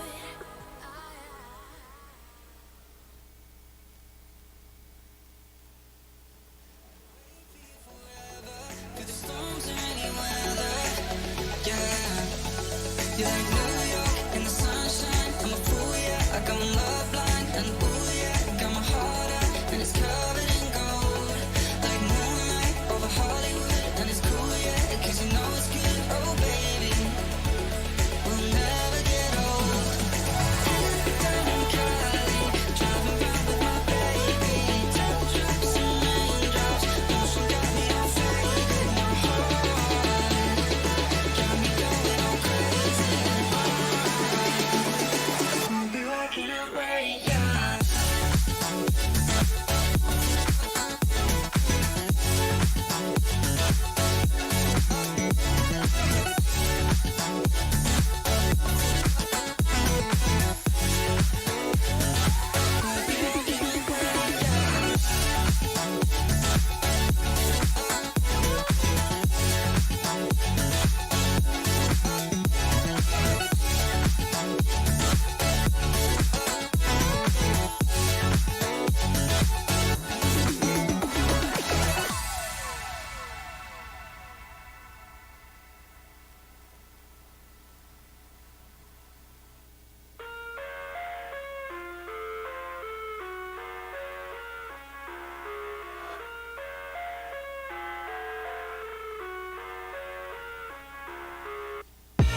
I live inside my own world of make-believe.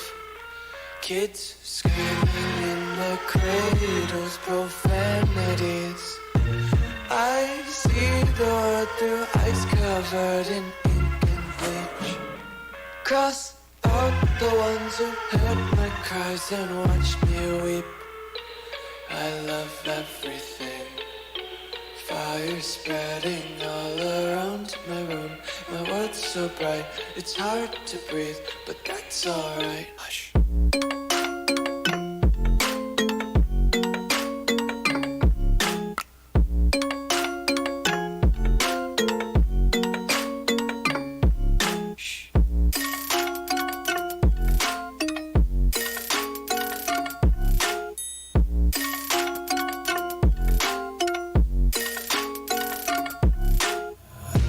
Take my eyes open to force reality. Why can't you just let me eat my weight in glee? I live inside my own world of make-believe. Kids screaming in their cradles, profanities. Some days I feel skinnier than all the other days. Sometimes I can't tell if my body belongs to me. I love everything. Fire spreading all around my room. My world's so bright, it's hard to breathe, but that's alright. Hush.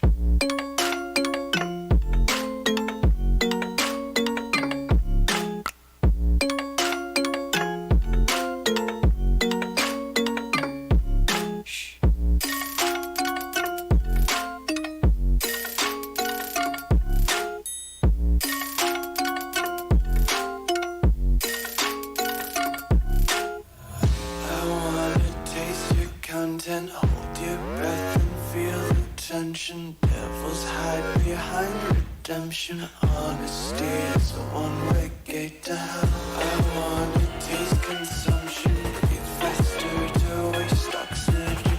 Hear the children sing aloud. It's music till the wick burns out.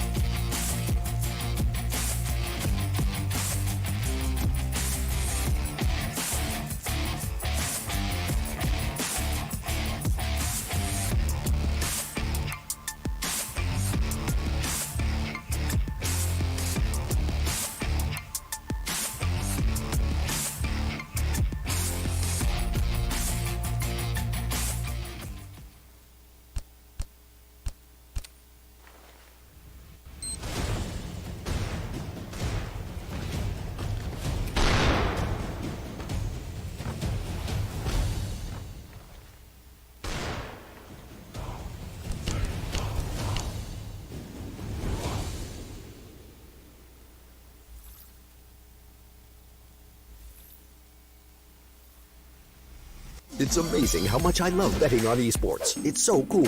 What's even better is when I can use Cash Out. Wait, you didn't know about Cash Out? Cash Out is when you can get your stake back even when your bet is going against you. Just one hit and your money is safe. So go to LootBet to cash out now. Good morning, folks. Welcome back to another day of LootBet Season 7 action as we're here with a single best of 3 for your eyes. The feast on today. It's Nordavind versus Alternate Attacks, and we're going to start things off on Overpass. And, well, one thing's for certain, I am not alone to bring you this quality best of 3.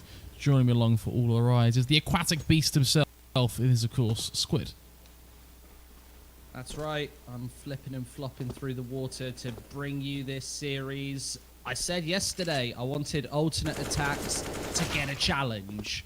I don't think Honoris yesterday was much of a task for them to take down. I think in that whole best of 3 yesterday, didn't Honoris only take a maximum of 5 rounds, discluding what they were able to take a couple of days before? It's a really poor result. I asked for a challenge, and they've certainly got one here in the form of Nordavind. They're a formidable opponent for the Germans. Of course, Nordavind slightly favourites.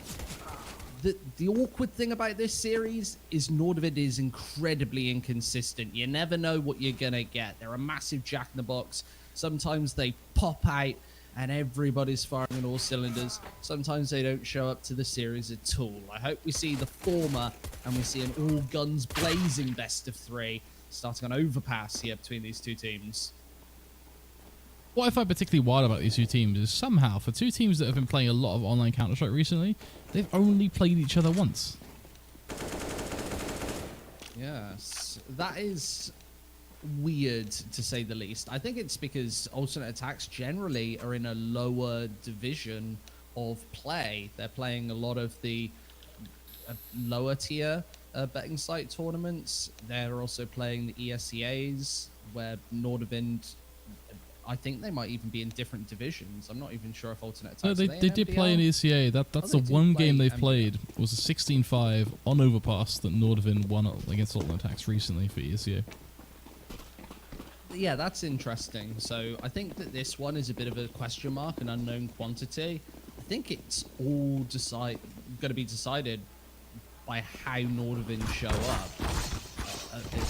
Are all of their pieces going to fire today? Are we just going to see them fall totally flat? I think Nordavind are still, and maybe forever more, going to be a humongous question mark. What makes them such an interesting team to commentate, though? Very inconsistent, very hard to predict what we're going to get from them in any of the different circumstances we get to see them play. But at the end of the day, what matters is that they keep on winning games in this tournament. They keep on progressing through the Swiss stage, getting wins left, right, and centre, and ultimately that'll help them have to play less best of 3s and get that guaranteed spot in the grand finals, of course.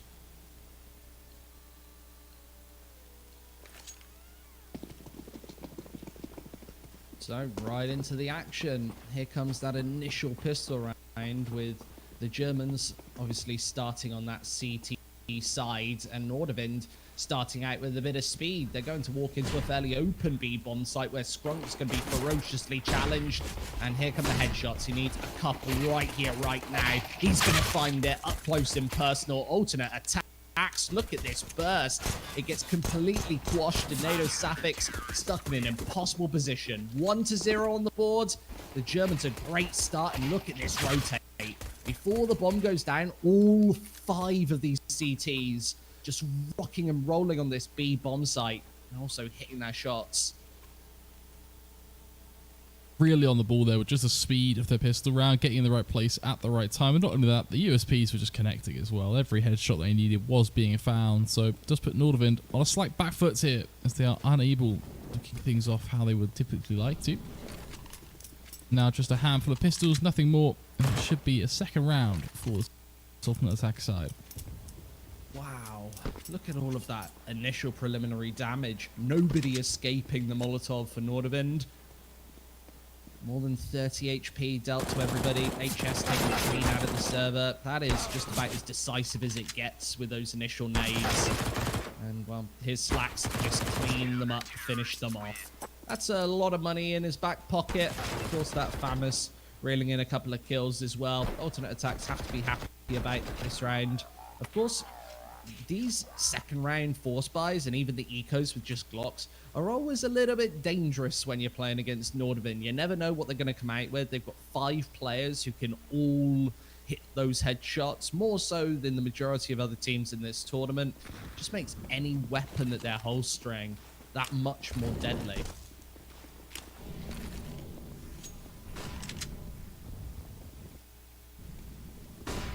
See now what the strategy is going to be from the CT side. Well, the answer, flat out aggression.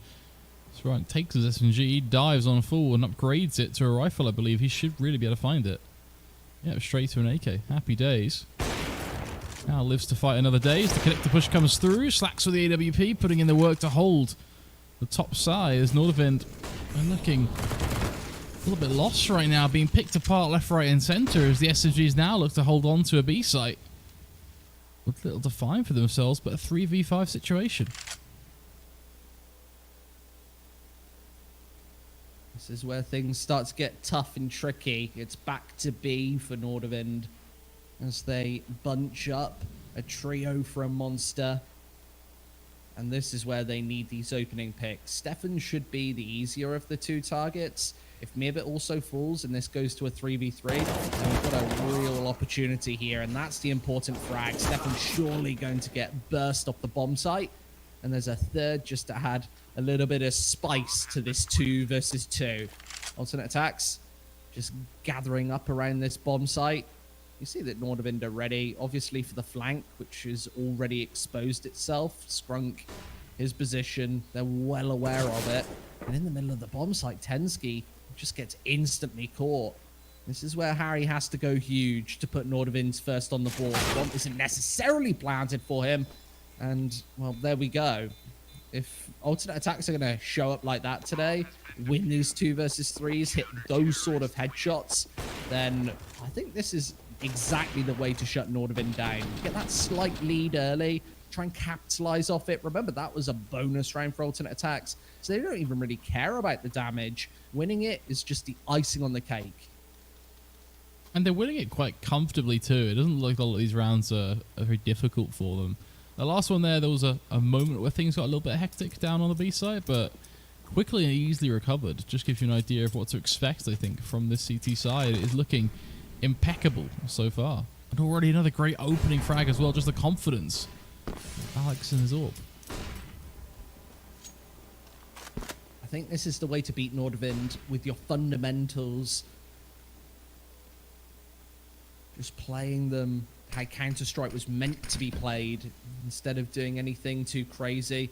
I feel like Nordavind often do a really good job of throwing a lot of variance into the mix, doing some crazy stuff which catches the CT side off guard. I think most of the time that's why their T side is so good. This time you see that they just get shut down, held in place, and that's an easy 4th round. Alternate attacks only losing 1 player. The money's now going to blister out of control. Look at that gorgeous opening shot.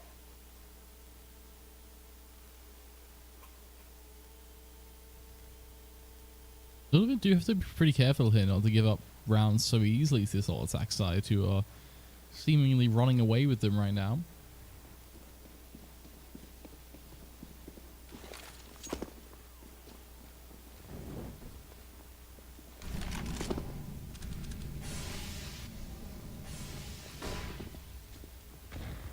Once more, the strategy for Nordavind. It's going to be to try and hit the B side, it seems, but like you say, the nade's already doing so much early chip damage that when that push does come through, just so costly. I mean, Tensky's 5 HP and he's yet to take a single gunfight in the round. This is the real issue when playing against alternate attacks. Even if you're a firecracker like Nordavind, a lot of the time, the Germans are just going to put water right over the top, end any drama. You see that their fundamentals are so good. The early damage engagements are almost always favorable. And those nade stacks, it's just not something that you'll see Nordavind do.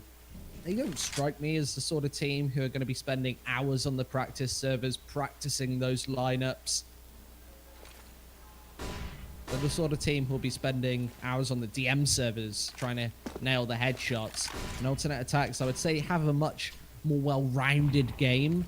And it puts a lot of pressure on the fragging power on this Nordavind side. Slacks this time out in the open. That might be a good closer, but you see as Cronin goes down, the M4 still here, the 2-man advantage, and this HP, just nothing to work with. Tensky's surely going to get rattled away. It's 5-0. Alternate Attacks again survive with 4. Look at this money start to build. It's just out of control already. We're only 5 minutes into this game, and already a massively decisive lead. This is looking to be a very dominant start right now from the CT side. If they keep this rolling, then we're going to be over and done with it. I'll be back to bed in just 20 minutes time, as this best of 3 will be just lock and key. Oh, Attacks running over their opponent right now on their CT side. And, well, the bigger problem here is just the economy of it all as well. The way they're going about it is so aggressive that Nordavind are being left with just pistols and whatnot to try and squeeze through the rounds. And, well, frankly, they're not good enough.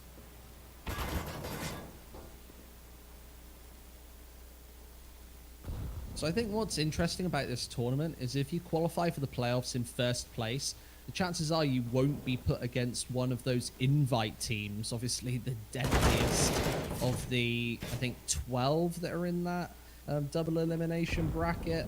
I think that it might be 8 for the first one. I can't really remember. But either way, this is why Nordavind is so scary. Sometimes they just roll onto the bomb sites, hit the headshots, and it's round over. This is the only thing that seems to be saving them right now. Tensky just waltzes onto the bomb site, chipping away 3. Croman also picking up the kill, and Alternate Attacks get stuck in the mud here in round number 6. I think they'll be fine about this. They go back to the drawing board for round number 7. They'll have a full, wholesome buy. Slack's the poorest player, but he's still got $3,000. He can also be supported by Scrunk. Depends if he saves this AK through, which looks to be a foregone conclusion. Let's see if they're going to add anything into the mix here, and he has to be very worried about this Deagle right now. And there's the shot. That's a nice saving shot. The AK can't do all too much. And that AWP, just maximum economic buffer for Alt Attacks.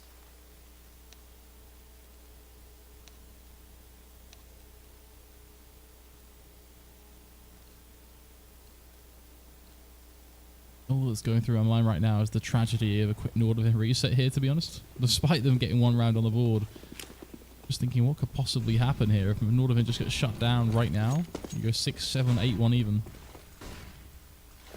So, pretty brutal.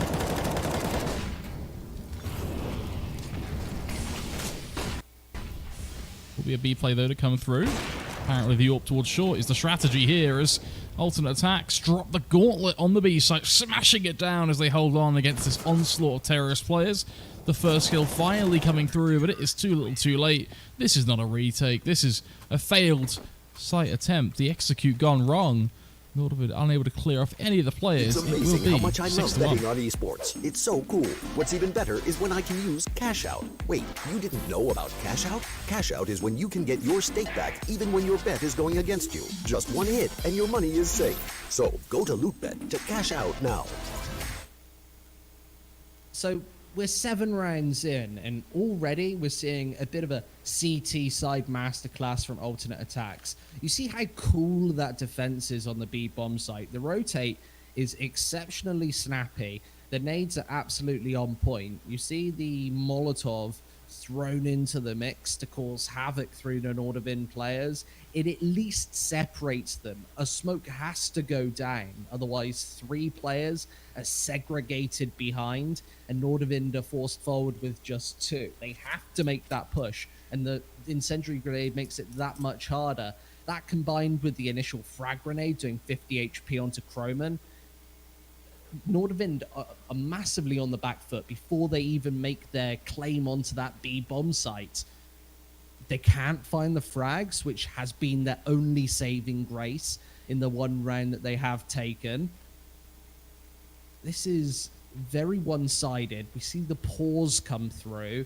This is a much needed pause for Nordavind, but early days, your head's probably still pretty in the game. What are you talking about? Maybe just trying to break up that pace a little, decipher what their tactics going to be here in round number 8. But it feels like Alternate Attacks are playing the standards of Counter-Strike really perfectly. and Nordavind just don't have those fundamentals to match their fragging power.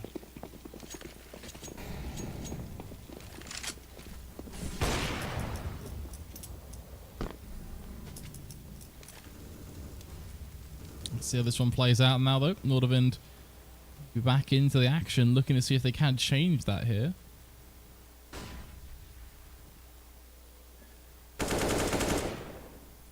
They'll try and push up into the B site, of course, but already a first duel won. Lack of a trade kill. Merbit comes out ahead there. When you see that from Nordavind, there's nobody to respond off that frag. Yeah, Mirbit's all the way out in the open, and Tensky just relying again on that straight gunfight. If he has a secondary teammate to go for that swing, this is at least a 1-for-1 trade, and Nordavind aren't stuck again in round number 8, a player down.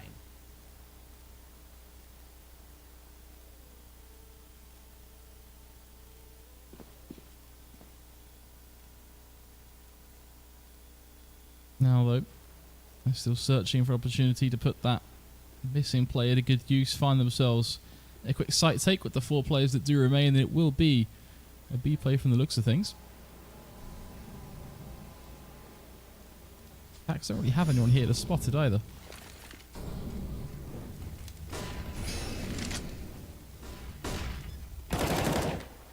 That's a complete disaster. Scrunk getting 2 for his troubles and the bomb planter as well. Leaves just HS and Harry to try and hold on to this one. 10 seconds remain now. They know full well that one of those players is on the site itself, so the peak gets taken.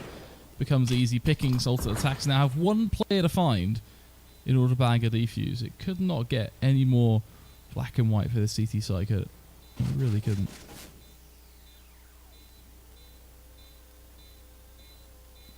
I think HS sitting in this smoke is the only way to play it.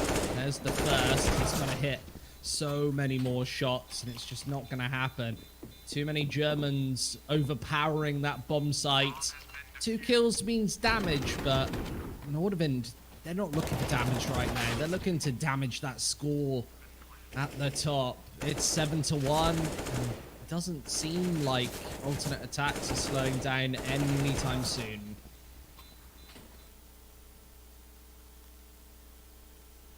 Yeah, seems like they are just going to be holding W the entire game long at this point. Nordavind yet to really show us anything that disproves that. And most importantly, what was the change up there? You saw an initial attempt at the entry kill, and then no response. Once again, they walked straight through the smoke without a single flashbang to deal with Stefan. Of course, the Germans have the flashes at the ready, and it's a complete mowdown. That tactical timeout seemed to have no impact on this half, no impact on Nordavind's game plan.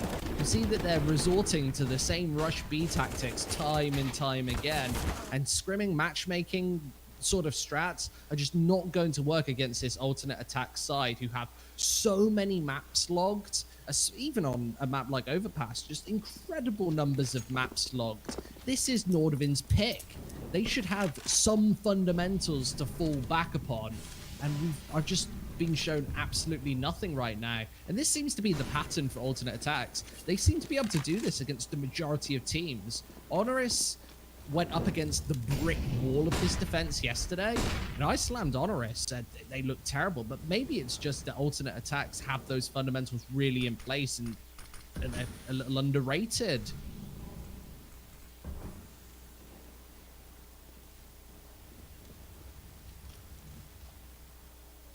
Here, the Nordavind looking for a B plate once more. But he's getting caught by Merbit, who's hungry. Can do even more damage here.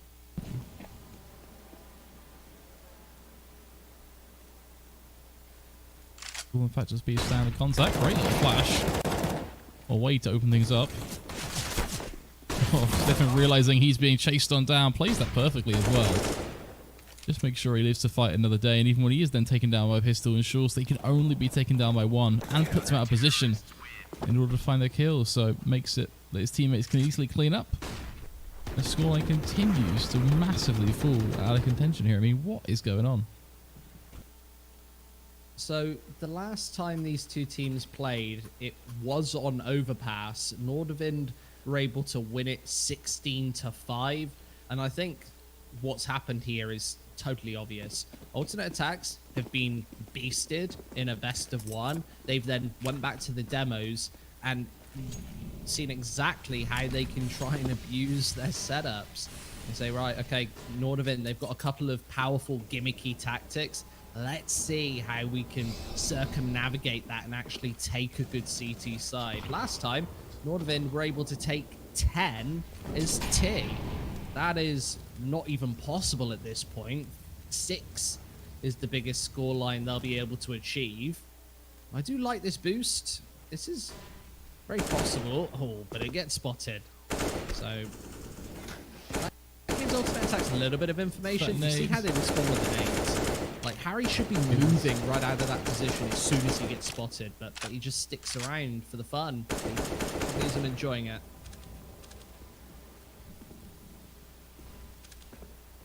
So much damage is done.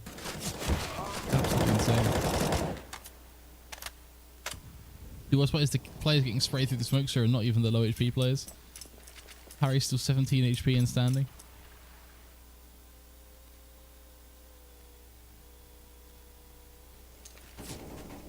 Complete disaster. It really is. Good information collected as well, so they'll immediately smoke it off, molly it off as well. Just an eye at any sort of professional B play that Nordavind will now try and sort out. Up through short they come. Scrunk with one. That's right. Good night. There will only be a singular frag for this T size. Ultimate Attack go 10-1. Yeah, incredibly one-sided. Doesn't feel like this score is going to slow down or shut up anytime soon. Already double digits for Alternate Attacks on this Nordavind map pick. I said that I wanted a challenge for Alternate Attacks. This really doesn't look like much of a challenge here on Overpass. Yeah, as I said, they're just playing incredibly standard Counter-Strike, and it's working. Left, right, and center. Feels like all of their players are kind of showing up to this one. And the only round win from Nordavind was Tensky finding 3 heads on the A bomb site. That is not massively replicatable. He's going to have to try and do it again now at least. We'll see a couple of bullets straight on through. This is what makes this T side so dangerous, is their ability to just overpower these bomb sites. Slacks the first man in, and well, he's going to get taken down. Krezi also falls. Now the defense has to play with these AKs in back line. They're a bit able to trade up a few, but it's only 1-for-1 as they get stuck in the 1-versus-1. Nado, Safix, still a minute on the board, and Stefan fairly low on HP. Bomb should go down kind of soon. And with 50 seconds left, that's just a bait. As the Molotov goes over the top. That one whiffs. So NATO Safix, he can plant upon this bomb site. And there's the shot. So 10-2. Finally a little bit of success there. But again, that's the fragging power of Nordavind. It was basically just a rush down long.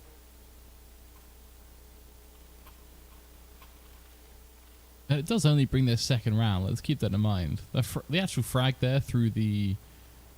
I'm not even sure what you would call it. I guess the wall that separates dumpster side going down into B through to the actual site itself. That spray through there, that 1v2 is nuts.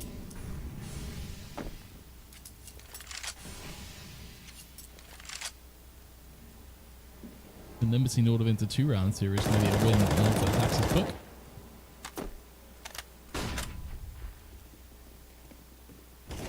Once more, will be a B play coming on through.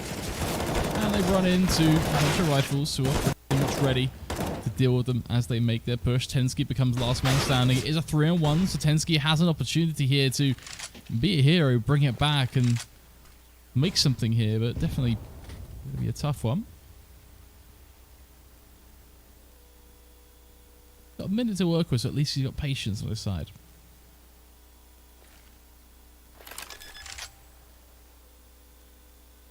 With that bomb not down, He can't really apply this preliminary pressure, and he is stuck all the way in the open. He has to hit everything, and look how easily he's dispatched of. 11-2. I feel like Nordvin just have to cross away this B-bomb site at this point.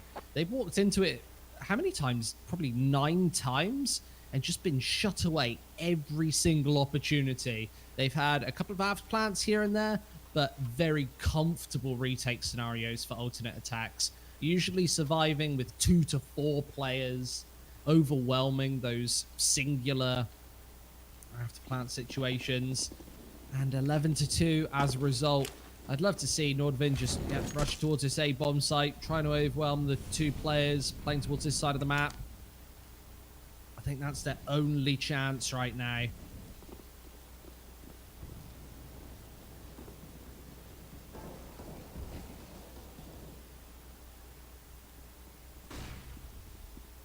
This is looking pretty ridiculous at this point. Cressy has got himself behind this push. He's got the bomb as well. This is insane. Nordvin have accomplished absolutely nothing on their T side. They really have. Even here you think, oh, it could be in a good position. No, Cressy's literally behind the T side.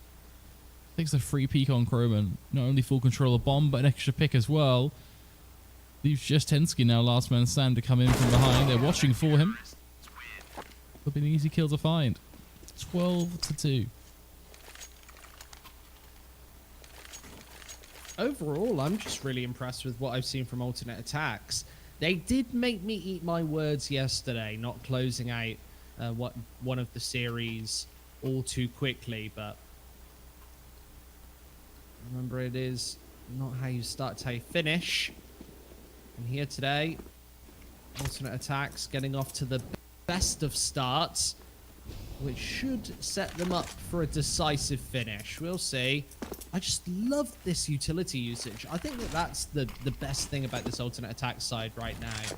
It feels like right there, the Molotov is perfect. And in a round like this, Nordvin, they had no smoke anywhere to be found. Yes, Harry has one in hand, but if you really want to use your only smoke in the whole server, 5 seconds into the 15th round, trying to get rid of one of those Molotovs, probably not. Best case scenario, 12-3.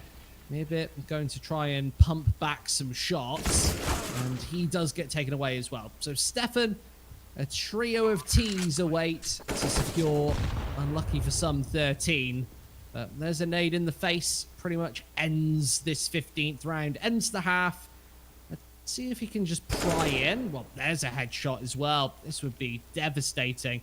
There's no saving at this point. That's a decent enough nade that forces Nader Safix into place. That is an even worse one. Forces him into the open. A 1 versus 1 that Tensky is able to step and find. 12-3. Got a little bit dodgy at the end, but alternate attacks, such a half. It's still 12-3, isn't it? I mean, even with a couple of rounds snuck in, if you ask the team, hey, you get 12 rounds on your CT side, Opos, you up for that? Sound good? They will bite your hand off, literally.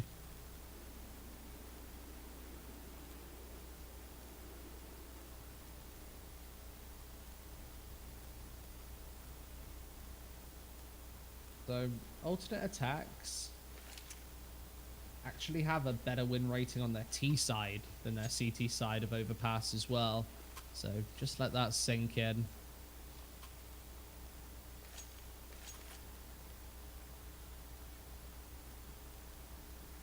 In fact, it's just not true. The graph is just wrong.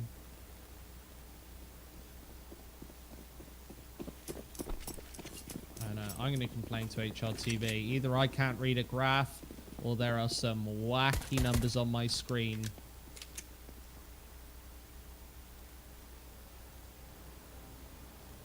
Either way, secondary pistol round coming through. Early in number 16. Alternate attacks take it. It'll be right over the top. This first map will more than likely be theirs. In order to want the comeback, it has to start right here, right now. Chaining those rounds together, getting that money rolling. But going towards the A site here almost guarantees isolating HS on this bomb site. See Nordvin, the response is actually quite smooth. It's quite quick. And HS, oh, he just can't hit anything. He's going to have to fall back. Here come the CTs, though.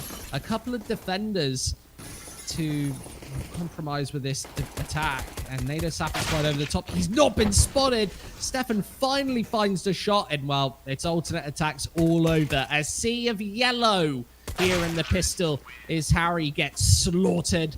13-3.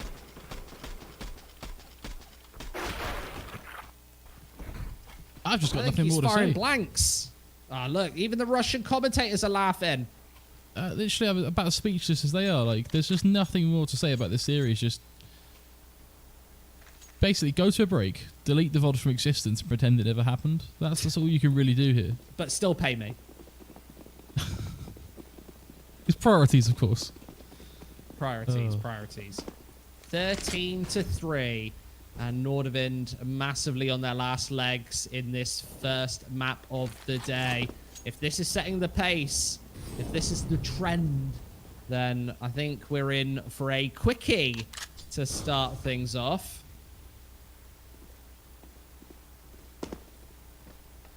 Everyone likes a quickie. 13-3.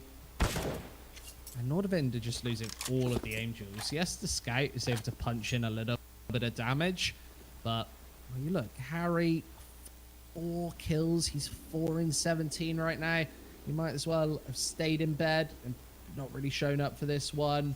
Only 5 kills for Nado Safix, 7 for HS and Croman, and Tensky on 10, but that's nothing to rant and rave about.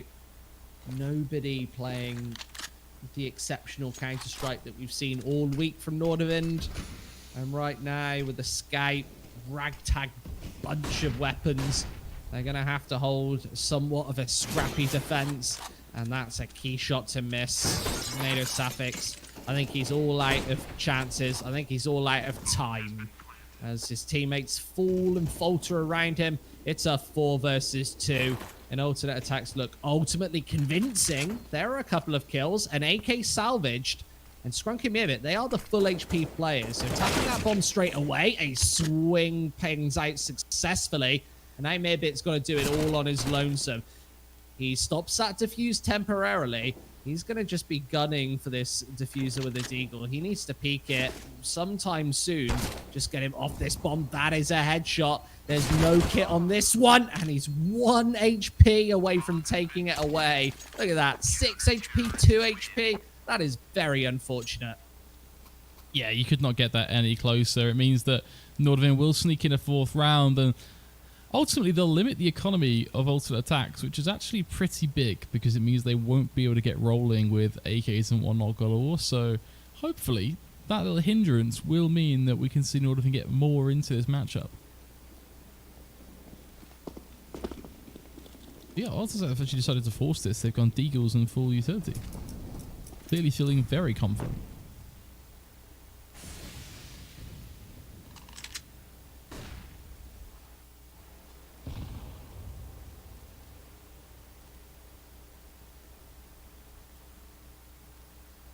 I think this is the mindset of, right, we've been winning, crushing them. If we just take this single round right now, the map's over. It's ours. I would prefer the save, to be honest. I think that shows a little more regiment in the ranks.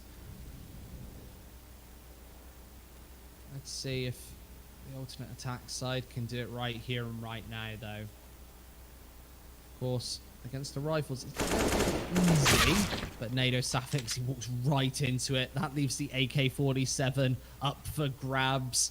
Harry has to go for this flank, and he's only got the MP9 to deal with. I think he's been completely outmaneuvered here as alternate attacks burst onto the A-bomb site. There goes the C4 down and away, and Nordavind just being locked out of place. Yes, Harry's got this flank, but he's going to be instantly spotted here, even if he finds 1 kill. It all comes down to these follow-up rifles. And let's see what Scrunk can do. He's got that retrieved AK. See if he can buy some space for some of these pistols. Harry's doing a decent chunk of damage.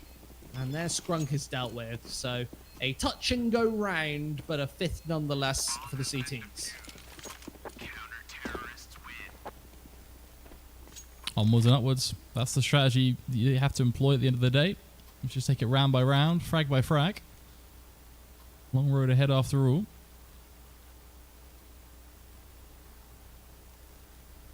Can't help but feel like Ultimate Attacks need to just kind of sit back for a second now. Rather than spend anything, just take the eco. Looked around to when you close this out. After all, you just need 3 rounds. It's pretty small in the grand scheme of things. Heard those words before.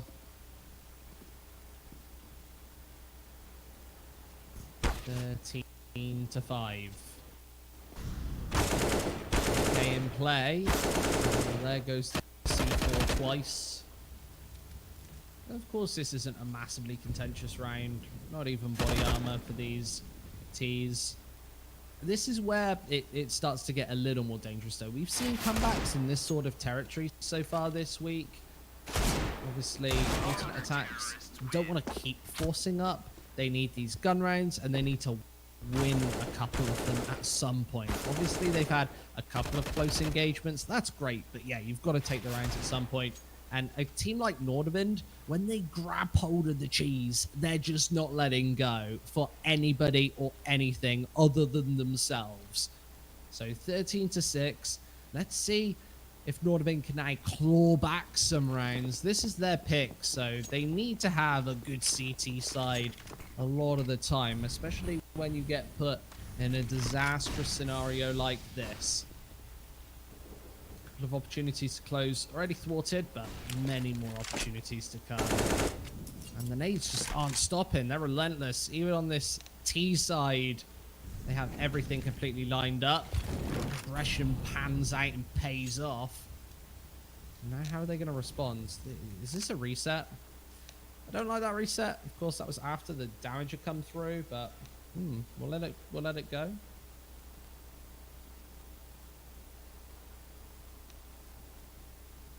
That was a bit late for my liking. We obviously can't see that in-game chat either, so we can't necessarily blame a team, but yeah, I'm not even going to theory craft on that one. I just don't like it. Yeah, it's very tough. There's so many things you just can't see, so looks like the restore will come through.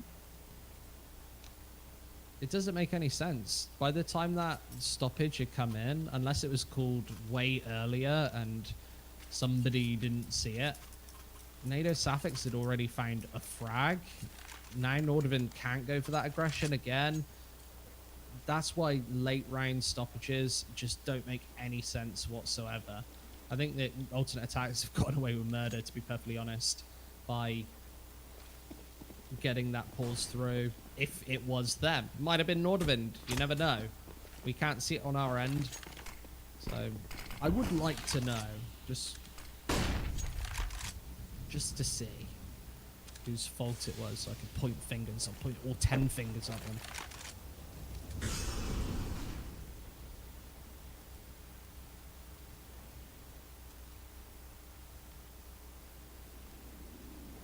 Very slow strategy from Ultimate Attack so far. Not really doing anything too wild here. NATO will at least catch Slacks up first.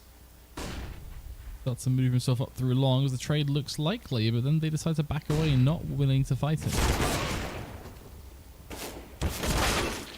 That's a nice little trade actually in the end. They do take the jewels long, and not only do they find one, but they swing out for the second as well. Of course, all the rotations in.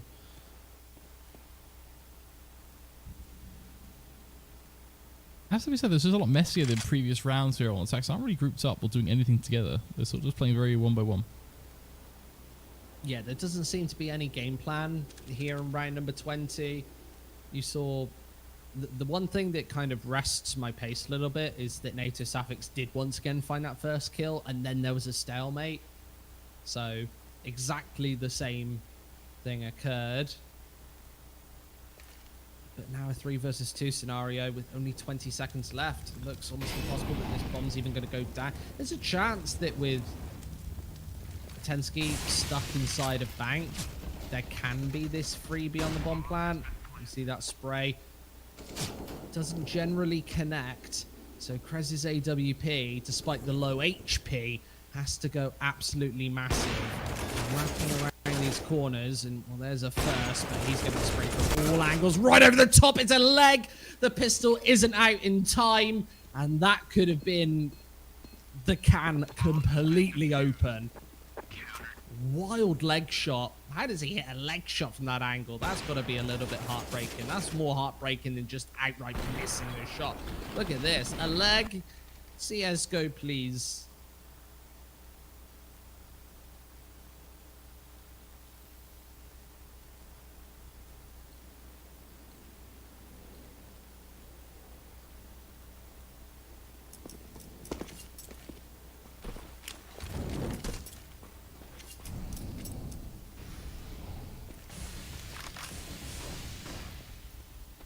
Northern try to see if they can make the best. The CT side, they're already up to 7 rounds here, so the gap is definitely thinned.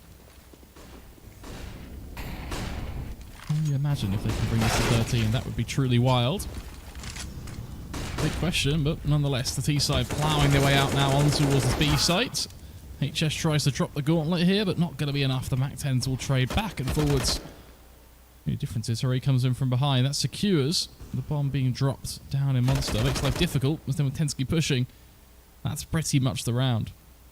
I think we could be looking at 13A here. Yeah, that's another half buy taken for Nordavind. Good round once again. As soon as you see those smokes and flashes roll right over the top, you've always got to be a little bit fearful for what's to come. That's actually an opening into this one. I think he's actually going to go for this now. A 1 versus 2. The nade could have connected. Oh, let's see. That looks decent. Only a tiny bit of damage, though. And with both of these players just watching and waiting for this angle to come through. Of course, the smoke placed as well.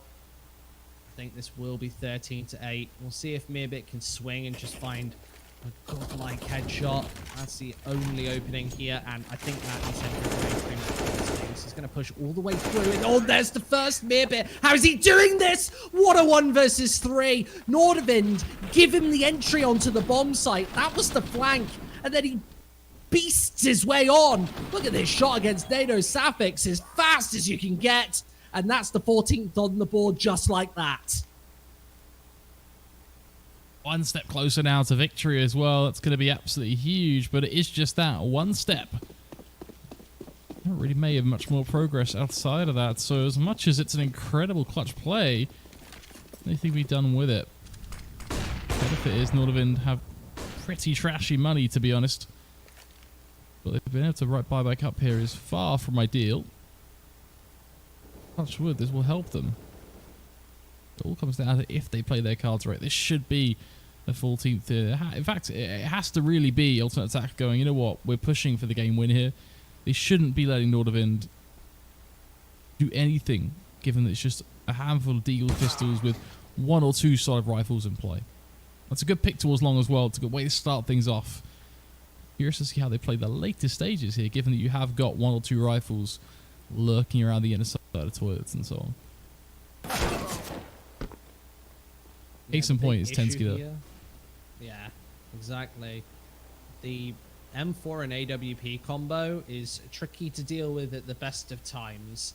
And Scrunk playing that one all on his lonesome means that there's no opportunity for trade frag. I feel like trades have been few and far between for both teams throughout this series. With 2 pretty gappy T sides, I must say. We see Tensky try to misread this one. As soon as he spots that there's nobody down in connector, he's got to be aware that this might be towards the A bomb site. Nordavind, they've massively been outmaneuvered on this map. NATO Safix is in place, but here come the nades, and Nordavind are nowhere to be found. The bomb site is given away for free. There's the kill, and the bomb plant to go with it.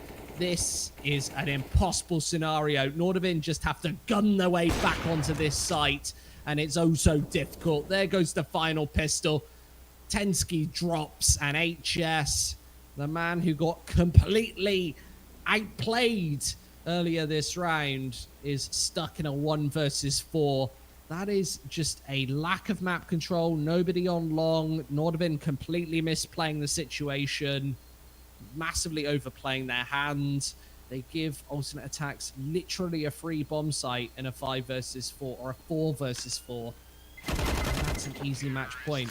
Albeit that's 2 rounds from Nordvin that they've just given away. Here you go. Have it. Silver platter style.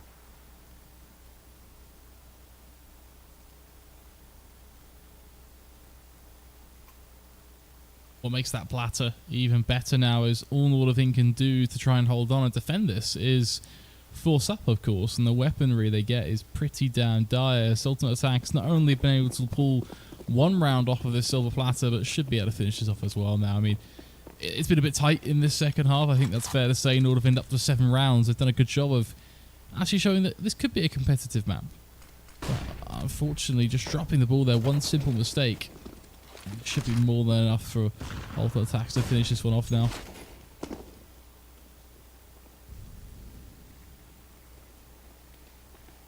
Right into the B bomb site, and it's again a freebie. These rounds have gone decisively their way. That last headshot pretty much just signals the way that this game is going.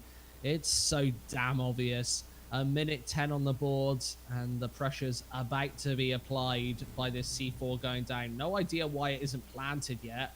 Alternate Attacks need to stop scratching their heads and plant the C4. This is overwhelming pressure. As soon as that C4 goes down in the ground, and you can see that they're hyper aware that Krezzy's behind, but he's just waiting to respond off that squeaky door. He now goes for the swing, and there's the kill. NATO Sapphics, a 1v5 with a scout? I do not think so. It's...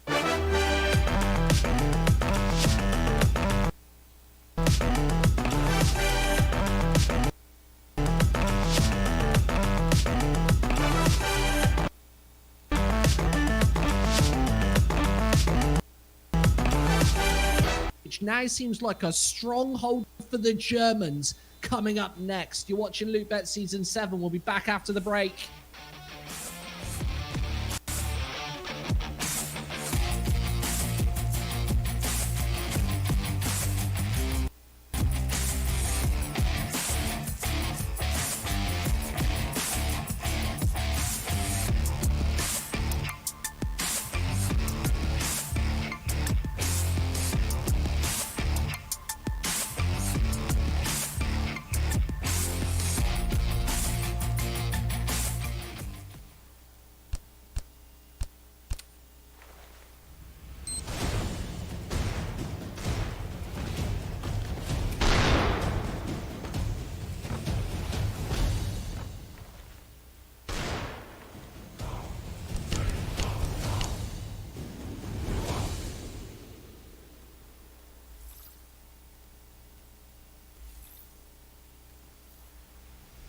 It's amazing how much I love betting on esports. It's so cool. What's even better is when I can use Cash Out. Wait, you didn't know about Cash Out? Cash Out is when you can get your stake back even when your bet is going against you. Just one hit and your money is safe.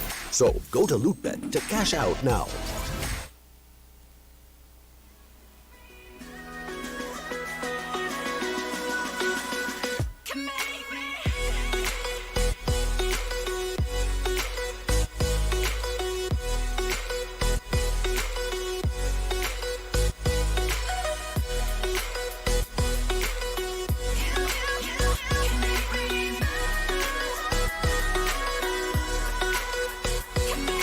So alive,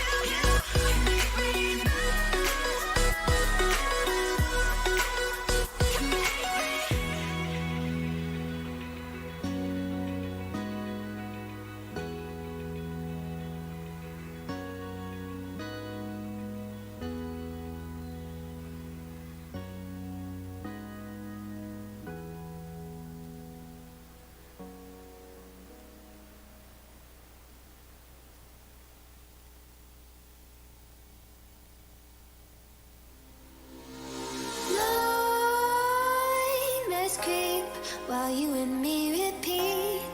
This bittersweet heat is suffocating.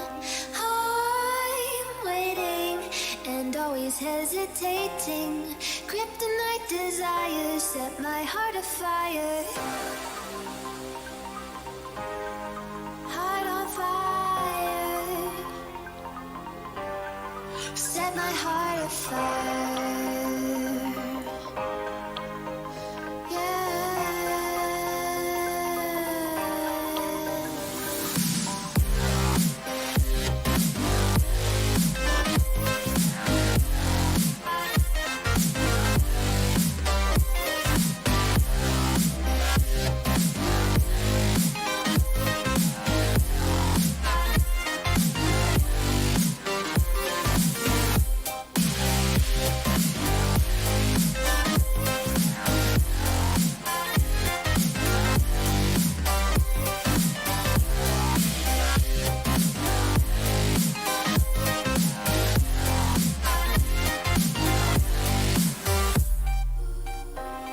With crimson secrets and forbidden bliss, can't stay still, don't stop that thrill.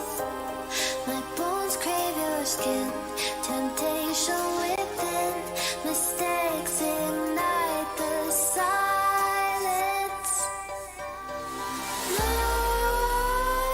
Nightmares creep while you and me repeat. This bittersweet heat is suffocating. I'm waiting and always hesitating. Kryptonite desires set my heart afire. Heart on fire. Set my heart afire. Yeah.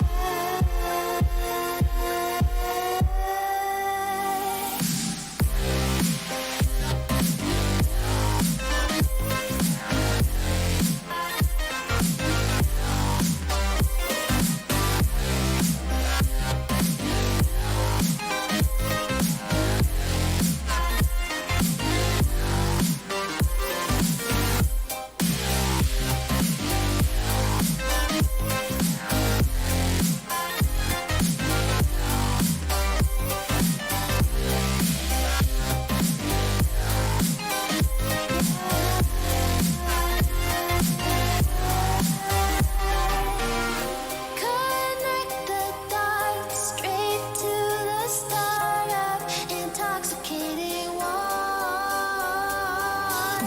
Lingering touch, these soft words whispered in the dark. Set my heart afire.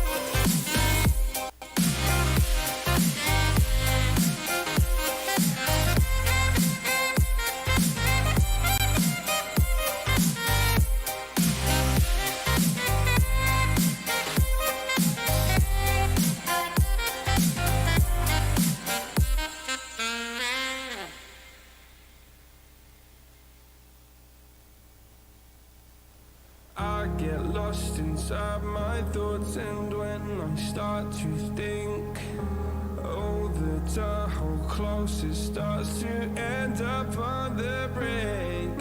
I tried so hard, but all these scars, they cut so deep, I bleed. I fell so fast from heaven, it's like someone clipped my wings. Now I'm falling, and I can't see the ground. Can we stop this gravity? It keeps bringing me down. I can't breathe, and I don't wanna die. Can we stop this gravity?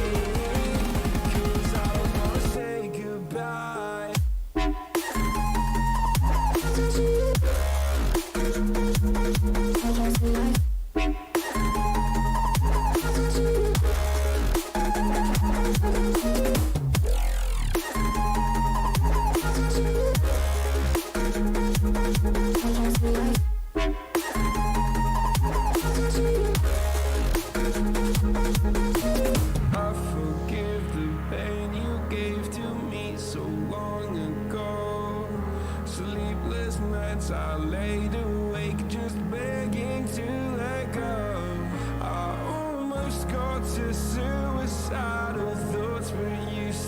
sin.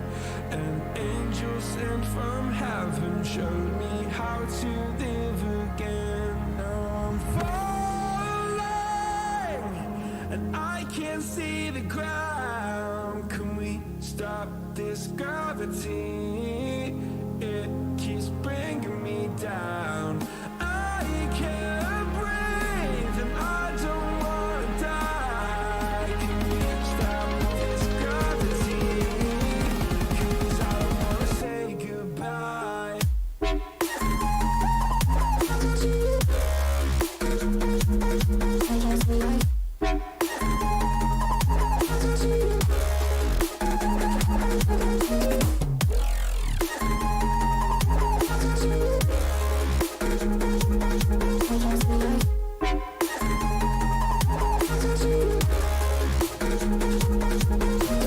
My love, I'm gone. I need to be strong. The darkness is trying to swallow me.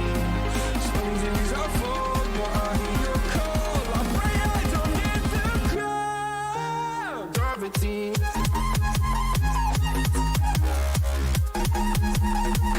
Gravity.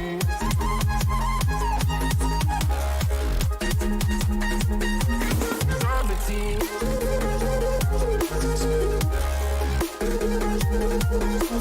Gravity.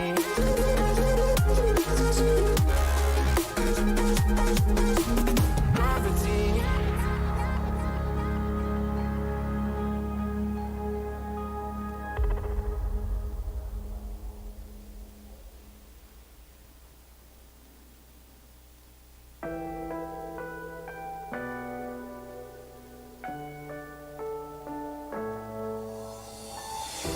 I'm falling. Tell me why I'm falling. Oh, life's calling, but it's hard because I'm falling. I'm falling. Tell me why I'm falling. Oh, life's calling, but it's hard because I'm falling. Falling, falling, falling, falling,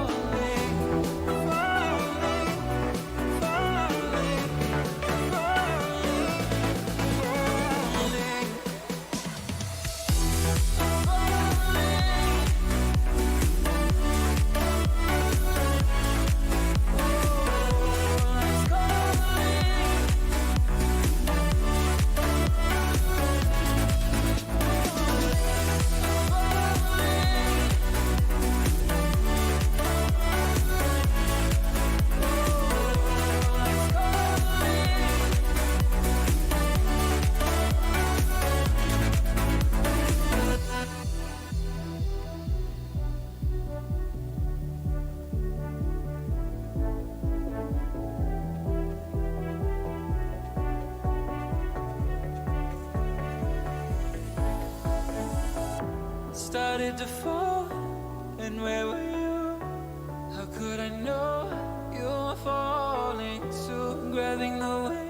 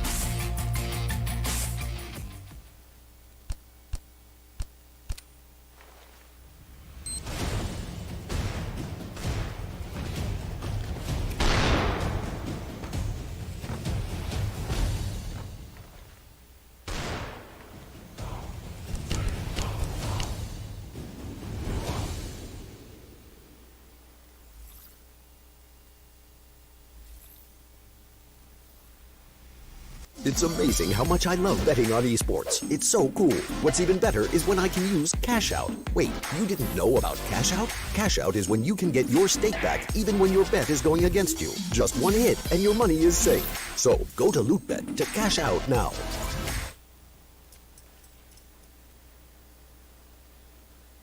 Welcome back, folks, to map number 2 of this best of 3 series so far. What a series it has been. Ultimate Attacks dropping a wrecking ball on Nordavind in map number 1, catching us all by surprise as they annihilate them on Overpass. As we then move things forward to Vertigo. See just how much they have left in the tank. Now, of course, the knife round already taking place off air. In the case of Attacks, to start their T-side strong, and they've done a great job of doing just that. Already 2 kills, lock and key, only losing 1 in the process. They look to finish things off quite comfortably with a 2-0. They've got this pincer wrapped in nicely over beside the B bomb site. HS, the last defender to possibly even stop anything from going on here. An alternate attack starting things off as they finished previously on Overpass. Nice attempt from HS there, but cannot connect the shots. 1-0 for Attacks. That's another pistol round going their way. I think something that's important to say as well is alternate Attacks, before we went on air, won this second knife round. They picked the D side. That's definitely interesting. Obviously wanting to get off to a confident note and just close out on that CT side. Not usually what we see from a lot of these teams, but knowing how decisive Nordavind's T sides can often be, even on a shaky map like this, I think alternate Attacks want to be able to apply that pressure first, get off to that good start. They've already done so with the pistol round win, and now they've got to deal with these USPSs. Should be easy pickings as 2 kills come through. So Lex has to be very careful right now that he doesn't just get taken clean out of the server. Prezi also gone, and this is a 1 versus 2 scenario. Meerbit has a really dangerous flank inbound. I think the Nordavind are going to be fairly aware of this coming through. He needs to hurry up right now. Obviously, there are a lot of very precarious corners to check, but on such low HP, less than 50 between the 2 of them, he could just line both of these players up, and well, there's the 2-0 secured. Where is that AK? There it is. 2-0 alternate Attacks. Perfect start again so far. The one benefit that Nordavind have is that Vertigo isn't quite like Overpass, where you can just sort of hold W, get super aggressive and force the issue.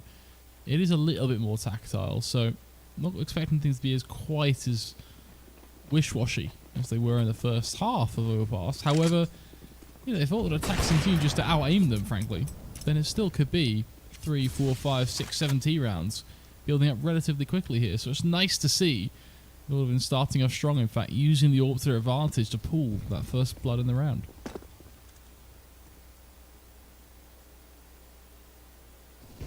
They've played some splendidly flawless Counter-Strike since the start. Now just getting cut apart by the AWP of Harry. Over towards the middle of the map. This is where the AKs can start to come into effect. Scrunk, oh so close, and well, there's an opening headshot. Nordavind have to be very careful about this one, as the Molotovs and preferably the smokes start to land. It's actually full firebombing of that B bomb site, and another kill comes through. 2 players incredibly low, but this C4 should go down and away. And without any HGs, Nordavind are going to have to do this with brutal firepower. Where are all these Molotovs coming from, Flakes? They're just absolutely bombarding the defense. Yeah, I think it's going to take some bombastic play here for this to pay off, and it's simply not going to happen, is it? 12 HP is all that Tensky has. Ultimate Attacks will get themselves a 3rd round on the board. Like that, Lee continues to build. Still getting all from the next round, at least there's that. Yeah.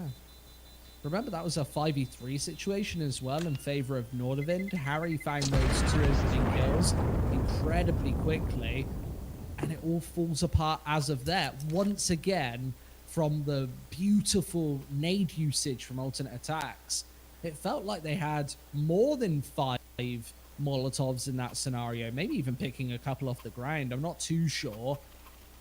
But Nordavind just didn't have any say there on the B bomb site. They were cut up. Even the single flank that came through fell on deaf ears. And 3-0 already. It's going to be 4 as well, surely. Nordavind, they don't have any real money to go for the investment here in the 4th. Of course, they've just picked up a couple of upgraded pistols. They're able to have a fairly effective push down A ramp previously, but, well, that tactic's in the bin. They've used it already. Alternate attacks, you see that they're more than prepared for that to come through. And now the rifle has to default to HS, who's got 40 HP without body armor. Not the best player to be carrying this weapon.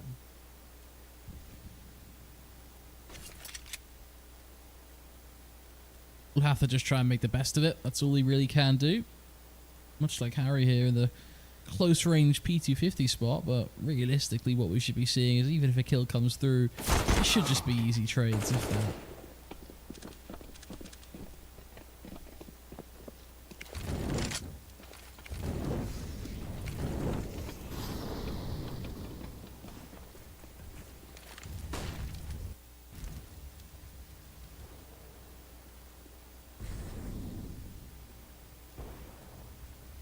Easy pickings, and a B bomb site firmly in the Germans' favour. 4-0 will be the scoreline here, as this attack has just been relentless as of now. Of course, we'll see Nordavind's second gun round come into action next. One that they really do have to win. Alternate attacks are already building up a decent T side. I think they're gunning for 8 or 9 here, but even a little bit less than that, I think they'll still be satisfied. Up against Nordavind, I think you have to be able to post the big T sides. The chance is, on an open map like this, Nordavind are going to have some equity in those T rounds.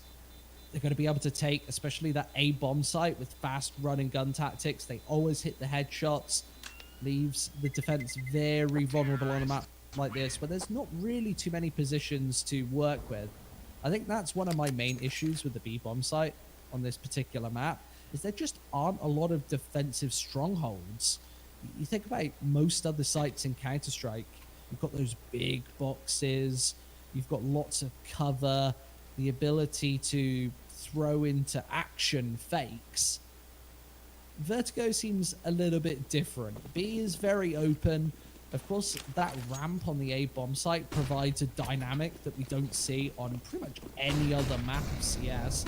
It almost plays like mid on Mirage, but even harder to hold for the CT side. They've got to hit the shots, and this time, thankfully, they're doing it. Croman, a couple of taps coming through. He finally does go down, but the defense is still stationed over here on A.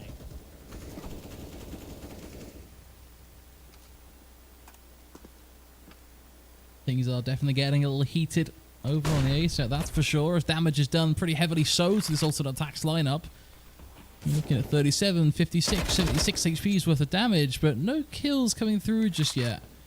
Still 4 players in Northern standing proud as they do try and hold things on.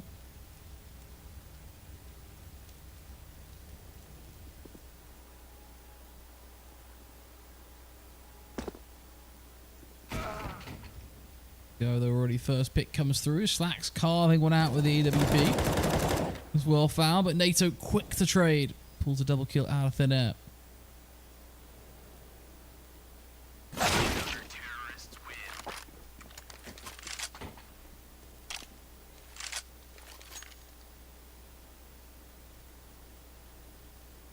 Just like that, we see a first on Ordervind. 4-1. That's a first on the board, not without its costs as well, but the round did have its charm.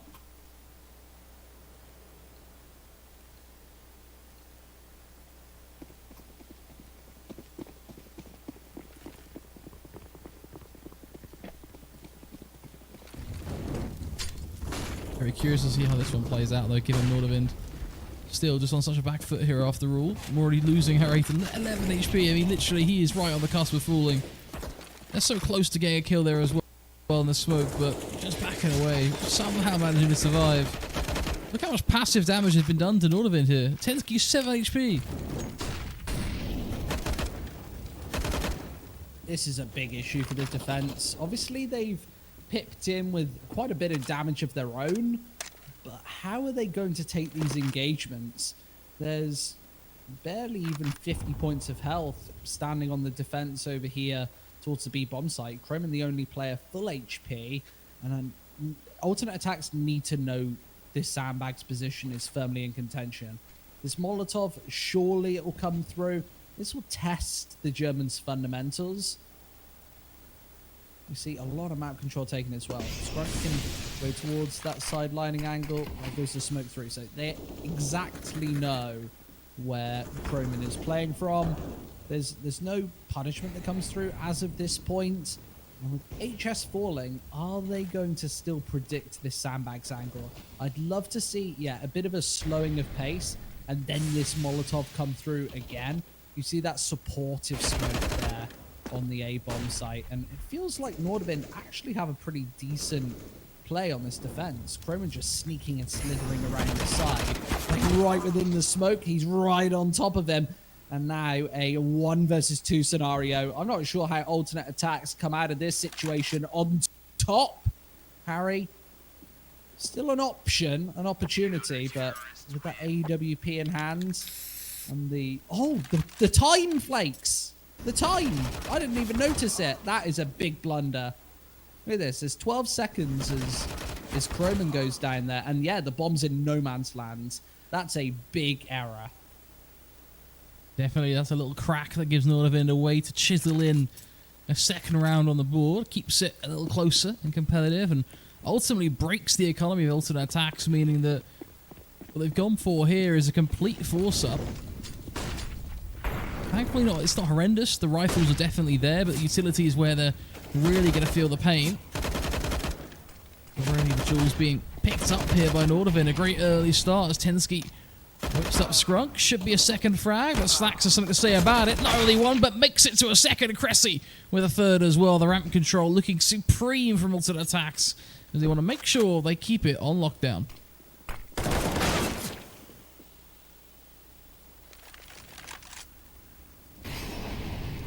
Just feels overwhelming. A lot of the time when you have a heartbreaking round like that 6th, where the bomb doesn't go down with just a couple of seconds left on the board, when you make those key mistakes, when instead of your opponents winning, you just outright throw it away, those can be devastating, and it can have an impact on further rounds. You see Harry just hidden away here in the smokes, but he has to take these duels sometime soon. They know that he's the AWP, so they feel very free to go for these double peaks, just knowing that if he finds one, then the second's there to trade. As alternate attacks securing their 5th, this bomb will explode on the A-bomb site. And once again, it's off that brutal aggression. The defense just can't hold up.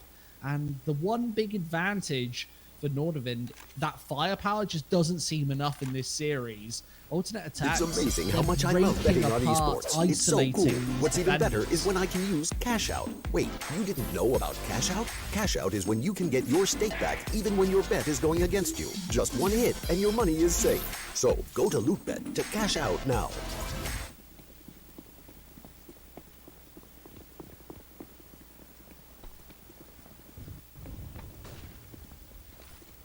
Pretty wild game so far, has to be said. 5-2, alternate attack still with the lead. Still looking for that little 2-0 victory here in this series.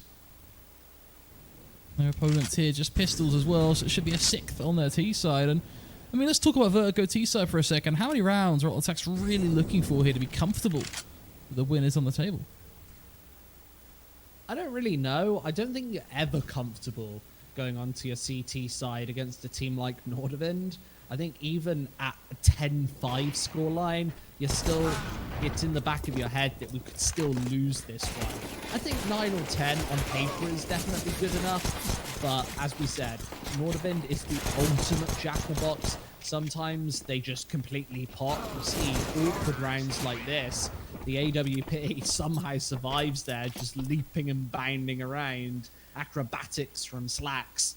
And it's 6-2 nonetheless. And both of these very close ecos for Nordavind have fallen apart at the last hurdle. So that's got to get inside your head as well, that this could be 4-4, maybe even a slight lead for the mixed European squad. We'll see. They can fire on all cylinders, getting back into things with the rifles here. Just look at their speeds. Harry's AWP, yeah, it finds one. We know exactly where he's playing from. He gets traded instantly. Those were the trades that we didn't see from Northern's team side earlier on Overpass.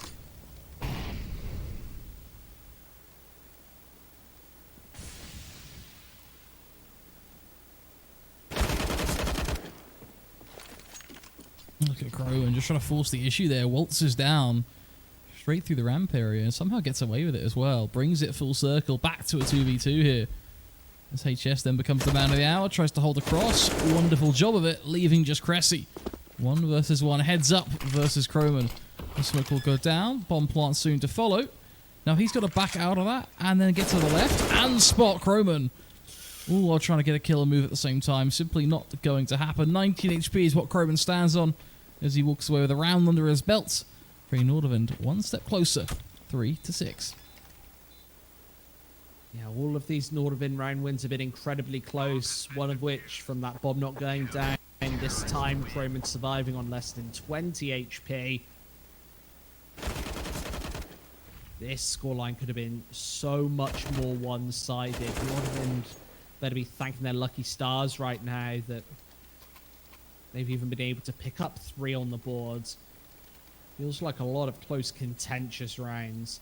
And always seemingly the case on the CT side of Vertigo. You can't hit yourself too hard for not having those lockdown CT sides. As we talk about those fundamentals coming into play, I think that might be enough for ultimate attacks, but we've seen it in Nordavind, they have a lot more bite to them right here. It's the first time that we've really seen them actually flex their muscles on a CT side of a map.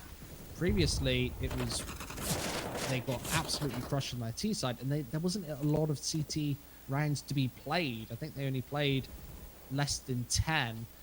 And when you're so far behind, it doesn't really give you a lot of opportunity to put those strategies into impact. Let's see.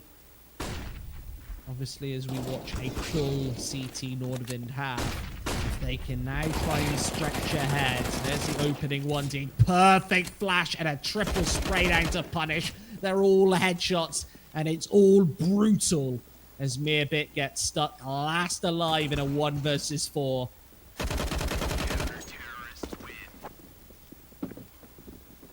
You simply can't get better than that, can you?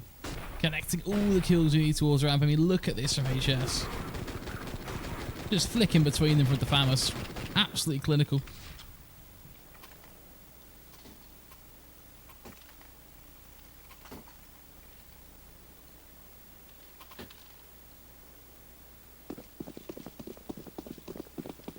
Those are the rounds they need after all. Brings it 4-6. Just 2 rounds the difference. And oh, well, now we get to see what a sea of Tech 9s can do. There's going to be pistols galore straight up through ramp. No one checking for Croman. Maybe they will at least get one for his troubles as the Orgs begin to let rip. That's HS chiming in for just a few more as it becomes only 2 players of this ultimate attack side that was swaying this round, and still yet to clear sandbags means that this is probably going to be quite easy for them to finish off here. In fact, he's going for the knife kill and he'll get away with it. That is insane. How has Scrunk got that? That's so ballsy, isn't it? And it's actually fairly high impact considering before that knife kill he had absolutely no money. That's $1,500 to the affray. Finally, these kills coming through, and multi-kills, more importantly, from multiple players of Nordavind. You saw Croman, a massive triple kill in the previous round. HS, a triple kill this time. Those in Counter-Strike are what we call feel-good frags. And they certainly do. Appropriately named. This doesn't feel too good, though. That's a lot of money in your back pocket. 5-6. Nordavind have done a great job of actually closing this gap up at this point. I think 6-7 for them is more than enough to actually have some good impact on their T side. I almost think that we might be bracing ourselves for a 3rd map if they can take many more here. Of course, this is against the Pistols once again. And it's NATO Sapphics this time to just spray them away. It looks actually a lot easier on this defense. A lot of the sting has been taken out of the attack tail. And that's a real problem maker. as we get into the final rounds of this half. It doesn't feel like they're going to take all too many more. Looking like Nordavind is starting to wake up. It might be early in the morning. There's lots more Counter-Strike to be played. That's the beauty of this. And it's the beauty of a best of 3 as well, is that even if they drop the ball in the first map, even if you get 16-0'd, there's always a chance you can come back in the second and third map and put on a show. Here on Vertigo, they're doing just that. There will be another headshot that comes in, and they tie things up 6 for 6.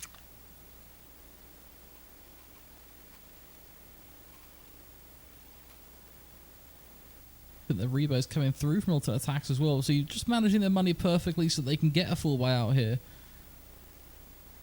Scrug does go for the AWP. It's been really valuable for the most part, but it's also been caught off a lot by the aggression of Nordavind, and well, when you're not that aggressive, the AWP's usage definitely nullified.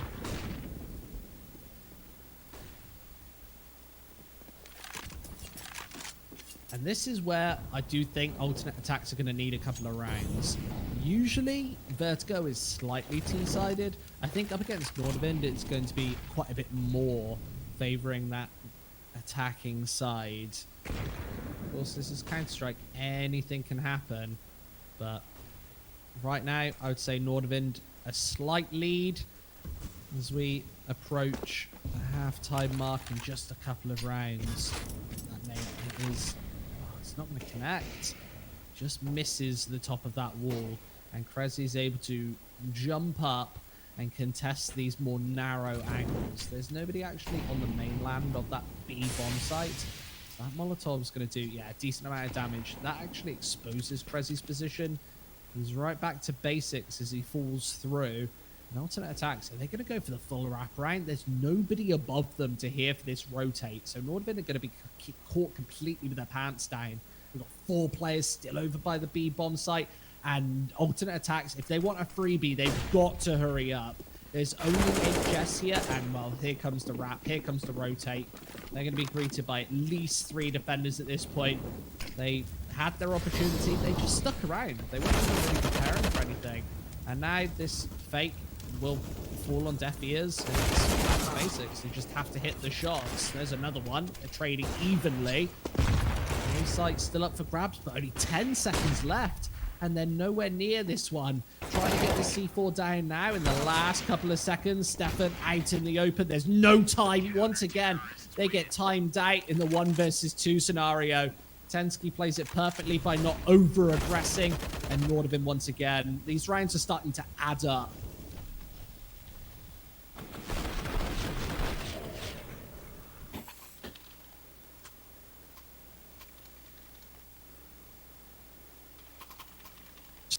Slowly but surely, Nordavind will begin to build out a lead here. That's going to be the most important thing, as they're up to 7, of course, and they're looking at 8 as well. Max just going for pistols again here, which is rather surprising, to be honest.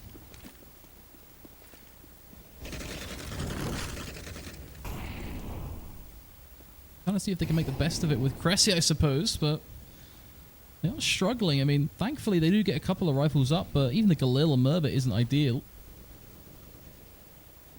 Scrappy play, close range duels, very similar to what they were doing with those pistols. It's just very ballsy Counter-Strike, and unfortunately there is no paychecks coming through for the alternate attack side.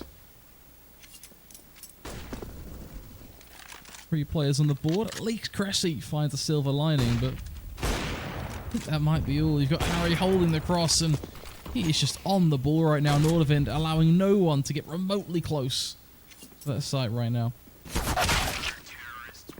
This is looking like a very different Nordavind. A different Nordavind to the one we saw earlier this half. Much different to the one we saw in that previous map. Harry wouldn't have been hitting shots like that just an hour ago. And now alternate attacks have a very different challenge. I did say yesterday I wanted a tougher task, and here we go. Let's see what they can do when they're actually on the back foot right now against the Nordavind side, who look like they're firing on all cylinders. Everybody seems to be hitting their shots. How many multi-kills have we seen towards that A bomb site? It's been relentless on that defense. Nordavind already have enough rounds to work with. And bring shots through once again. HS has to be very careful.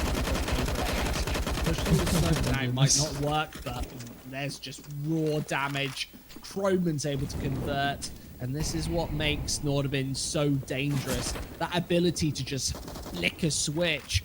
This will be their 7th on the trot if they can close out this 2 versus 5, and that seems all but guaranteed. The smoke in place. Look how much alternate attacks are just being choked into oblivion right now. It's not the fire that kills you, it's the smoke apparently. And 9-6 is the result. Proof is in the pudding. A good lead at halftime.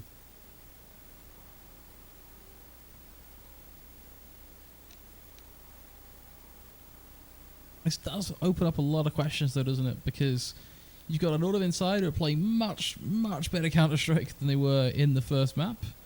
But you've also then got the bigger question, I think, of alternate attacks. What do they do in the second half? How can they play?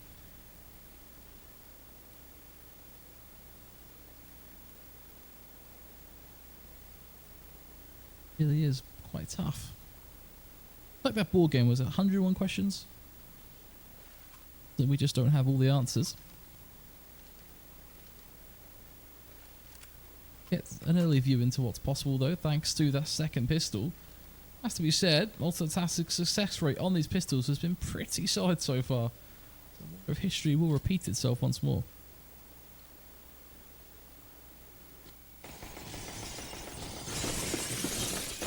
Yeah, the Germans have been able to put up one good CT side already this series. It's their map pick, and they've got to do it all over again. Maybe picking that T side wasn't the best case scenario for them. Now they need 10 on CT. That is a very tall order. The pistol round would be a good way to start. Remember that alternate attacks was 6-2 up. As of then, a 7-round streak for Nordavind. As we said earlier, that's what makes him so damn dangerous. Only the 1 kill coming through in response. Now Stefan, what a shot. He's going to convert 2nd and 3rd. He completely annihilates Nordavind. Croman, he's not quite done. He needs all 4 of these frags. He's already swept away half, but gunning with this USPS, just whiffing that final shot is Skrunk's able to take control. But look at this triple kill right now from Stefan. The first tap here is absolutely marvelous. Look, right towards that left side. HS gone. And then the conversion.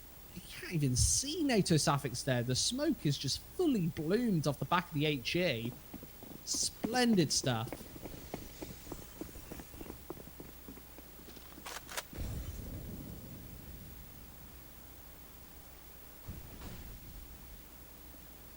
They just have to build off of this now, though, right? If the blessing in disguise of getting that pistol win, so just use this to try and tie things up and show us what they can do on that CT side. I mean, the one benefit you have got is this is Alternate Tax's map pick, and we know that they can play a solid CT Vertigo. It's almost, dare I say, the onus on Nordavind to make sure that they can actually push hard enough to defend it. That's the surprising factor to me, guys. I don't really know what to expect from Nordavind T-side Vertigo, to be honest.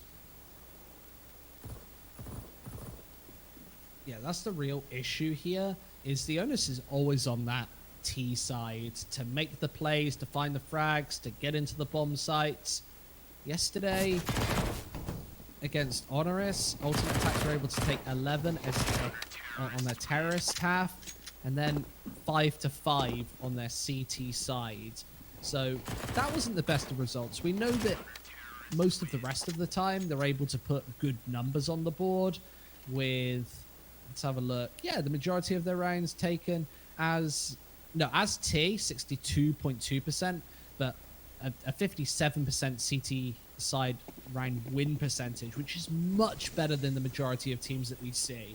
The majority of teams who maybe let Vertigo just creep on through actually lose the majority of their CT sides. Some key information, that kill would have been absolutely pivotal, but it doesn't come through.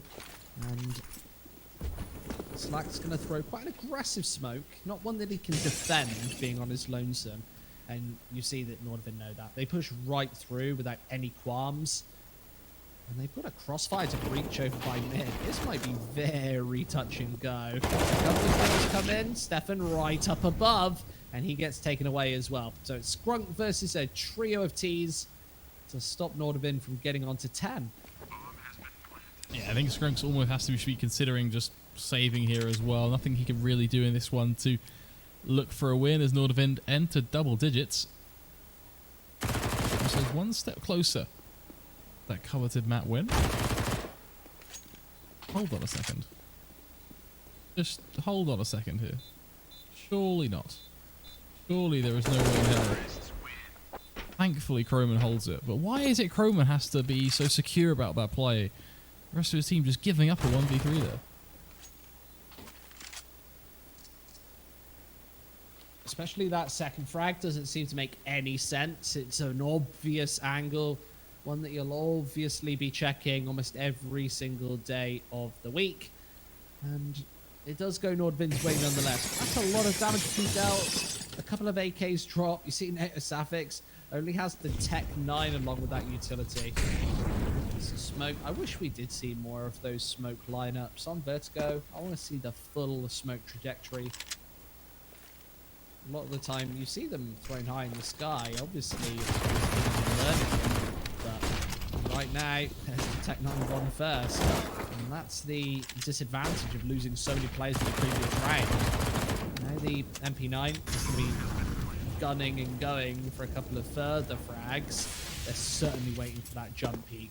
The man advantage, this becomes really difficult, and yeah, this is where alternate attacks usually throws in the towel. They don't want to give away the AWP-M4 combo. The MP9, they're fine. If they want to throw it into this bomb site, that's fine. Maybe try and trade up to that low HP M4A4, but just try and keep as many of these players alive as possible. That's definitely my preference. Nordavind up to 11 rounds. This is where it starts to get dangerous. Obviously, alternate attacks, their money is really quite shaky. They need a couple of decisive rounds to get that cash in order. And that's easier said than done on a map like Vertigo, where there's so much play on that T side. You're probably going to be losing at least a couple of players as CT the majority of the time. Let's see if they go for a force buy. I prefer just a save off the back of this, but nope, not going to happen. There come the MP9s.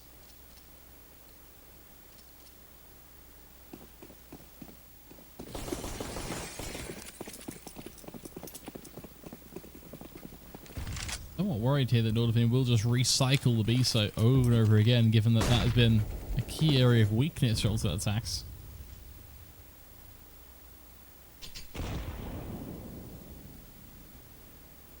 Suppose only time will tell. Nordavind are heavily grouped up. Ramp right now ready to charge through that smoke. Skrunk finding needs a setup for a first kill. Let's rip with the SMG, and the frags start to roll on through. It's just those Croman. Last man standing. Nordavind go from a full buy to absolutely nothing in the space of just a couple of seconds. And well, I think what you've really learned from this is that they can crush the B site. The A site is a completely different story.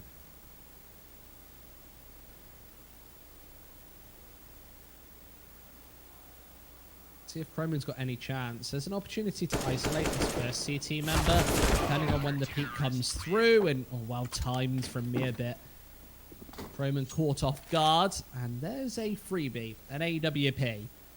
Obviously retrieved from earlier in the round, but yeah, a good little set piece crusher on that A bomb site. I think that Nordavind will probably change things up now and go right back to B. That's where they've been having the majority of their success. A lot of opening kills towards mid, of course, and alternate attacks. Obviously, without a lot of money backing them up, if they lose this one, it's back to basics for them. And Nordavind will get on to 12, 13 rounds, possibly even more. It looks like A once again, and alternate attacks this time aren't massively ready for it. And Harry finds that instant kill over by mid, and that could be a difference maker. The kill to find Skrunk. Actually, both find a pick to piece as well, though this will slow down the A play. Maybe just HS and NATO trying to force this one back into contention. This is where things get problematic now, as the money of this T-side will not exist. So stop dropping the ball here, and you're looking at everything tied up again.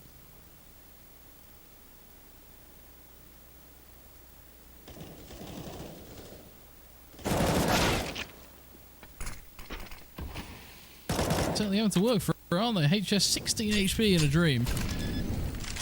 Themselves to the bomb site, but still unable to plant. Also can cause them a few problems, but there we go. Punching in the numbers now, should be able to get away with it. The question is, can he actually win the round? Knocking Krezi to low HP, matching him down below a quarter of his initial health. And with 30 seconds left, HS has changed up his angle. Nobody's watching for it. There's the headshot. Wow, that is incredibly quick. Of course, an instant defuse. Alternate attacks. Look like that could be a pretty wash away round for a moment. Maybe surviving with 3-4 players alive. Doesn't happen. They keep the AWP AK and enough money to go for a buy, but it's not ideal. They need a convincing round. This is their opportunity with Nordvind only on pistols. How have we not got a picture for Harry? Somebody, there's got to be somebody with a picture of Harry out there. Pretty sure he's pretty young as well, if I remember rightly. That might be why. Oh, well, maybe not then. Maybe it's not legal. No, he's definitely 18. I actually could have a look. Pretty sure he's like 19. All right, someone find a picture of this guy, and I'm going to give it to production. Somebody just DM me on Twitter. Well, HLTV. Oh, there isn't actually. There isn't. Terrible. Well, No, now I know where- I stand proven. He's 23. He's actually not the. I think he was mixing up my Norwegians here. Exactly. Why are you being so shy, Harry? Get your face out. Let's see it. Oh, look at that angle, Flakes. That's so nasty. Doesn't merit a kill this time. I'd have loved to see that in a gun round with the AWP. I'm pretty sure that was Slacks towards the CT spawn area there. I think it was actually near it. No, Slacks is towards A. I just want to see the AWP play that angle now. That looked like a very clever, creative position that I really don't see too often.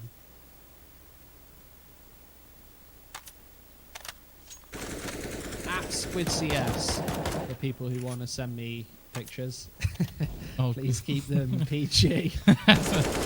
Oh boy. Here we go. Oh boy. A can of worms. Asking 3,000 filthy people to send Trust me, so the internet has never. You should see some of the things that I receive in my Facebook DMs when I had a Facebook page for casting. Christ almighty. Let's just say you folks in the Twitch chat, you guys are nasty.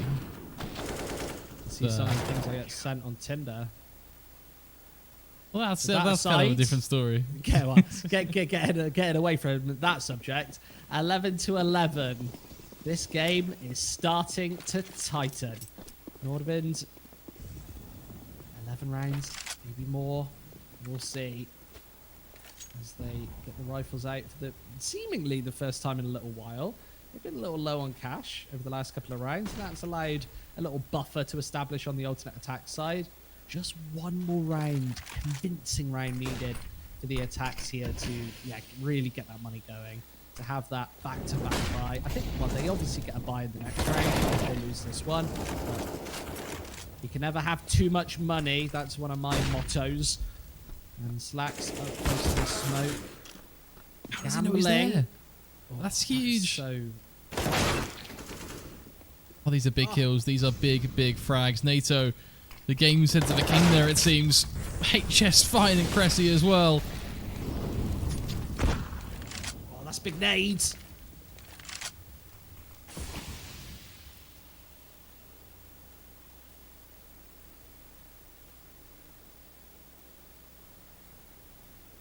Oh, they're almost lining up for him. The timing here could be absolutely crucial. As that smoke starts to dissipate a little bit more, Croman's attention is split, and through the corner of that smoke, another one is knocked away. This could be the perfect angle for Croman, though. He is stuck in the open, so needs this first kill fast. And Stefan, oh, he's not watching for it. The gun barrel should be spotted, but a 1 versus 3 puts alternate attacks back in contention.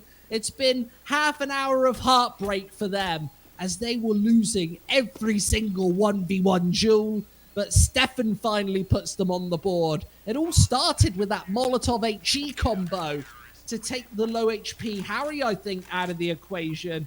And HS just cannot salvage the situation. It's amazing how much I love betting on 1v1 esports. goes It's so their cool. way. What's even better is when I can use Cash Out. Wait, you didn't know about Cash Out? Cash Out is when you can get your stake back even when your bet is going against you. Just one hit and your money is safe. So go to LootBet to cash out now. I think you have to rewind back even further than that. I mean, look at some of the tasty shots that Nordovin were delivering there. Just as the smokes were blooming, some of the frags they were finding were insane. Just lightning fast, but unfortunately, just because you can find a few kills doesn't mean you're going to close the round, as we've just learned. Ultimate attacks 12 to 11, and they're looking for 13 now as well. This is their chance at a 2 to 0. They trade once more. Cressy and co. fighting tooth and nail as the bomb dropped. Cressy drive by double kill, in fact. As it's just HS and Tensky left in a 2 versus 4 to try and make this round feasible.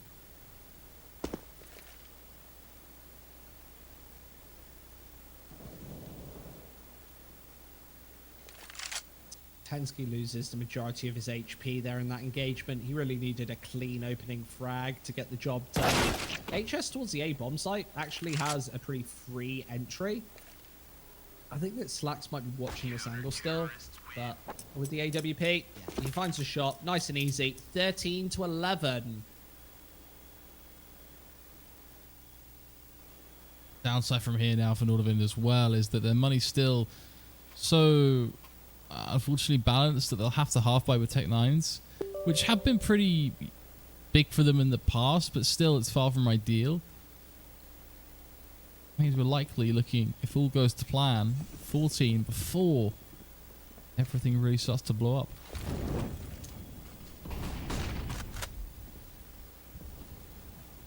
This is a massive change of pace. A props to alternate attacks.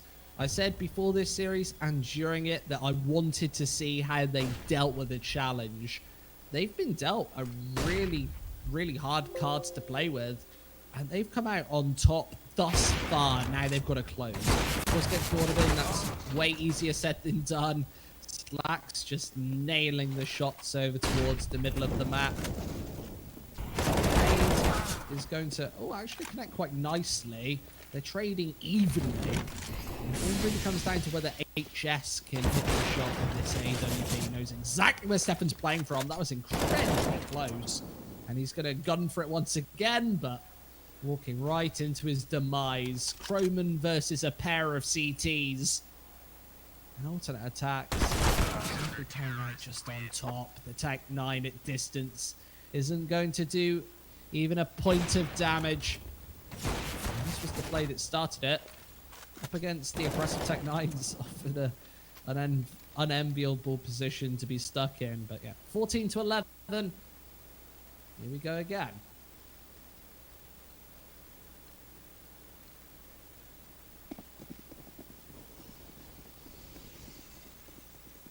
Really could not get any closer at this point.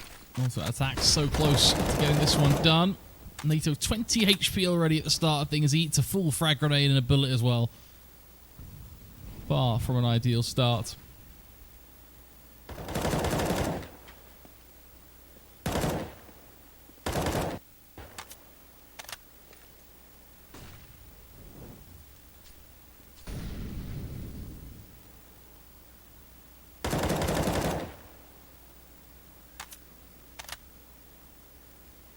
Attack's being much more patient about their play here. They're actually not forcing anything. They're not getting aggressive.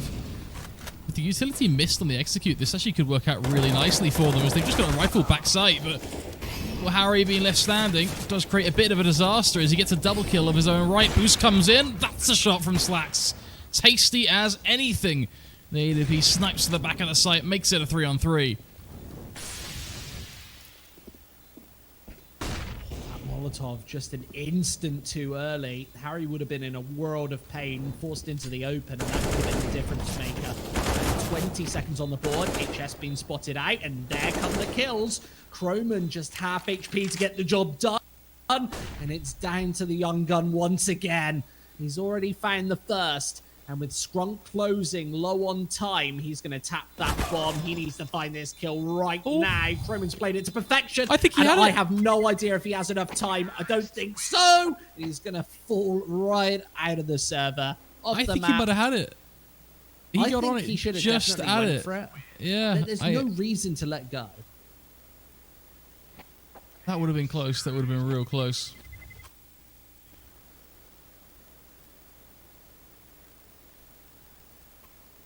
What a game. 14-12. The B side is definitely proving to be the weakness of this alternate attack CT side, that's for sure. Oh no, look at this money. This is a catastrophe right now. Alternate attacks don't really have a lot to work with here in round number 27. That'll likely allow the scoreline to close to that 14-13 mark. Everything to play for right now. As Nordavind, I'd say favoured on their T side. But with the scoreline this close, it all comes down to these individual plays, duels and clutches, which seem to be splitting right down the middle 50-50 at this point. Of course, this isn't a massively contentious round. Croman does get taken away. There's nobody there to actually guard the AK. Pressing within the smoke. He needs another shot, but unable to find it. Leaves Stefan without body armor on the B bomb site with that AK. Don't think it's enough to get the job done, especially with Nordavind hyper aware of where he's playing from. Yeah, he shouldn't really be able to do anything here. I wonder if he'll even give it a go. Might just wait for Scrunk, I suppose. Give it a chance, but yeah, with that not coming anything at all, I imagine he just walks away now. Saves the AK, realizing that one rifle is better than none.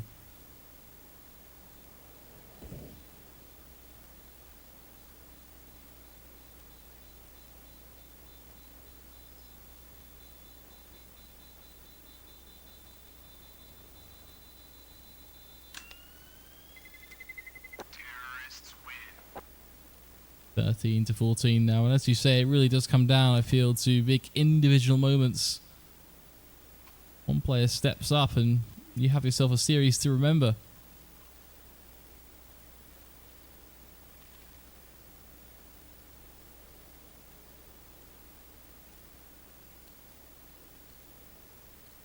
This is the round that really matters.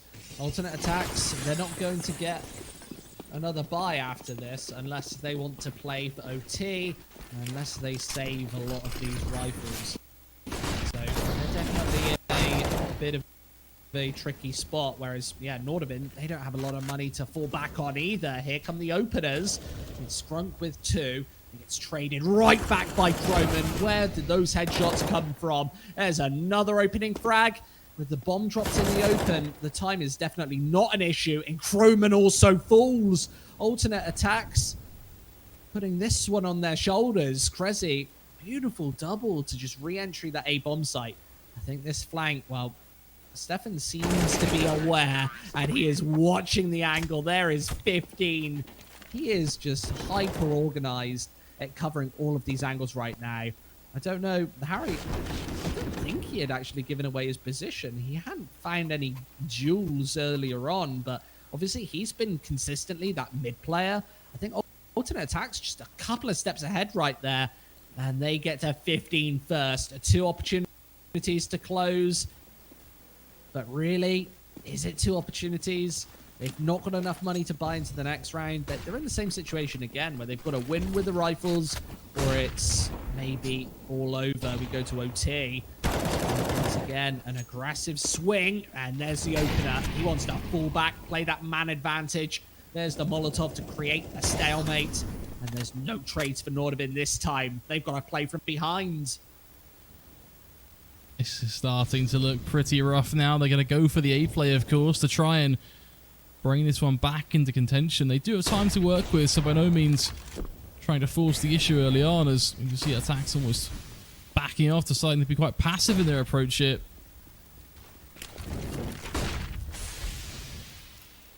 Bomb has been planted.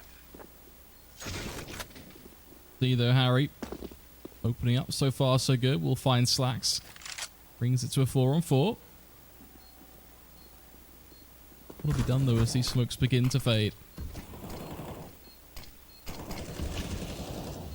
These are the big ones right there. HS tries to get the upper hand, spots one, lets rip with the AK, nothing to come of it. Cressy, good for one of his own.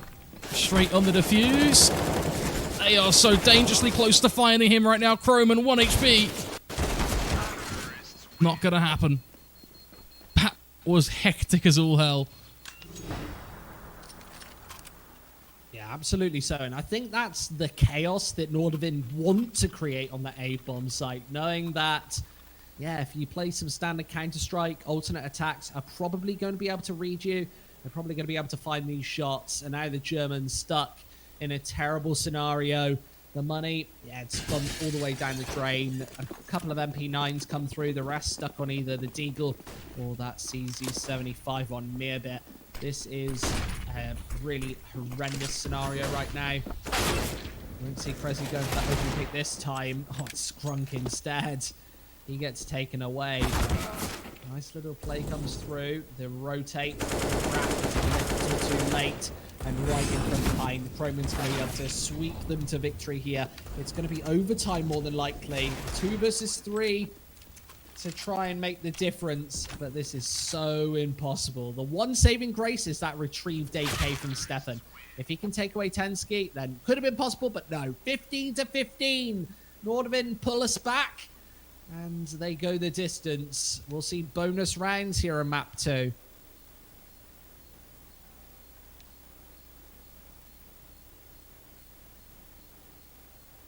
Interesting that we find a way into OT because it just... I have absolutely no idea, to be honest, who will take this. I feel like it really has come down to 1 or 2 key moments in the rounds there.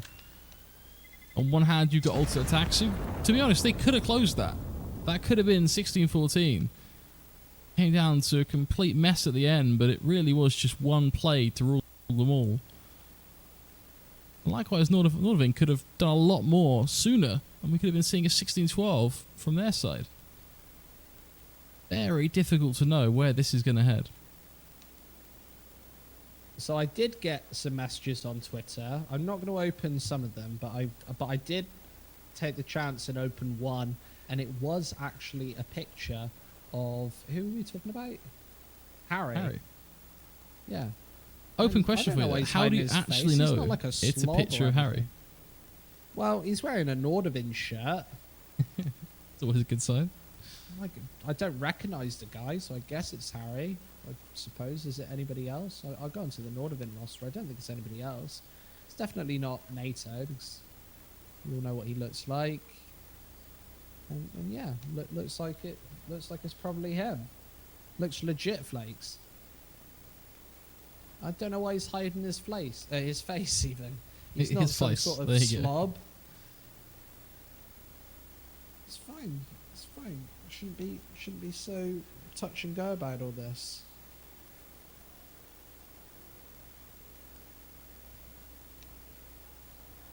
Oh look, Nordavind's in chat as well.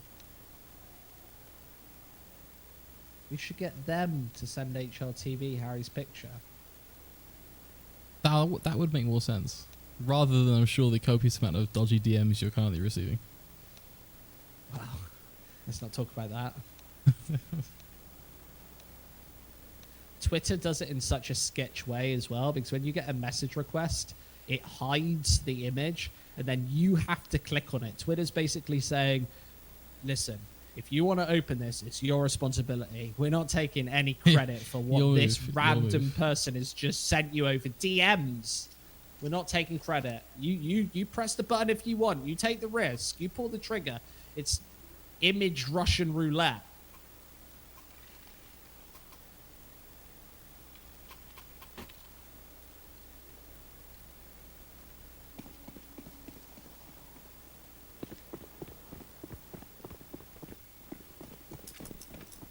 Well, now that I've got that interesting image of DMs out of my mind, forward to the first half of overtime in this matchup, 15-15. Nordavind, of course, still on that T side. Not the greatest of starts. They will lose a player early on here as Skrunk secures first blood. More to be done as the B play comes through. Stefan putting in the work right now as he picks them to pieces. The USP looking like it will be used to try and finish things off here, as this is a complete bloodbath. Wow. Very decisive defense there on the B bomb site. Remember, in overtime, it doesn't really matter how many players you survive with. As we always say, you've got enough money to buy into each and every one of these rounds. MR3 10k, it's very different. Remember, for the newer fans, MR3 means max rounds 3. That means that we play halves of 3, so best of 4. I think I couldn't have explained that worse. And 16k, that's the start money. There are so many better ways you could have explained that, and you come to not the simplest of solutions. But what's interesting here is Ultimate Attacks took it to OT, and then basically figured out that they can just crush Nordavind on the B side and the A side. It's like a completely different team I'm watching right now. This is ridiculous. These rounds look so much simpler than what they were before. Where was this about 20 minutes ago? This is ridiculous. HS 11 HP. Effect, yeah. This is the effect that pressure has on this alternate attack side. They've got lots and lots of strengths. We've been talking about them. Their firepower, their fundamentals in CS, their teamwork, coordination, communication. It all seems, all of the staples of CS seem to be there. But closing out games, that's definitely a different forte. Now HS is this 1v2. Very much they could be done there as well. Anticlimactic ending, I think it's fair to say. The attack 17 to 15, 2 very quick rounds. If they find a decisive third here as well, I'm going to be absolutely shocked, as that is such a difference in what we saw in regulation time. Overtime as well can often be that change of pace. It's that reset. You do get a couple of minutes just to chill out and ponder what's just happened. Usually that favors the winning team, the team with the momentum going into things, which would say would have been Nordavind. Now a must-win round for this T side. And Tensky is going to secure that first frag, but many more needed before that pursuit to the A bomb site is laid out with a red carpet. See Slacks as well. He is playing such a passive position with that AWP. He is one of the later lines of defense. And Nordavind, well, they switch up the pace. That's out towards the middle of the map. Their alternate attacks are actually caught a little bit off guard. As the B split comes through, full mid control has gone Nordavind's way. And this is so perfect. I really like this setup. Nordavind failed to take this site. It's all off the firepower because alternate attacks, they're not massively well set up. Yes, Mearbit has a bit of an angle and he's able to swipe a couple away, but still a 1 versus 2. Prezi on this B bomb site, and that smoke is obviously going to give away his position. He needs to get his Adidas's on towards this A bomb site right now. See what he can do. Cressy been known to clutch a few scenarios in the past. He's a bit of a beast in that way. He has an idea of a one. Without then going to either OT3 or 4. So it'll be interesting to see if alternate attacks have any tricks up their sleeve coming into their second half. Could be the deciding half. Alternate attacks to push their way into playoffs. Of course, this is a 2-0 bracket matchup. So you can see that top seed as well. It means you don't have to play against any of those playoff teams first. It's a big advantage. Tries for that flash. Oh, it's flawless. 2 quick kills, and there's the third. It's the cherry on top. Nado Safix, he's the last line of defense. Harry a million miles away, and alternate attacks haven't pulled the trigger just yet. They need to find the young gun in this left-hand corner, and are they going to check it? They do. Step in another headshot. Harry might as well punch his way into this A bomb site, and well, there's a first. Could be the opener here in the 1 versus 3 now. Near a bit low HP. You need some sensational shots to rail this one to victory. Looking the wrong way though. There's nobody towards this right-hand side. He has misread this situation. There's 20 seconds left on the board. He might have this flank in progress, but with only 12 seconds left on that bomb, He has been timed out. There's no utility to get the job done as well. And Slacks finds that pickup. Alternate attacks. Here comes another 2 match points.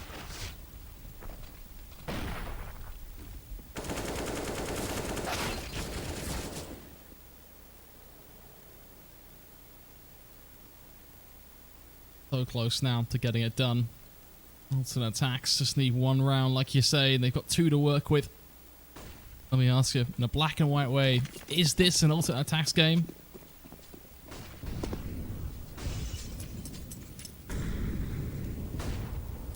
Wait, was that a question for me? That was a question. Oh, yeah.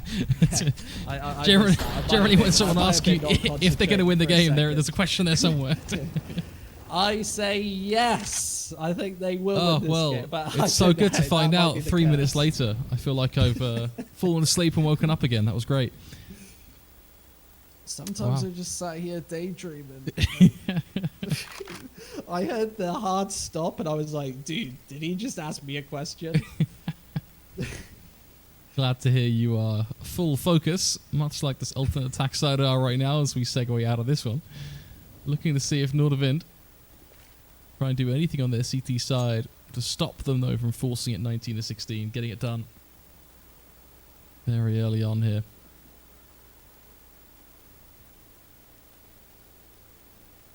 This is, of course, the change of pace again in this second half. Nordavind, a CT side, they need 2 in a row to take us 4th in this series. Not to a 3rd map, but to just a 2nd overtime right now. Alternate attacks just have to breach that defense 1 overtime on their map pick to close things out. Oh, it's a perfect flash. NATO Sapphics finds the shot nonetheless. And it's only this 1-for-2 trade. Croman, he's on his lonesome towards his A-bomb site. Nordavind have to get this rotate in order incredibly quickly.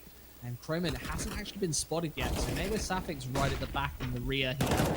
Should be able to do some decent damage. Oh, misses the jump. That might be the sticking point right over the top. And another 1v2 scenario. Without that bomb in hand, there's no opportunity to plant. It's too little too late. And Harry, he's just going to wait this one out.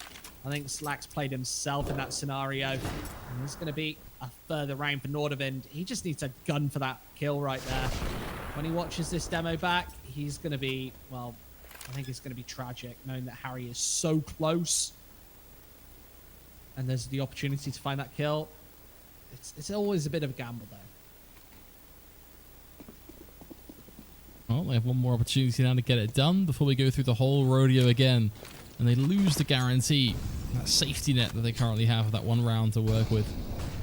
But, you know, there's definitely on this alternate attack side who, this time, are much more grouped up in their play, rather than being a bit more spread here.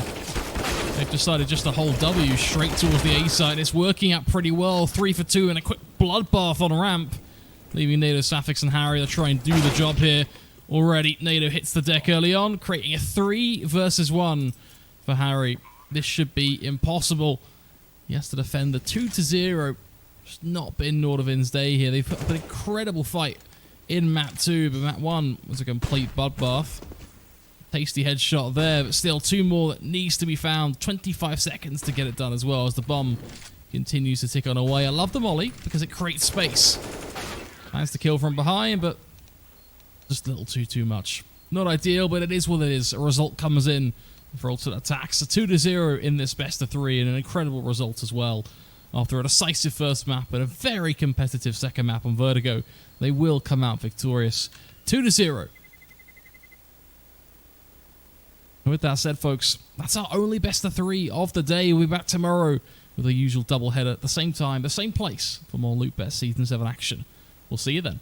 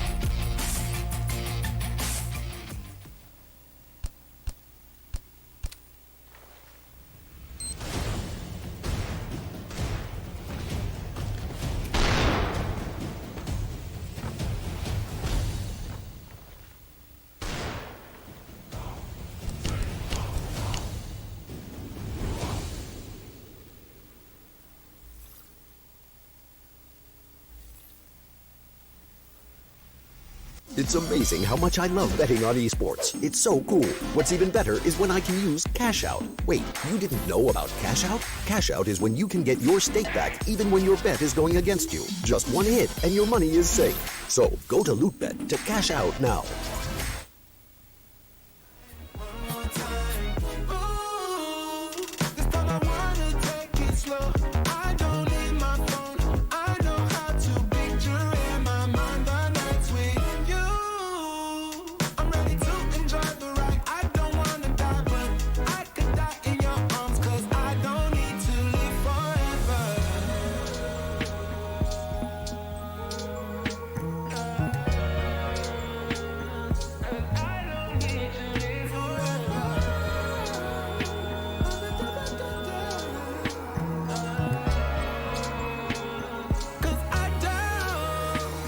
Get you one more time.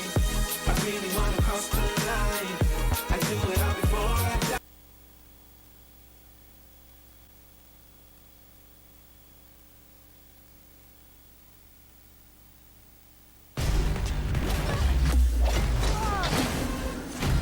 Hey! Stop!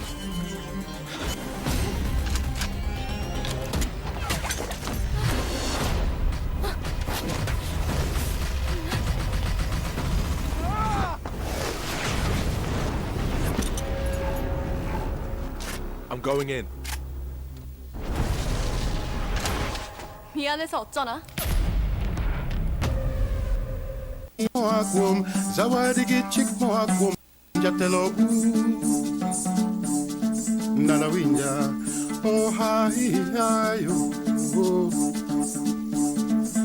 Halila binadam, halila watu wote, halila binadamu, halila watu wote.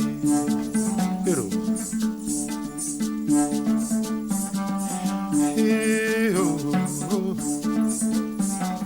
Hayo, hayo, yo halila binadamu, halila watu wote. Never done why you there, never done why you there, mana kamano. Chinga to bewa weye, chinga to bewa weye, mana kamano ero. Dakma wada ke pinni en mana zawadi. Chinga to bewa weye, mana kamano jayada. Baba tiro, luru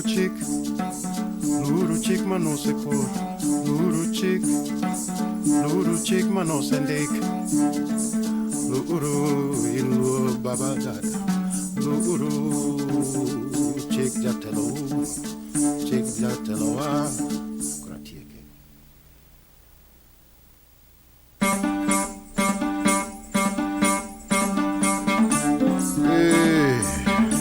Yakisumu, hallo sokodi manamos, Martin, agora hadith maroma, kamai. Oh, dada. Nyoro wa yudo wendo warwa ko malongo, warwa ke gichai, wachinjo ne rombo, bando bewa boko, unga loto guro, baba, nyoro ne wa yudo wendo warwa ko malongo, minyauru.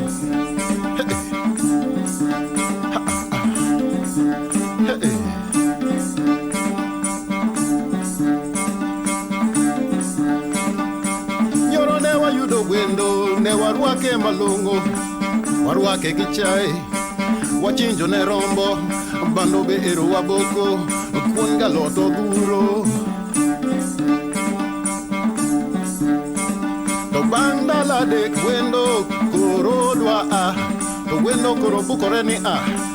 Giga be odwaro, meka be no dwaro, kara be odwaro, chiega be odwamulo, nyara be odwaro. Bai wendo manade ni, wendo mo.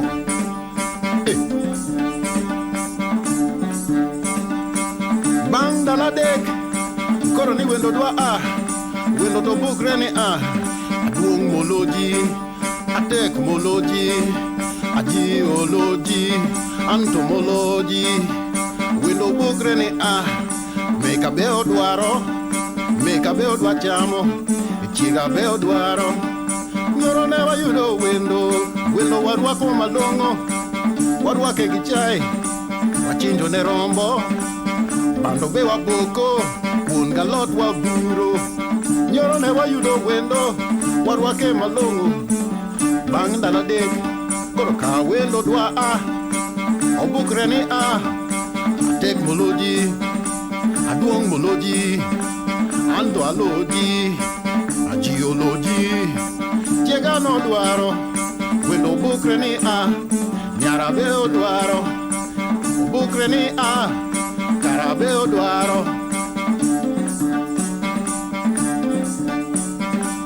Wendo obwaga, ero kora tieke, thum jaluo, agono riti, ero nyara, kela ero pi moro kanyo be amodhi e duonda tuo. Notek moloji, oduong' moloji, ojioloji, ento eroloji.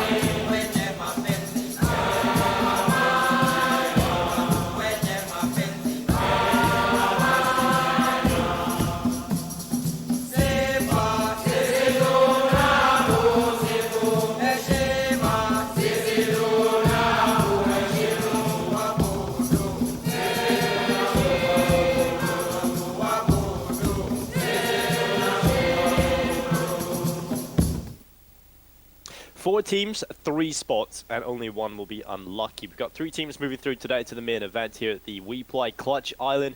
My name is Dinko. I'm going to be joined by Mitch. And we've got ourselves the luxury of casting Gambit Youngsters versus Espada. Now, there is another game going ahead on the A stream simultaneously, so if you are interested in following both matchups, you can head over to the A stream. That's just We Play Esport _EN without the 2. So there's a lot of Counter-Strike going played, and it's going to be Forwards versus Namiga over on the mainstream. Here it's Gambit Youngsters taking on Espada.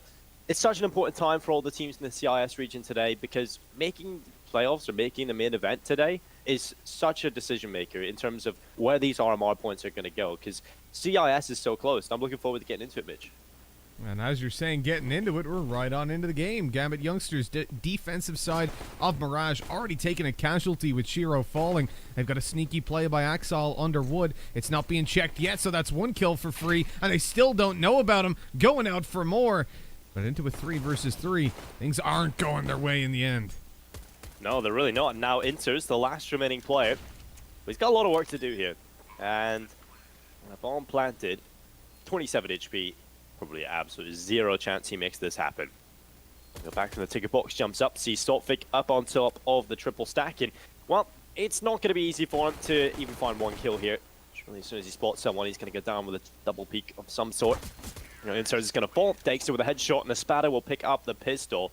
And coming into this matchup, it's definitely a hard one to call, because I would say, as usually, Gambit Youngsters should beat Espada, right? A couple of weeks ago, in fact, I would have said that Gambit Youngsters should be beating Espada. But Espada have really started to rise up in the CIS region. I think we started to see that in ESL 1 Road to Rio. Espada started to look really, really good. And some of these individuals are coming into great form. So, Gambit Youngsters, I don't know. They look really weak against Forwards the other day. So, I'm really torn on which way this one's going to go. Yeah, normally I'd like to favor Gambit Youngsters, but like you're saying, they showed us a lot of weakness the other day. Whether they can recover from that or not, we'll have to find out. But Espada have chosen Mirage. Their map pick somewhere they're comfortable, as we said before. You know, Mirage, Dust 2, these are so common when you come to the CIS region, and that's why Dust 2 is the decider. Overpass up next. In decent position for Gambit Youngsters to play from, but Espada aren't noobs on that map. In this round, though, it's looking like Gambit are the noobs, losing out on 1 player. Good shot by Inters. They know he's there now, though, so it's just going to be the pre-fire from Patsy to take him down, and the rest stuck inside a kitchen as Espada just overwhelmed the site. The bomb has gone close, kitchen window, though. Challenging as well. They have no interest in planting whatsoever. Yeah, 0. And now it's just Axel. Finnegan eventually will get the bomb plant in. There's going to be some money in for Espada, and now it's just Axel.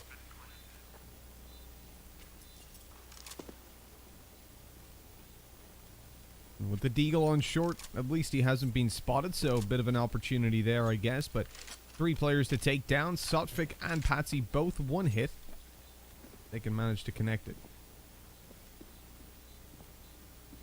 But exiting in through apartments pretty much confirmed. Never mind, there's 1 more kill for him.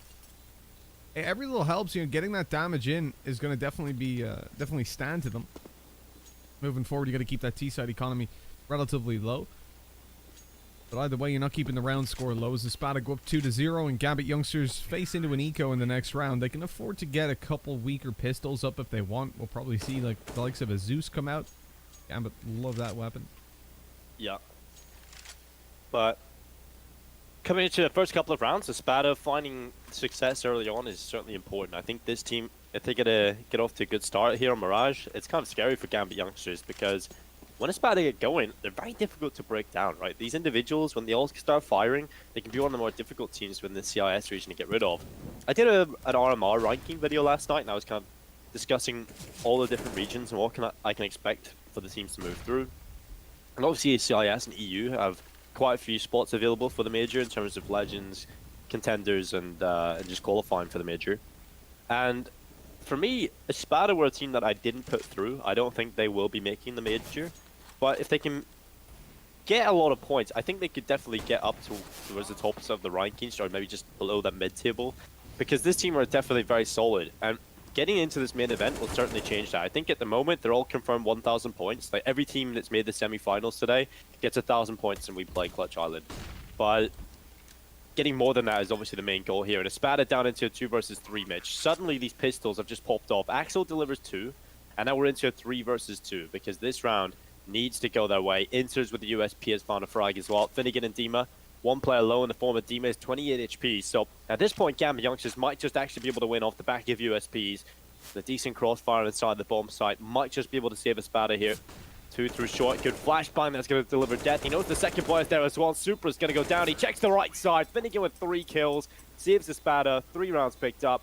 My God, that was way too close. You know, every single time these teams have played each other, Gambit Youngsters has come out on top, but recent form suggests this could be the time that Espada break the chain. Yeah. The veto is also pretty much always the same. There was one Inferno thrown in. Other than that, it's been Mirage, Overpass, Dust 2 again and again. And that almost puts a good word in for Espada, the fact that they've been here before. They've faced this same team on the same maps and no doubt done their research on how they can come out on top this time. One thing I'll highlight is Dexter on the AWP has been insane, and Shiro was weak yesterday, or the day before. So the opportunities are there. Yeah. If Shiro's still not turning up, I think Espada would go way ahead in that aspect, especially considering Overpass and Dust 2. Yeah, the crazy thing is here though, again, what we're talking about is just that one game they played against forwards. Yeah. For the most part, Gambit Youngsters have looked good. So Axel and Shiro are actually the 2 top-rated players in this tournament. Axel being 1.55 in the rating and Shiro 1.24. So it's going to be a quick play out towards the bomb site here for Espada. Patsy opening things up, but Dima comes in and follows up. And it's a 3 versus 3 as the bomb plant can get through. Espada definitely have a chance of winning this round as Gambit Youngsters are completely locked out at the moment. Axel down in behind the double smoke and short, but he's going to fall surely after this because his 2 teammates have just gone. And now it's all on Axel looking to try and step up, but it's Espada. The first gun round, they go for a very simple strategy, just a straight up B-rush, and it pays off for them.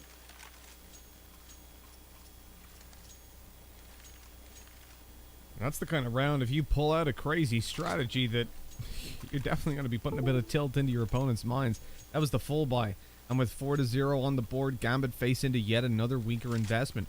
Espada coming through with some great openings, and Patsy leading the charge in the fragging department. It is great to see.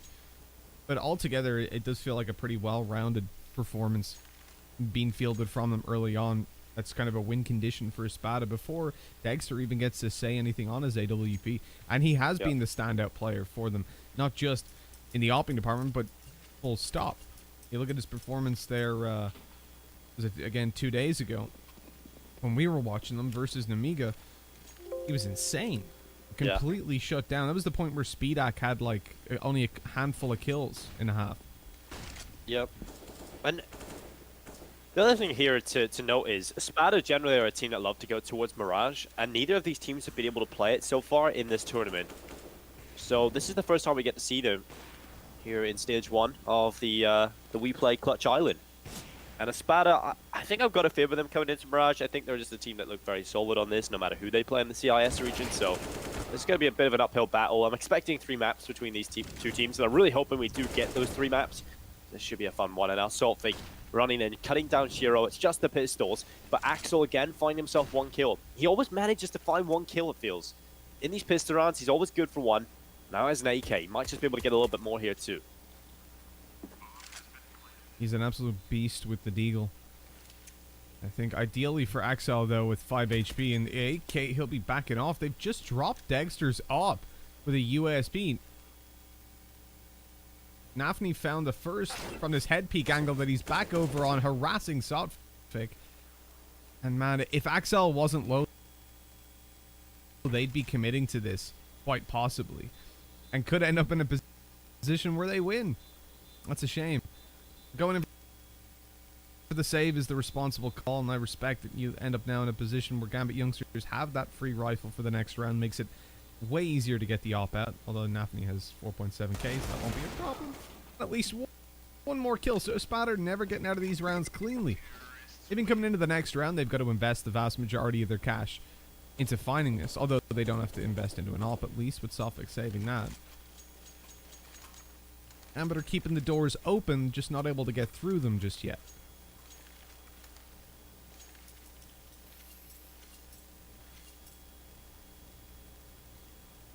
Well, we'll see if they can pick up their first gun round here. Gambit in this tournament, top-rated team, 1.18 rating. Definitely have the individuals, but sometimes what we see from this team is a bit of a younger roster, a couple of mistakes committed, and sometimes the system fails. But they've been together for such a long time, Mitch, that their system is obviously going to steadily get better. But Dexter shutting down Shiro to start off this round. Axel coming in as well. Dexter gone, and it's a trade back and forth. Scrappy starting to round number 6.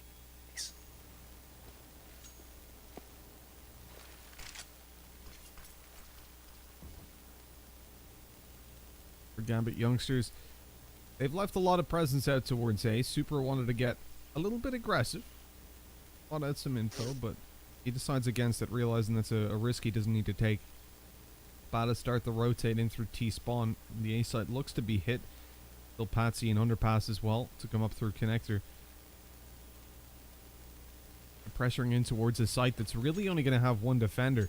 Afni's smoked off. And with Super all by himself up close, he's got to get more than one from a very hard position to do that. The swing comes through and he doesn't even get a frag. That's the heartbreaking part now. Man advantage in play, but Patsy is going to go down. These trades have been pretty good from both teams. Nafany getting rid of Patsy puts it right into a 3 versus 3. 30 seconds in play now. Inter's back in CT spawn. Utility is going to deploy that smoke. Actually, because it's deeper, allows the player on the CT spawn to wrap on the right side. But Saltfic, he's that player. He will push that if required. And now he's going back inside of the triple box, just around the other edge of the smoke. He's got himself to this corner, and what Inters, he's got a 1 versus 1 angel here, and it's Saltfic that wins the battle. He'll go down through the smoke though. Axel able to take Saltfic away, and now it's a 2 versus 2. Espada, Demo's on 2 HP. Finnegan has to do the heavy lifting. He's up on top of the wood. The spray comes in, and a double kill from Finnegan. Yet again, showing up. It's 6 rounds in a row for Espada. And like you said, Gambit Youngsters keep that door open, but they can never go through. They're not winning these rounds. And Espada, well, they're just kind of dominating. And finally, Gambit Youngsters, another pause coming in here. They've got a decision to make coming into this next round. They can invest on a couple of players. They can definitely get a decent buy going here, but it's not going to be brilliant. It's certainly going to have weaknesses. And with the way things have been going, Espada likely to win this. And another round where Dagster's able to dominate those opping duels. Shiro's definitely struggling in this one to start. And even though they managed to trade it back, didn't too well for them, did it? Espada able to focus in towards that A site, the weaker defense, as I said. The smoke actually that went down towards jungle took a long time. Nafany wasn't smoked off. I presumed he would be because Sotfix still had one. But they waited until they were fully pushed out, and the player that was in towards Palace had peaked. That's a little bit of a gap. I'm presuming he knows the lineup, but avoided it. And if there was an op there, they could have been in trouble, especially because Shiro had been dropped early. That op could have been recovered. Either way, it worked out for them. Now they get the reward. They're up against pistols. Shiro's got his AWP out.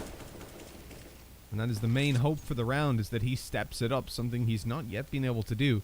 Playing in towards the B apartments, not spotting anyone just yet, but there's an opportunity. The second opening duel that went Gambit Youngsters' way this game. The Espada, on the back of seeing that op, they don't want to go towards the B side and give that powerful weapon an opportunity. They're looking to hit A. Delayed by a utility, allows Gambit to rotate in.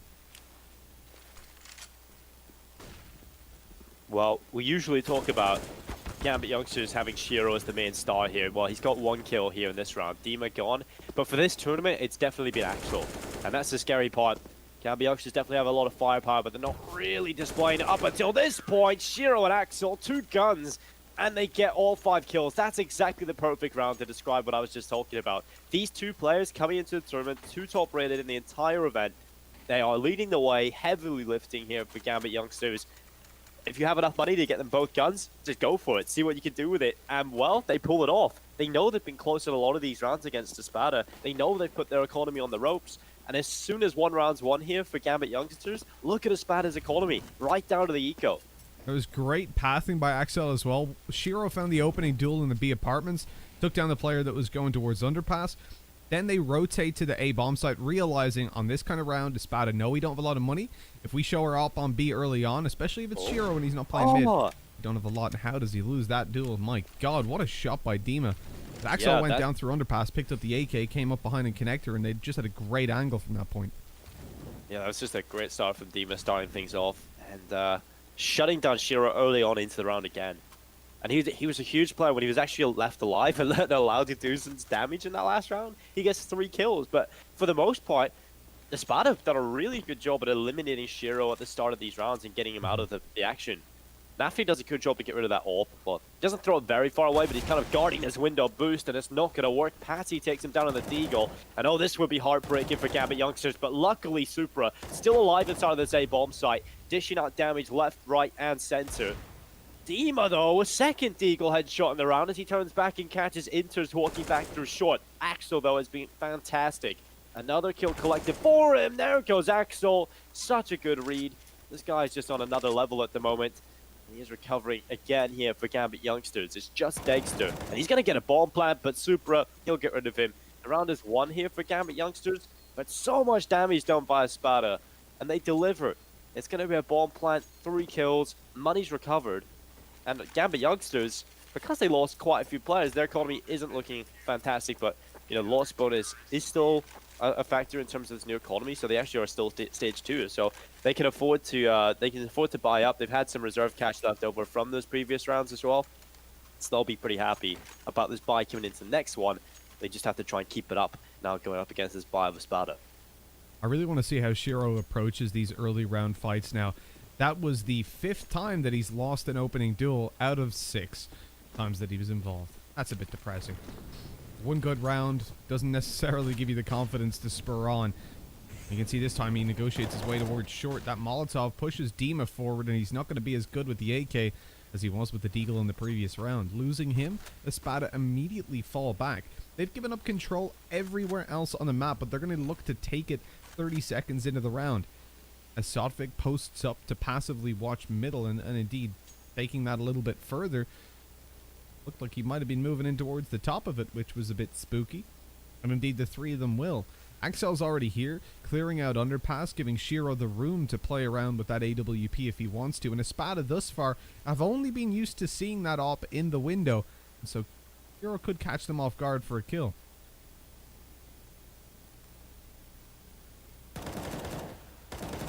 Run boost not going to work out at all. Shiro, as we said, catching them off with the kill on the AWP. Nafni follows up to Patsy, and that's really why you don't take mid control a minute into the round. Your opponents have had so much time to settle down, clear underpass, clear apps, and realize there's no one there. Oh, that's terrible timing for Dexter. And at that point, it's just GG'd in the round. Yeah, and if you are going to take mid control late in the round, then you've got to be aware of that factor, and you've also just got to be so methodical in approaching it. You can't leave any stone unturned. You have to use up a lot of utility. And Gambit Youngsters, what a round, basically. Like, this is what happens when you keep Shiro alive early into the round. Gets himself a kill. The rest of the team don't fall to pieces. There isn't a huge weakness in terms of that mid position, given Espada actually let them have it for a long while. But we go into this next round. Espada could have afforded a buy, but instead of going for that and instead of risking losing the economy for the rest of the half, they're going to go with the Tech 9 P250 purchase and leave reserve cash into the next round. So they should be getting a good buy going into this next one. Gambit Youngsters, this should be a 4th round, but they have to be careful. This B-Rush, it can work for a lot of teams, so Gambit Youngsters have to be ready for this. Yeah, here we go, the opening shot, and they're going to run in right afterwards. The flash goes through, but Inters is still good for the kill, has support from short, and that is easy pickings down to just Dexter, and not quite as much damage in this one as they had in the previous week by round. Does Espada give over a 4th to Gambit Youngsters?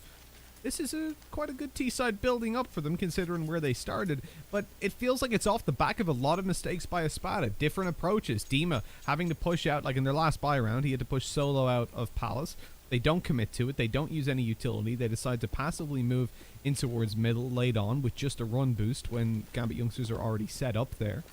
Run right into 3 players, get torn apart, and just everything has been pretty horrendous for Espada in that last buy round. Now we look to a similar early round approach, but with 3 players in Palace.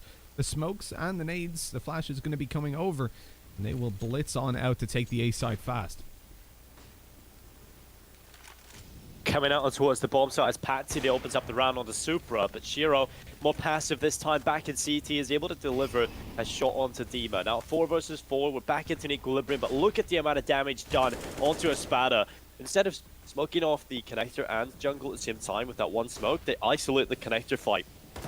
But Axel, he's going to find one Inters with the double kill. Swings in for the back of triple. Dexter and Patsy both go down, and it's just finishing the last remaining player. And Nafni, already doing so much in this round, looking to do it again from middle. He applies pressure. I mean, when he doesn't get a kill there, I'm going to explain my reasoning behind why I think Nafni actually did a good job in this round. So they isolate his fight, and instead of committing to the fight and giving that kill away to Espada, he actually buys a lot of time and draws their attention towards him inside the connector. And that allows Inters to come around the backside and find players distracted, fully focused onto that right side, and Inters walks away with two huge double kills, and that, of course, delivers the round win here. You can't really do much off the back of that when you've lost those 2 players, so not really doing a lot in terms of fragging department Nafni there, but just staying alive and creating enough of a distraction to allow Inters to come around the back allows Gambit Youngsters to ensure their round win here. That's the part that I think evades a lot of people when they're new to Counter-Strike, right? You see like an entry fragger, for example, with a negative KD, and you're like, oh, he's bad. But in fact, without him, the team wouldn't have nearly the same level of success, and same can be applied there on the defensive side if you're dragging attention and giving your team openings. It's a very selfless style of play, but definitely one that's worthwhile. And yeah, how is Axel doing so well, man? 17 kills on the board. It's crazy. Axel's just hit like one of his best forms in this tournament, honestly. We know this guy's capable of doing a lot of damage. We've seen him in Gambit, the main team, and then that kind of all fell apart. I was excited to see what he could do, but now he's got a chance here. Chances are definitely there for Gambit Youngsters. They need this 6th round. The Deagles doing damage yet again to start it off. Dexter's the one opening that. Axel so far being the main Deagle player on the server, that's for sure, but he's got the rifle in his hands as they look to just allow these guys to push through. Dima in with another, and it's Axel that he's dropped. The damage for Espada has already been pretty considerable, but there is so much money built up for Gambit Youngsters that that's not really a concern. Unless they can win the round, I think it is fairly superficial. And with just Finnegan left alive, he had the impressive 2K spray down earlier on. But this time, all he gets is a bullet in the back. Yeah, Shiro just kind of checking all the major angles there coming out, just making sure that he doesn't leave any stone unturned, catches Finnegan at the back looking the wrong way. And now Espada have kind of crumbled. This was 6-0. This was a huge lead from Espada, winning every single round in a row. And now Gambit Youngsters, they win off the back of one round where Shiro and Axel decided to invest in rifles and the rest of the team saved money. And what happens? They deliver, they get a round win, and now they've won 6 rounds in a row. So Espada, this is certainly a scary time for them. We're moving into the last few rounds of this half. Espada, they're on their last legs economically here. They don't have a whole lot left over. It's going to be the AWP here for Dexter, the rest on AKs, 1 Galil here for Finnegan. The utility is good. But in this next round, if they lose, well, they are going to be looking rough. And Axel, like you said, I just want to really talk about this player. Like, the fact that he's 17-6 right now, and he's keeping this incredible performance up across every map that he's played. I'm excited to see what Axel can do later in this tournament. If they can make the main event, which is looking good at the moment, because if they take down Espada or Mirage, I favor them on Overpass, then Gambit Youngsters will be getting themselves a spot in the main event, and I think they can do a lot of damage if they're playing like this.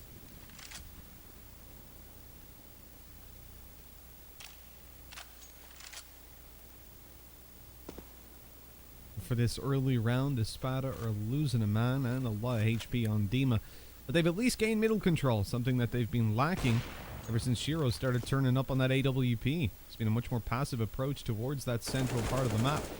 And as Sotfik gets up connector and finds a kill, it is a trade back for his fallen comrade Dima. Movement towards the A site. Sotfik looking for anybody coming in through ladder room. Espada changed their mind. They hit the B late on, and they made the right call. Perhaps those were steps being heard down towards the bottom of middle. Inters rotating in CT spawn could have been heard, but I think Shiro might have caught steps as well in the apartments as immediately Inters turns tail, moves to the B bomb site to support, and Espada running into the, well, I suppose in a way, a stack. Well, the majority of the players over here for sure for Gambit Youngsters right now. Crossfire, 23 seconds, good damage as well. Inter takes the first, the second kill, and well, probably a third here. But Dexter, he's quick on the ult, but winning this clutch, highly unlikely. 14 seconds, he's got to get down there quickly, otherwise another player's going to arrive. And Shiro, he's not giving him the fight, he's just hiding, and this is really well played. 7 seconds, not enough time to win this round now for Dexter, really, unless he immediately planted. And, oh my god, Shiro, don't do it to him. Don't do him dirty like that. There we go, P250 kill, not the embarrassment of the knife, but nonetheless, they do it after time, and Dexter has no money. $950, Mitch. This is a nightmare scenario for Espada. Oh, this is just horrible. It's all falling apart. It was looking absolutely brilliant for Espada coming into this. 6 rounds in a row, dominating Gambit Youngsters in those opening duels, dominating them in the map control, and just dominating overall. But now they've fallen apart. They haven't won a single round. It's 7 rounds in a row here for Gambit Youngsters. Yeah, the first 4 I chalked down to Espada making some big mistakes. And by the time they eventually started to show up and come back into playing proper Counter-Strike, well, they'd already given Gambit Youngsters the momentum, the promise that they needed, the confidence to play their own game yet again, instead of feeling a little bit more siphoned into certain styles. Okay. Jiro's got the trade there to put it into a 4v3, and Espada not even on the bomb site yet. No, you've still got Finnegan just kind of waiting in Palace, and generally in this setup, the Palace player is there to cover off the bomb, to cover off the planter from those connector and jungle pushes, but they haven't been able to get onto the bomb site to get this bomb planted at all. Dima finds a headshot, Nafany going down, but it's Inter's yet again. Deja vu from this position, 2 kills collected, and Axel swoops in as well. Finnegan out of there. Money again, looking rough for Espada, moving into the last round of the half. This could be 9 rounds in a row for Gambit Youngsters. This is unbelievable, and if Gambit Youngsters got off to a better start, if they weren't losing Shiro at the start of the round so consistently, Gambit Youngsters could have had a monstrous CT half here. So I'm not feeling good at all about Espada now. No, not in the slightest. I mean, look, still a well-rounded performance in terms of frags, I guess is something to say, but there's not been many since we last said that, what, 9 rounds ago. Shiro not doing better in early round duels, but still managing to find himself those frags when it counts. That's because we don't really want him to be in the early round duels. Yeah, he can be very good at them, but we've seen already that he's actually quite good at just being involved late into the rounds. We know he's a very clutch player as well. I enjoy seeing Shiro open up rounds and get involved, but if he's not really showing up on that front, then you definitely want to keep him alive. And Axel's going to get a double kill as they try and rush through the apartments. Espada up against the ropes. They realize, okay, we need something quick. We need something desperate. We'll pull out the B-rush. They have managed to take the side, but they're a man down here. They desperately need this trade kill. Not too far off landing that, but Nafany around the corner to the right side might just go down to the Galil. Good kill from Dexter. Now back into a 2 versus 2. The nade heads towards him. Oh, they know that Dexter was up close around this doorway, watching in towards the window. They've spotted him, but Dexter good for 1, but no second in that situation. A super will get the defuse and put it on 9-6 at the halftime. What a comeback by Gambit Youngsters. 9 rounds in a row, absolutely shutting Espada out. And I feel like we saw a lot of problems even towards the end. It's not like they turned up completely. You look at not that round there, but the one before, where one player is pushing into CT, peeking aggressively on that angle, whilst 2 are still on ramp and 1's in Palace. Their smokes were down, they were clear to gain the control of the site. Once he falls, that is it. Those players on ramp all of a sudden aren't pushing forward as free as they once were, because now there's presence in CT. It gives the players towards connector a much better chance of pushing through those smokes and trying to force the duels. Maybe a flash coming over, so they're waiting for Espada to make or for Gambit Youngsters to make a move, and they just weren't in sync there towards the end. Really lost focus. Yeah, I just want to highlight something real quick as well here. Axel, 28 right now, that's impressive enough.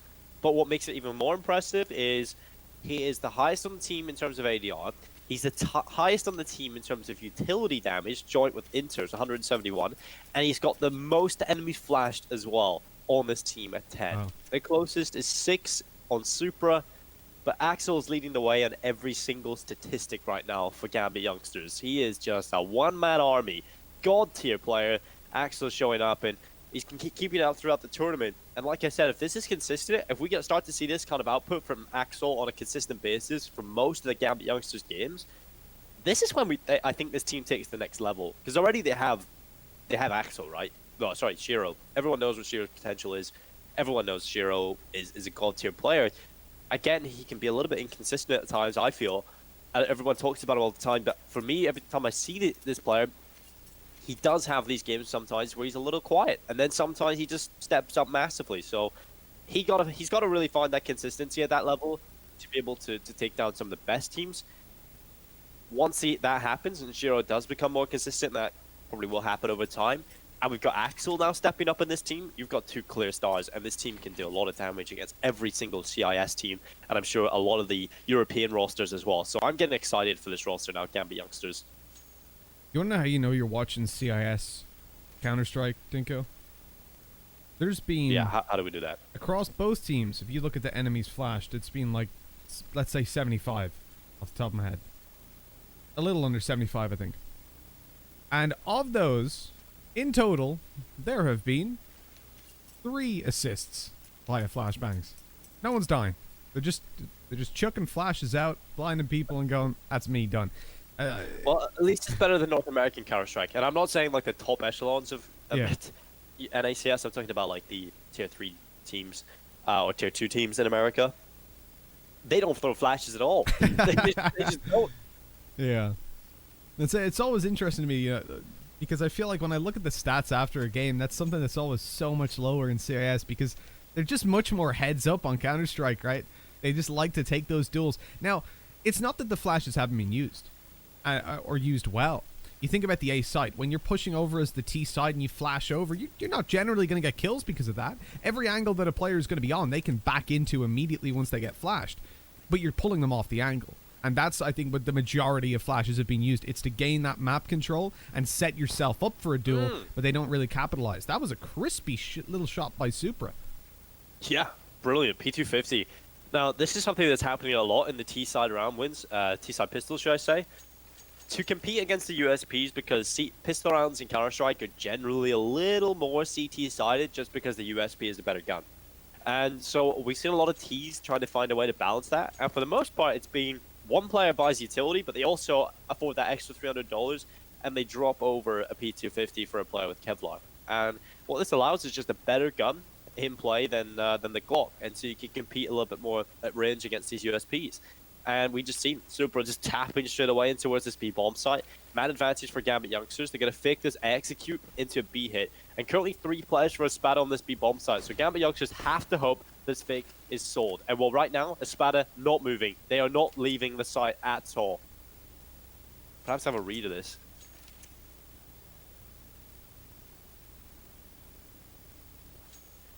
Here they come barreling on forward. Gambit Youngsters grabbing their opening on A.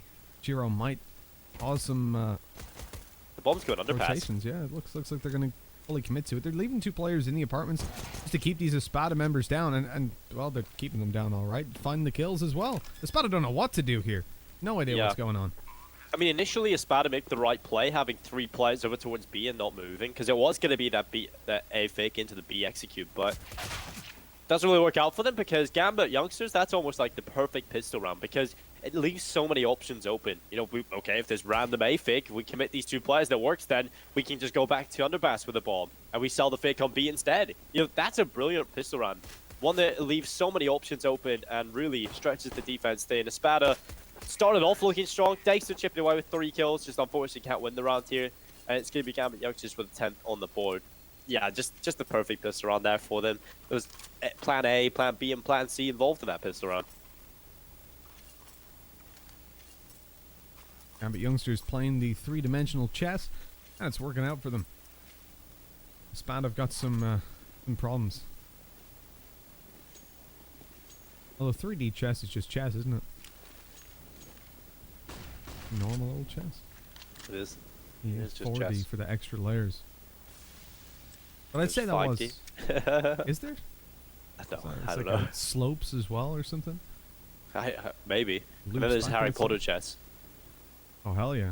Now we're talking. Never a huge Harry Potter fan, but I loved chess as a kid. I had dreams about being able to walk around the board. Be cool. That's a weird dream, Mitch. That's just like having interactive... That's just like a very nerdy dream. Like knight go there, and it's like a guy in a horse. Be on the chessboards. I never said I was a dream fun of child. No, you definitely weren't. And well, Espada coming in with a force bite. Now this is almost crucial for them because they haven't won a round in 10. Now the scoreline may look somewhat close, but that's completely misleading. Gambit Youngsters are literally destroying Espada at the moment. They continue to do so. 2 kills picked up for Anthony, and 2-man advantage in play for Gambit Youngsters. Yeah, Espada just going in for the save immediately. They don't want to get involved. These weapons are better served to them in the next round because they're not going to have a buy. No cash in the bank. And Dexter was looking for something with the scout, but they abandoned that pretty quickly. I will say, Dinko, though, one misconception about university is that chess is actually pretty cool in uni. I was a cool kid. Well, I mean, you can be cool among nerds, I guess, and I mean, everyone's a nerd. We're all here saying we're talking about video games. Everybody's watching competitive video games, and we love it. Nerds rule the world. That's how that works. So, 11 rounds on the board for Gambit Youngsters. They're loving life right now. 11 rounds in a row. Can they do it? 16 rounds in a row, Mitch? Who knows? But don't you say I've ruined it.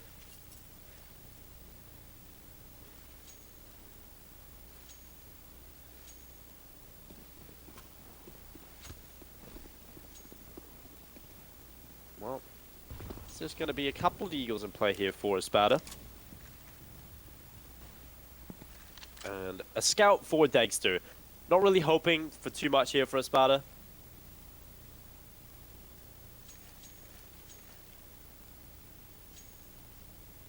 No, you don't imagine a whole lot's going to come through. I mean, realistically, this is a clean win for the Youngsters. Opportunity to build up that little bit of extra cash. Saving over those weapons, though, for Espada actually does a lot, because it avoids giving Gambit Youngsters the kills in the previous round. It means that the Mach 10 of Axol isn't going to farm as much money. And then coming into this one, it gives them a better chance to actually punish that Mach 10 and the other weapons around here.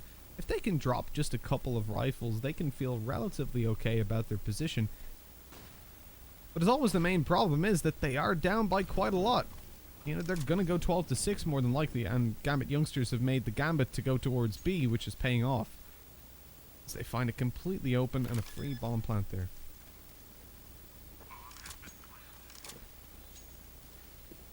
Yeah, Espada, they try to gamble, doesn't work out for them.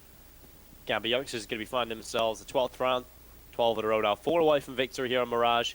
Again, this is the map pick of Espada, one that they're very comfortable on, and we have to favour Espada coming into this matchup on. And then they didn't really perform after the 6 rounds in a row. So Gambit Youngsters in the prime position right now.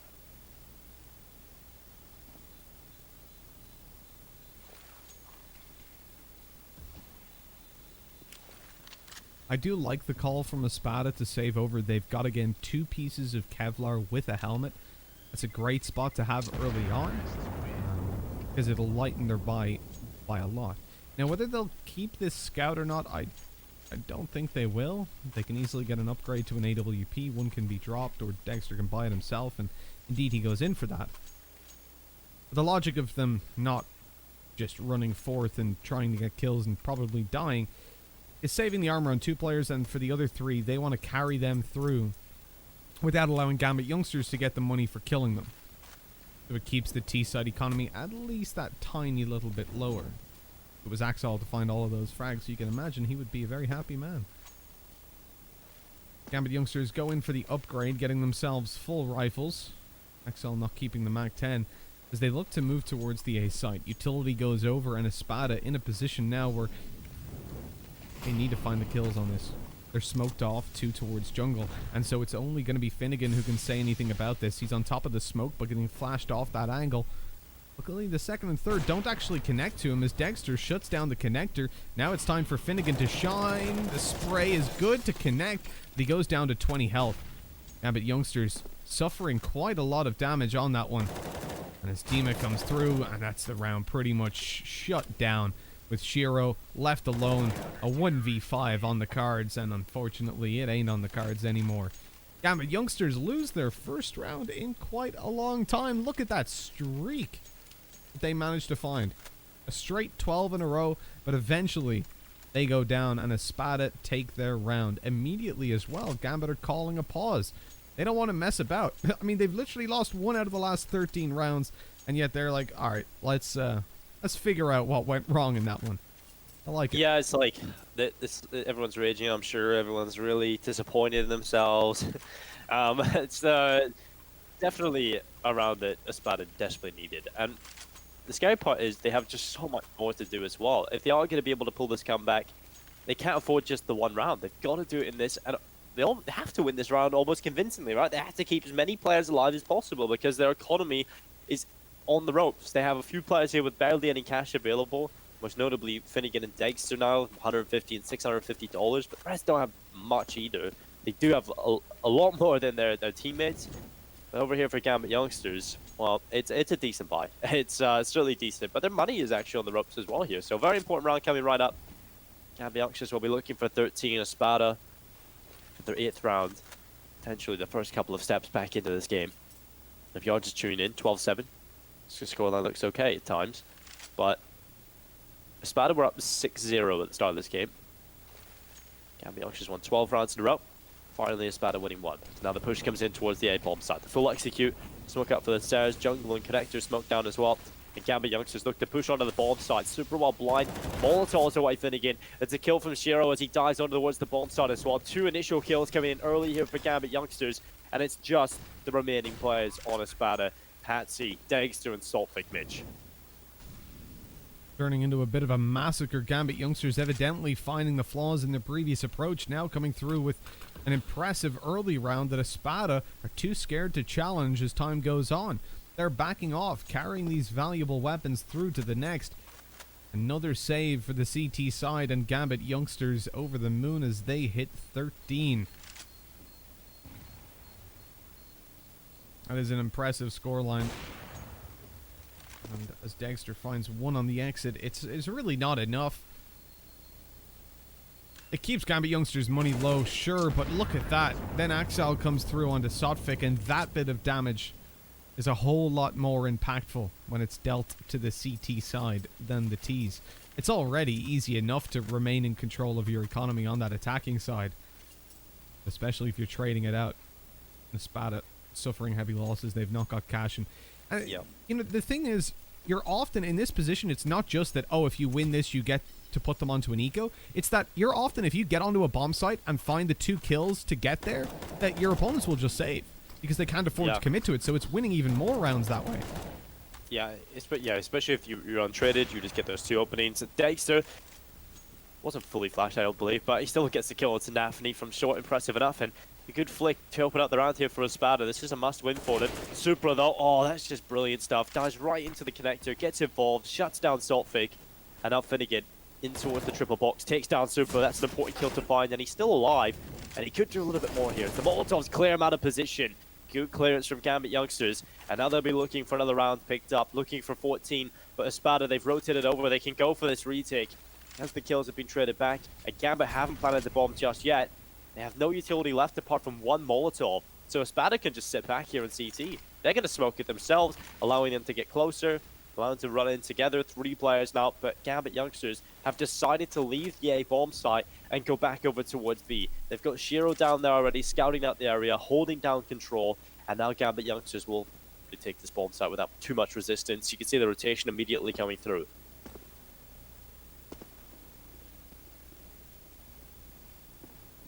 Straight on to B. Dima's still here though, and he's actually just starting to push out, which is unfortunate for him because he goes right into the AWPing sights of Shiro as the scoped rifle takes him down. Espada in a 2v3, they can go for it, but I think if Dexter doesn't find a kill, they're unlikely to fully commit. Patsy makes a lot of noise. The scope heard just as he drops, so they know at this point both players are in kitchen. The steps away, but Axel wants to hunt this down. He wants to take that op out of play. Gonna get to the doorway, but the shot for Dexter comes in to save the day as Gambit Youngsters hit a 14th. Espada at least bringing these 2 weapons through to the next round. That is a very... Oh, wait. Are they gonna? I think they've realized they can't cross. It's not worth the risk. I'm very worried here about what we're seeing from Patsy. But no, he took it in the end in CT. And that is going to be 14 for Gambit. Yeah, 14 rounds picked up now, 2 away from victory, 2 away from taking the first map of this series. And again, what this series means, if you're just tuning in and just randomly have come across a game of Counter-Strike, we're currently in the regional major ranking close qualifier for the CIS region. All the points that they pick up here are very, very important for qualifying for the major. Now, I don't know if both of these teams, or either of these teams, shall I say, are going to make that major. It's going to be very difficult. There's only a few spots up for grabs and a lot of great teams within the CIS region, so they have to perform as well as they can. And this is making this main tournament is so important for both of these rosters. And if you win this series, you go to the main tournament, you guarantee yourself more points, and we'll see if they can do that.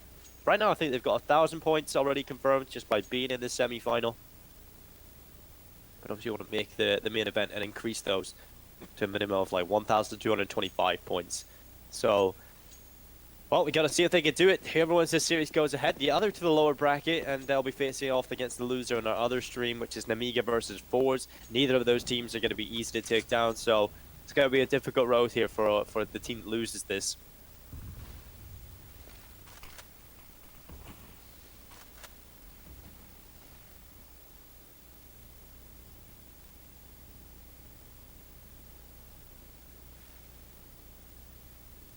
It's a slow start for Gambit, but they don't take any mid control whatsoever. It's going to make Inters' rotate to be a little bit more risky. Luckily, Espada are firmly cemented down towards the back and CT side of the map. Real aggression is from Dexter as they move out towards this site. Dexter's able to pick up one from short. The op now known to be there. Quick swing from Nafni, but they don't know there's in fact 3 players around B. Even despite that kill onto Patsy, they have to deal with Dima, and Sotvic's made it out to side as well, dropping the bomb. Sotvic shows himself, and just a second later they win the round. Espada in there with another CT round. Gambit aren't going to be down and out just yet. Their money is low, and they could afford to just take pistols and armor here, go for a faster play, perhaps. But they've got plenty of rounds to play with.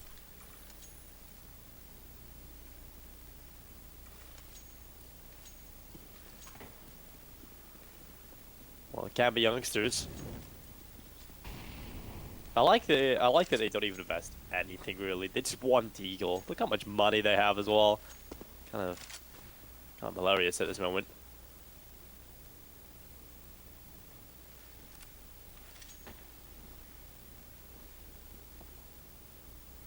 Minute 30 seconds in play. Round virtually just begun, but we're not really expecting too much from Gambit Youngsters. I like that they're taking this round like a bit of attack pause as well. A lot of teams you'll see do this is just the Glocks in play, absolutely nothing.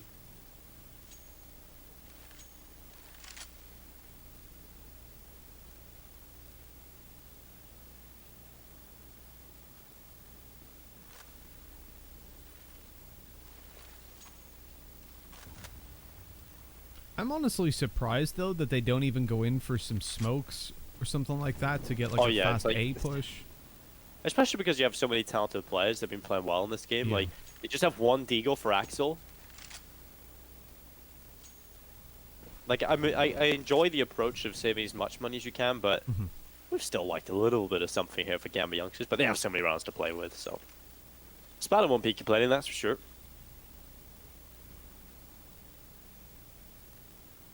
Well, you'd hope not. We'll see how the round develops. Axel with the Deagle was a very dangerous force to be up against. In the other half, that was where he was finding his 2Ks, his 3Ks out of nowhere with weaker weapons. And as time goes on, so I mean, it's only 10 seconds left. What are they doing? They have to plant that bomb. If they don't, some players are going to be struggling for money. At this point, Espada could just avoid killing them. And yeah, look. Oh, Axel's managed to get an AK. Alright, fair enough.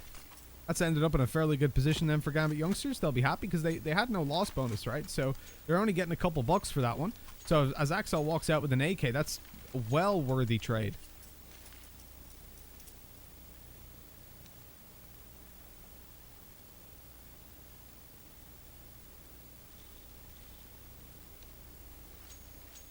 Well, 14-9. I think there's a tech pause coming in at the moment, so hopefully it doesn't last too much longer. We got to the end of the Gambit Youngsters Forwards game, and it was just 1 or 2 rounds away from 3 there, and I think it was 15-9 or 15-10 at the point for Fours. They just needed one more round, and Well, it lasted like 40 minutes, I think. So that was something.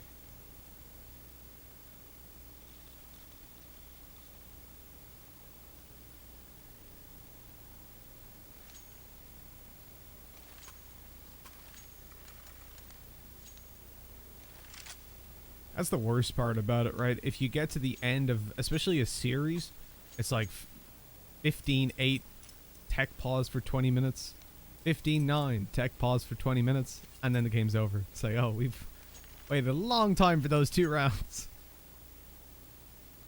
But looks like this one isn't going to be quite as long, luckily. The double op setup from Espada. Patsy taking the secondary. I think he's been playing quite well with the rifle. See what he's got with the AWP, with an early play towards short, getting out the window and up and over the railings. Set up to try and shut down the players as they come out of top mid, but eventually decides to back off and play that angle a little more passive. Logic there, it's been long enough that Gambit could have gotten up through underpass, and as he's scoped in on top mid, a player jumps on the bench and takes his head off because he had no further support there. And it's odd to see them take so little control considering they've got a double op setup. They've left mid completely, gambling in towards the A ramp instead. With 2 players up close, Dexter's there on the op to bait them in and Finnegan to spray them down afterwards. This is actually quite a powerful setup. As he gets one, Dexter can just back off at this point. He was thinking about dropping the molly to tell them no one's in ramp. They have no idea about Finnegan. Finnegan on the left side. Supra wanted to get through the smoke. Obviously, it would have been a death sentence if he decided to do that. So thinks better of it. Gambit Youngsters don't really have any map control right now, so they're almost kind of forced to go into this A bomb site. And only 30 seconds left as well. Finnegan's got so much control. That breeze smoke as well coming so deep. They can't even gather up in the ramp itself.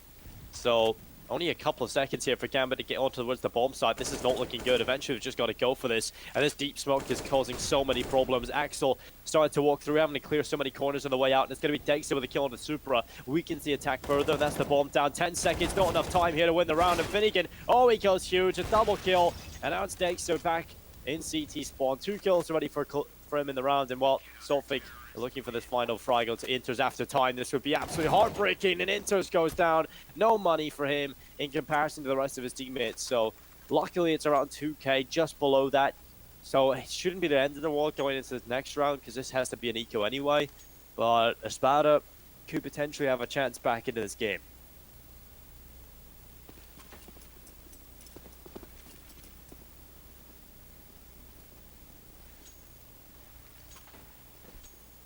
Two Deagles make an appearance for Gambit, but this is definitely Espada's round from the get-go. They're going to just look for a bomb plant on the Gambit Youngsters side with a fast blitz to the B bomb site coming in just a minute, and then you can see Shiro has got that bomb in Palace waiting nice and patiently. Here they come, the Stampede. They're screaming that it's B. They're letting Espada know these pistols make it down. If they can find a kill, they should drag the rotates, but still waiting patiently is Finnegan over on that A side, so it doesn't look like the bomb plan's going to work unless they can get a lot more done on B. And indeed, Shiro went out, found out Finnegan was still there the hard way. And so Gambit Youngsters don't get a whole lot for this round. Axel just left to find a couple of kills. Well, he could find it, but probably unlikely at this point. But I would love the clean sheet.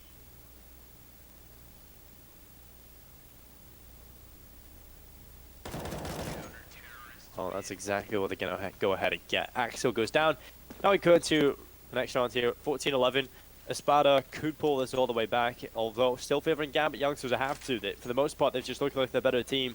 They're going to get the buy back in. Last gun round was really well played from Espada, just sort of delaying and limiting the chances for Gambit Youngsters. They didn't have any control across the map. I believe another tech ball is coming in here as well. A bit unfortunate. Gambit Youngsters have got the AWP in the hands of Shiro. The AK-47s around them. Espada continuing the double up setup.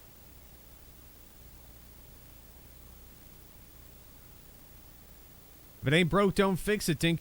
Discuss exactly what they can do. Much needed time. You saw them, they lost their first round after 12 and it wasn't technical. And then they come back and they smash them out with the same A hit. Just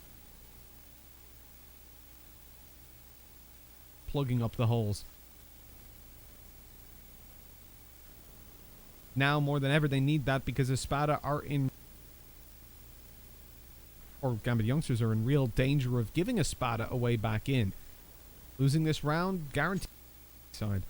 As the pause comes to fully subsided. A quick look over at the pings. Team is struggling a bit on 41, but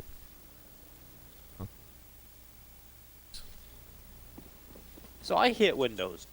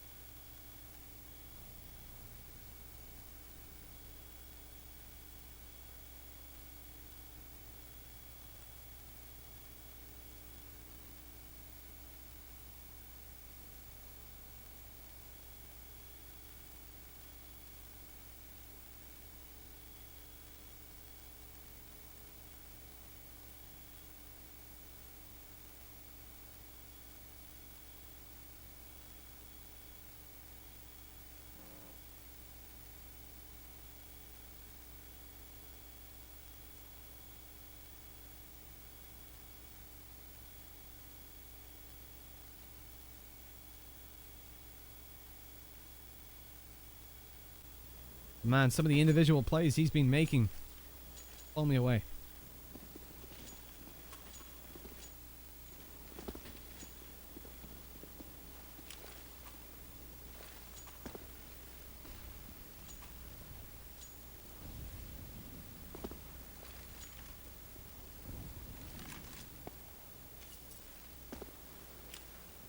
Dinko, I think you've racked your Windows settings and muted yourself. No, that was just me being an idiot, Okay. really. Sorry. Yeah, so yeah, that does happen. And what the Eagles in play here for Gambit Youngsters, we have got one set of Kevlar for Inters. This is starting to look a little bit of a nightmare scenario for them, though. Sure, yeah, is able to get one kill, but not getting too hyped for them just yet. Axel's going to go down in towards the ramp. Finnegan getting rid of him as well. And now it's a 4 versus 3. Man advantage in play here for Espada. Shear's going to run back and try and collect this bomb. They're going to open the hands of Supra now, so they might actually be able to do something. But for the most part, we are looking at Espada taking this round.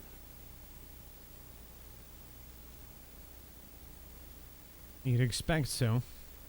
Chiro's done some big work on the AWP before, and he's going to look to do it again. Moving in towards that B bomb site. Dima on the back bench, holding it down, looking to hold the fort strong.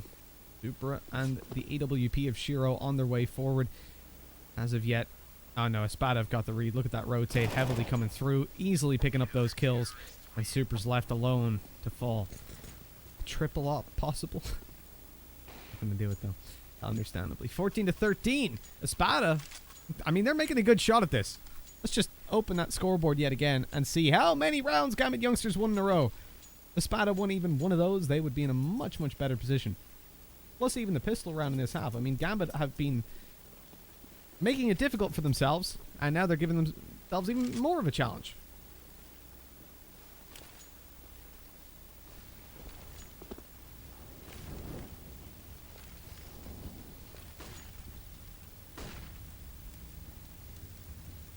2 players towards B early on, just being sprayed down as they emerge from the smoke, and it's going to be a late A hit. That's got them nothing, really. Yeah, again, Gambit Youngsters keep trying to do this two-pronged approach. So they send 2 players in to fake 1 bomb side, but Espada haven't fallen for it at all. Very simple counter-strike hitting from Gambit Youngsters, and while Espada are just cleaning it up now, they have a good read of exactly what's going on. They're not selling their rotations, they're not pulling anybody off the bomb sides. Espada just looking at it, reading it like a book, and shutting it down.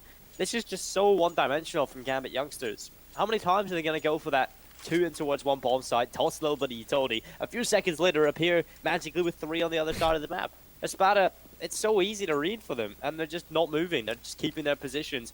And Gambit Youngsters, again, losing out. It's 14-14. Espada, they could take this. They could take the whole map. And what a comeback this has been from them. Yeah, really, your players on B need to find more than just getting sprayed down in the first 1 second of that push, or Yeah, guys exactly. are going to go, no, we've got this under control. No need to rotate.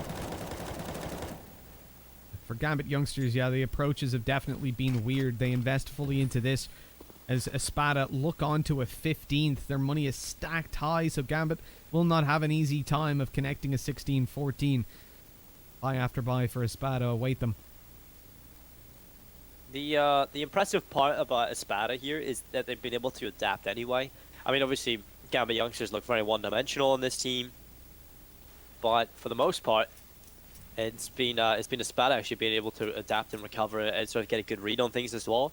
I think we're starting to see a reason why Espada are favored coming into Mirage, why they've decided to pick it in comparison to the Gambit Youngsters. They start to exhaust their strat book, and maybe now it's just time to rely on the individuals for Gambit Youngsters to try and frag out. Supra's going to take that first kill, but Shiro going down. Patsy on the secondary op, delivering death to the star player of Gambit Youngsters. And now it's a 3 versus 3. They still stand a chance of winning this, but not anymore. Their chances are falling out of their hands. Patsy's the secondary opener, and he is hitting so many shots. 2 fast flicks on towards that A bomb site from short. And it's map point for Espada. What a comeback in this second half. Well, Dinko, that's got to be one of the final nails in the coffin. Gambit Youngsters are looking flat as hell on Mirage, and you can see definitely, like you said, Espada feeling good, feeling confident. They made a lot of mistakes over in that first half, allowing for those, final rounds to go Gambit Youngsters' way, the 12 in a row with the pistol after. The 9 consecutive rounds they found were on the back of Espada, pushing like absolute lunatics, leaving a lot of gaps.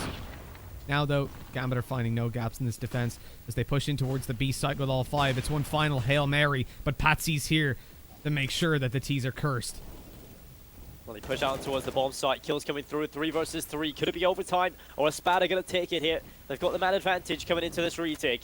Bomb's still not planted, and Espada moving in quickly. You've got Finnegan already here with Saltfic in front of him. Nafany off towards the short side. Saltfic with a kill. It's just Nafany. The bomb doesn't even go down here. Gambit Youngsters, what a heartbreaking way to lose. It's 16-14. Espada will take the first map. What a game to start off this series, Mitch. And what the hell just happened for Gambit Youngsters? It was looking so good. Everything was going right. They lose 6 rounds in a row. They go and they just post every single round. They lose 1 after 3 rounds into the second half. They win 2 more in a row. And then every single round after that, they lose.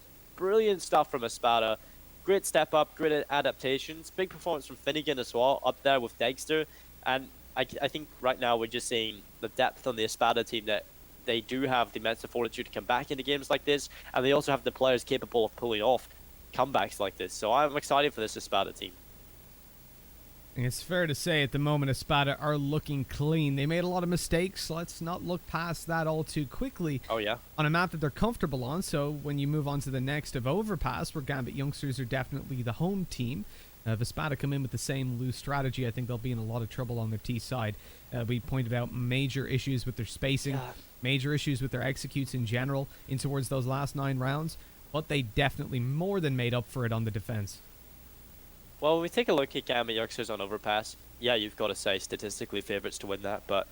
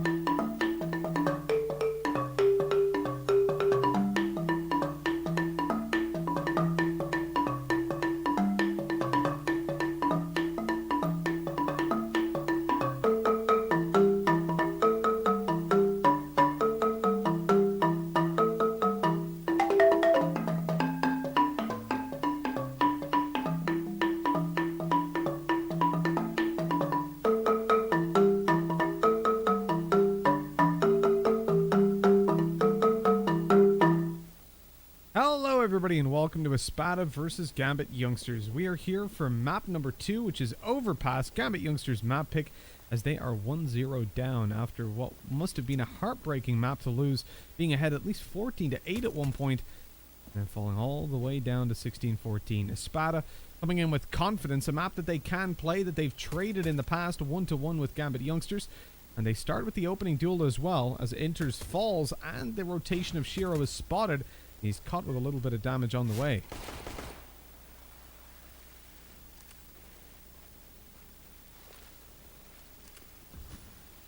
I was having a bit of issues connecting to the server right now, Mitch, so... Hey, no worries at all. I'll get it in a moment. Well, we've just got issues the online contract. The Espada going back in for the retake. They've got 3 players in towards short water.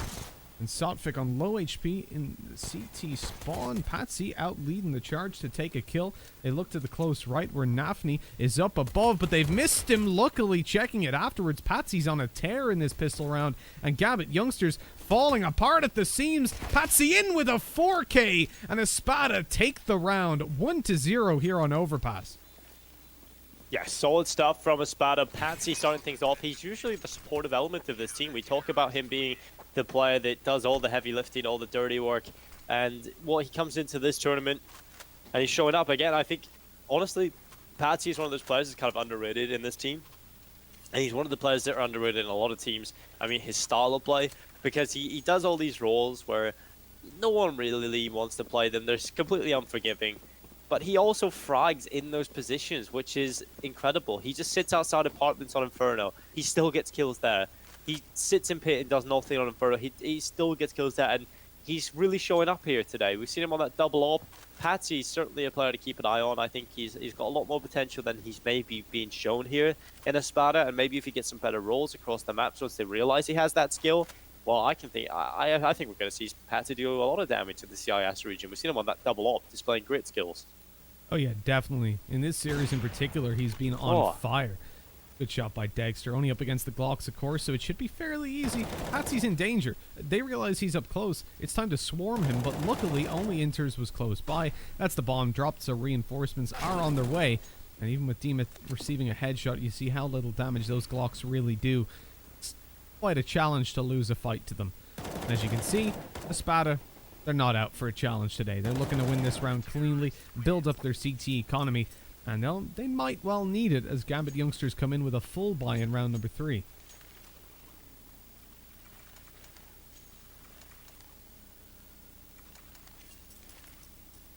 Well, this is the first sort of test for them coming into this matchup.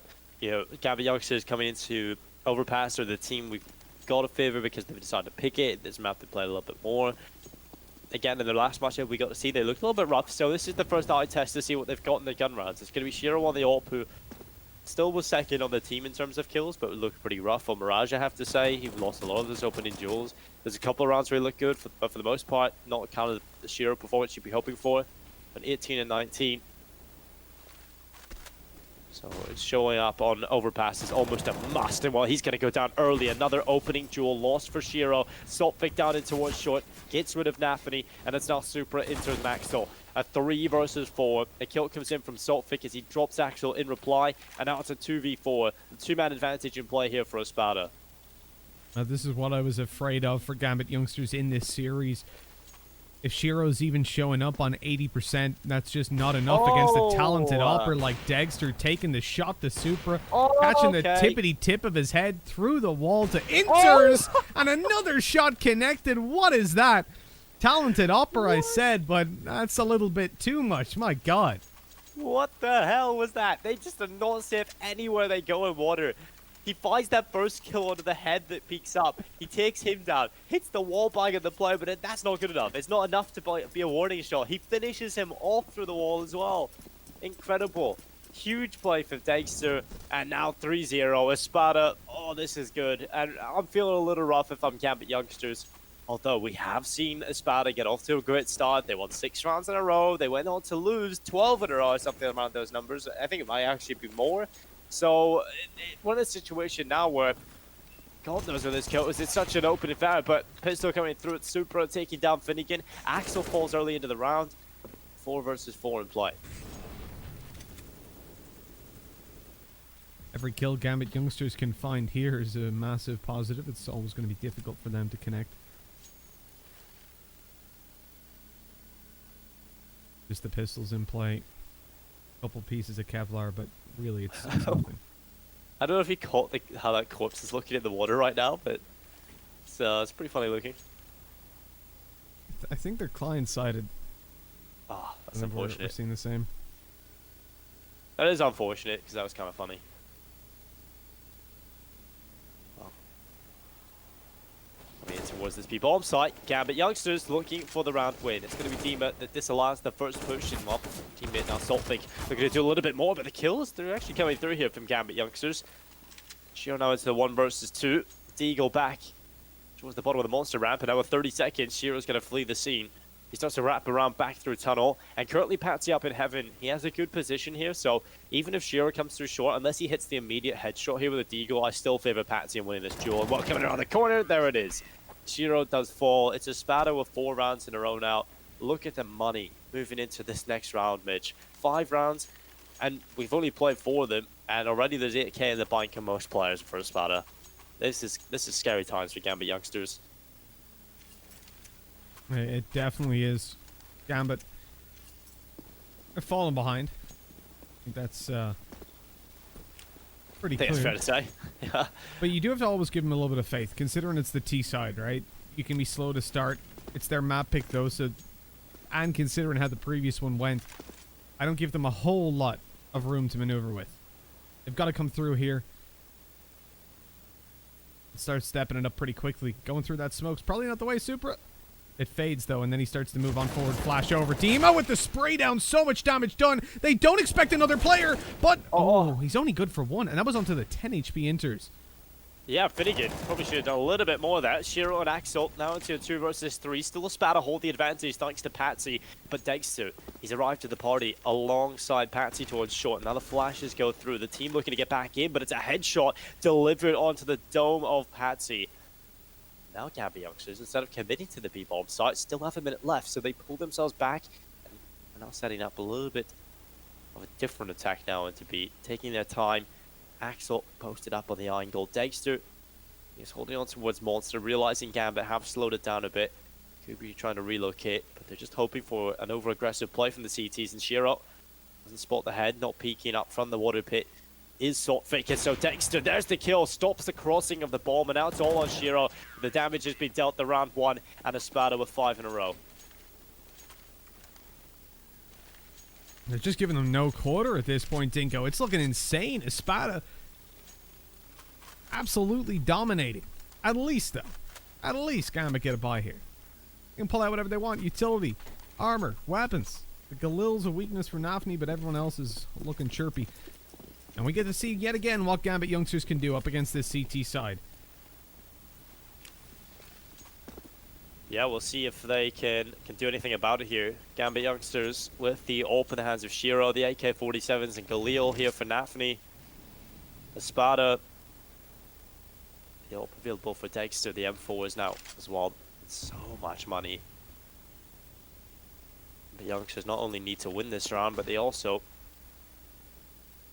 have to limit the casualties on their side and inflict mass casualties on the Espada team. Start this comeback of the economy. Kind of a situation a lot of people are facing right now. Trying to recover the economy.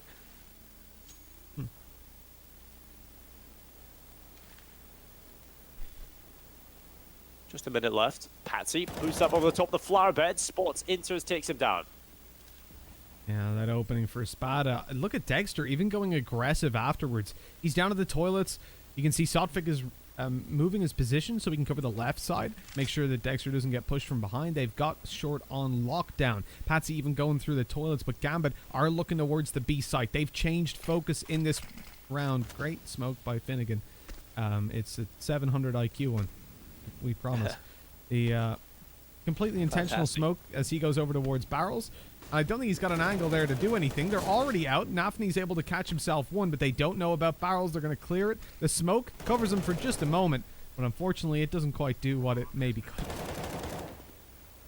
Well, Nafni with the kill. It's going to be the man advantage in play for Gambit Youngsters, but it's pulled back by Patsy, a player that has been unbelievable so far. 11-1. He's going to turn back, looking for his 12th kill, and he will take down Axel. And now to man advantage back in play here for Espada. It's all Patsy in this round so far. And Onafni and Supra looking to try and win it. And there we go. Should be the round picked up here. Dexter with the AWP. Back towards Graffiti. He finds 1 kill, now into the 1 versus 1. He could still win this, but the time, it is starting to tick beyond recovery. Dexter just being toyed with. Supra's head pokes up for a moment, but Dexter doesn't see him. Okay, there we go. Supra takes the kill. It's the first on the board here for Gambit Youngsters. But again, Patsy making it expensive for them. Look at the money on most of these players. Shiro, Inters, Axel, not a whole lot of cash. No, they're not exactly looking rich right now, are they? It's the benefit of the damage that was being done by Gambit Youngsters. Now there's a fairly tough decision to make, in all honesty, as to where they're going to take this. I'm completely not against a buy here as well, because obviously, look at Gambit's money, it is terrible. So Espada can very easily win this round and then go on to dominate for the next few as well. So this is definitely a warranted purchase, and almost it's the perfect decision. Have to go for it here. So buy coming in, it's not too bad. I mean, they do have a little lack of utility, 1 kit in play for the most part. Far better buy than Gambit Youngsters, who are now picking up Mac 10s and UMPs, Mitch.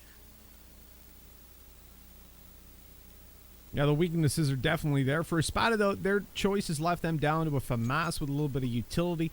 You can see that they're, as you were saying, you can't be against a buy in this kind of situation because they are looking fairly decent. The only downside is the lack of helmets in play for the CTs, and that's where the Galils, 4 out of 5 of the weapons, all of a sudden become much more viable because they can get those nice squishy heads. As the timeout comes to an end, Gambit Youngsters need this round. Failing to connect this, Espada gain a massive advantage. Just fly away with this half. Fly away, Mitch. Wish I could do that. And what? It's going to be the push in towards the B-bomb side. Dima swinging the ultimate towards him. It's the first kill through the smoke. The headshot picked up from Finnegan as well. And immediately, 2 kills collected here for Espada. This is a nightmare scenario for Gambit Youngsters as they lose every player so far. It's Shiro and Inter stuck in the monster tunnel.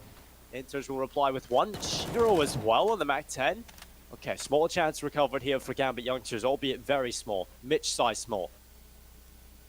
Wow. Thanks, Tinko. They have the opportunity, I suppose, yeah, but with low HP on these players, Espada should be able to wipe them up pretty quickly. Gambit making the decision to go on a rotate. You can see that they're already towards the T spawn, and it looks like B isn't going to be where they look to hit in the end. But they're taking a long time. Slowly yeah, I think walking once they realize the time is taking so much here that Espada always have to send 1 player up to A, right? And that's going to be Patsy. Yeah. A player that's been brilliant for them, and he's already up there now, Mitch. So I'm not favouring Gambit Youngsters' chances here, especially being so far away from the A-bomb site already. And they don't have any smokes. They do have 2 Molotovs and a couple of flashbangs, but no smokes, that kind of affects things.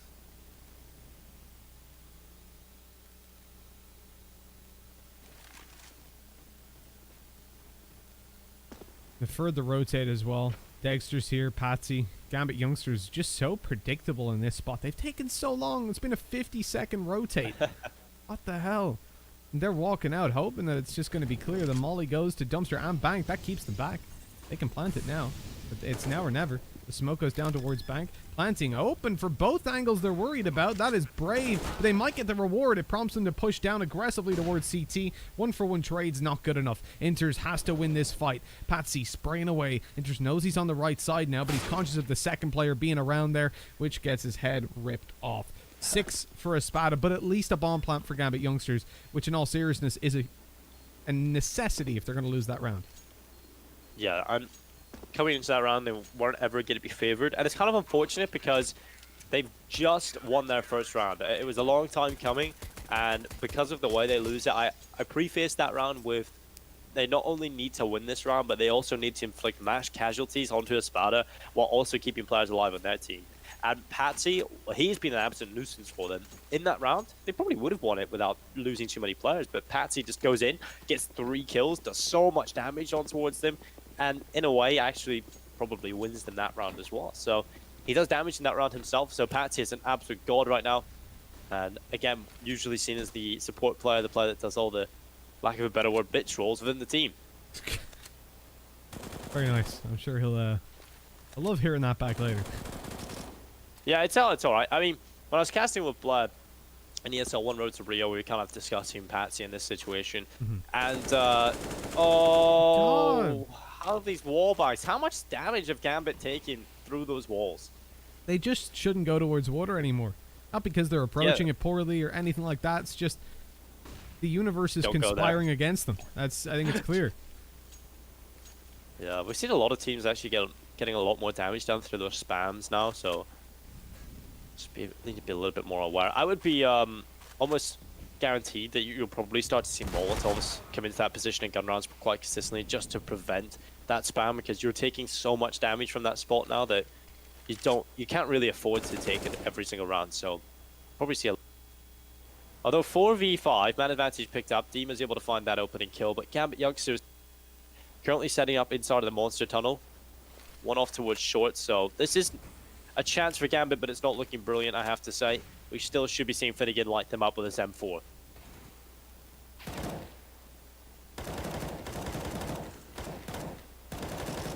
Well, he's certainly lighting up Super. He took his time on that kill, just enjoying it, savoring, and eventually taking it. It's like Hannibal. He's kind of like placing the crosshair exactly on his head. Just gives him a little millisecond to realize what's coming his way, and then just headshot. There we go. Clean as you can get it. USP headshots have to be one of the most amazing feelings in the world when you get those one taps. It's kind of similar to the 1D. They're very rewarding. Like that's the thing about Counter-Strike that a lot of people love, right? It feels rewarding when you get good at the game. When you finally get to find headshots. You know, you and I don't know much about that, Mitch, but I'm sure it is. Yeah. A much better. Oh, here we go. 1-for-1 trades. Dexter gets the opening, but Nafni pulling it back. This is one of the better starts for Gambit Youngsters, where they haven't found the opening, which has been pretty consistent. Dexter flashed off the angle, not able to hit the shot in the pre-fire. But they don't know about Finnegan. He's snuck all the way up on long, up close. He's hearing the steps, knows there's a player in towards playground, so Sotfik was more than ready for that peek. Yeah, man advantage now for Espada.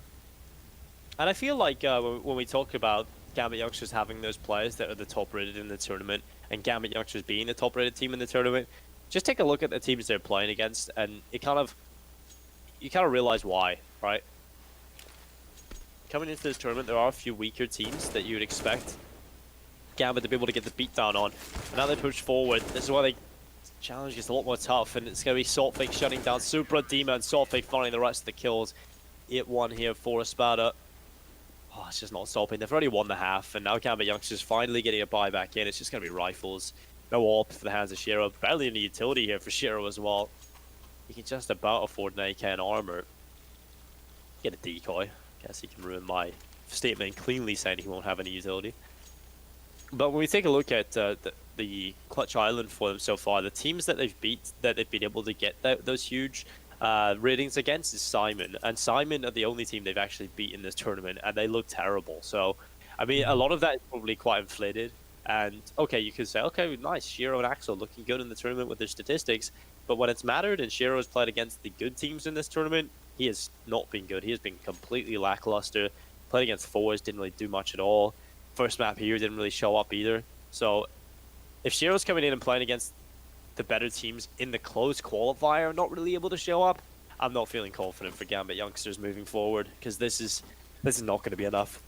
No, and that's the problem that I had coming into this series. Like I was saying at the start, that game versus Forza just looked so shaky. And when you're going across a full best of 3 and Shiro isn't showing up the way he should, immediately I'm pulling back. I'm saying, oh, this ain't the Gambit Youngsters I'm used to. And day to day, things clearly haven't improved. You can't put all the onus on Shiro. I mean, it's not his fault explicitly, but that's definitely been a large factor. You look at Mirage, their lack of mid-control consistently. He went for 5 opening duels within the first, I think, 7 rounds and lost every single one of them. You cannot do that. And Dexter got so much confidence off of it that he can play a super aggressive opping style now. He has no pressure on him whatsoever because he knows he's the best opper on the server right now.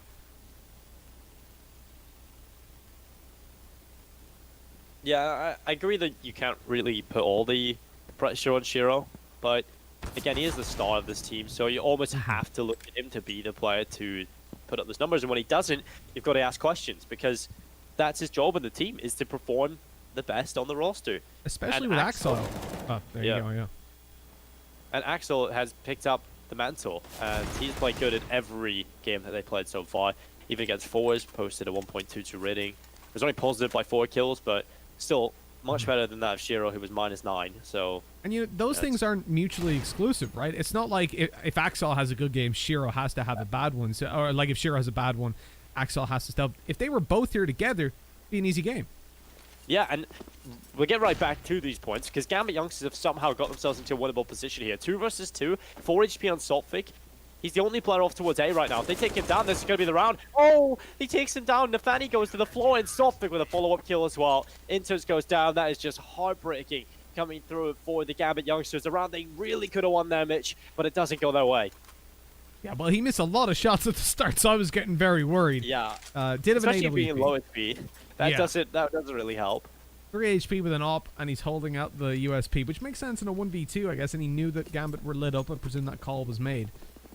9-1. Look, it is still a position where Gambit can come back into it. They can be in a spot where it's an okay half if they find the rest of these 5 rounds. Problem is, short of someone stepping up on an insane individual performance, they have not looked good on Overpass so far. And this is a map that is by far their favorite map. Of the last 13 times they've played it, they've won every single one except for that game versus Forza. 12 out of 13. That's an insane streak. They've played it even more than that, but I don't have those figures off the top of my head. I just remember they were on a 12-round win streak before, or 10-round win streak before Forza shut them down. And look, if you're in that kind of position where this is a map that you dominate on normally, and then you come in here and it's 9-1, we've not seen anything from your T side that really instills faith, and you're behind in the series. Well, excuse me for not having a lot of faith. Look, Shiro can't even find that opening. Nafni taken down. He had the cover from afar. There's 3 players on long. Inters looks like he's going to go for a quick play out there. That trade's not going to work at all. Although Shiro eventually answers back, they're still at a man disadvantage. Well, Patsy gets up on top of the half wall. He'll shut down Shiro. Dexter able to come in as well. It's Supercon. Does leave Axel into a 1 versus 4 with an AK, and he falls off towards long as well. 10-1. Espada, what a showing from this team. It's unbelievable. And I did talk about the fact that Espada can play this map. It's kind of a similar scenario as Fours, actually, where it's not a map that they're specialists on by any means, but it's a map that they're willing to play. They can lose it, they can win it, and it kind of is based on a day-by-day performance. And right now, they're just looking better than Gambit Youngsters. And I'm scared for the reason that Gambit Youngsters, like you said, you've highlighted so many reasons as to why this map should be good for them. And they're losing against teams that aren't even fully comfortable on this map. And not losing closely either. It's pretty convincing right now. 10-1 up. This is not looking good at all. And again, it just gets worse. Dima through the smoke, taking down Supra. And it feels like Gambit Youngsters always have a man deficit coming into these B hits. Going forward with the pistols, hoping they can get a little bit done. That nade onto Nafni, though, Inters and Axel already super low. They are softened up for these defenders.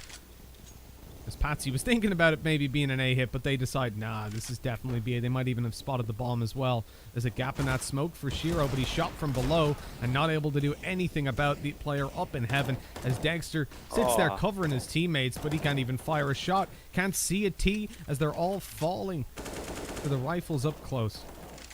Well, Axel, now the last remaining player, absolutely far removed from the situation. 11 rounds added to the tally here for Espada. Axel having to save his deagle. Oh, the team was looking for these no-scopes. And Axel just sits back down. I don't know if I'd be doing that with 24 health, Dinko. Yeah, I wouldn't. But, I mean, they're having a great time right now. Axel, okay. You know exactly where he is. Gonna try and do some damage, but Dexter gets rid of him in the end. And, well, 11-1 on the board. Oh, this is already a brilliant half. Even if Gambit somehow win the last 3 remaining rounds here, Espada already just so comfortable going into the second half. Oh, I don't know. I really don't know if Gambit Youngsters is going to be able to even make this competitive now. Well, at this point, Dingo, you know, all faith is pretty much gone in this being a good half or anywhere near an okay one for Gambit Youngsters.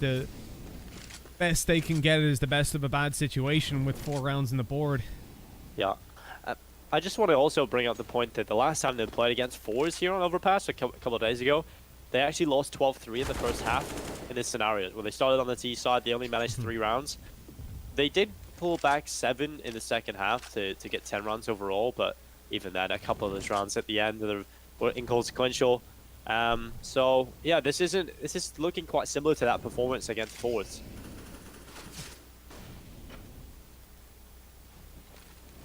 Oh, the nade. Kill. There Yeah, we go. perfect. The opening they needed at long last. Still 4v4, of course, though, because Espada are just never going to lose that opening battle. Have they lost an opening duel so far? They've definitely lost. No, I think they have definitely one. traded. Come on, let me have a look.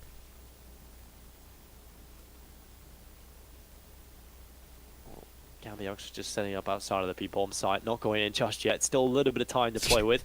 They haven't. But due to the... Oh, that's embarrassing. That is just dreadful. And that's the thing, though.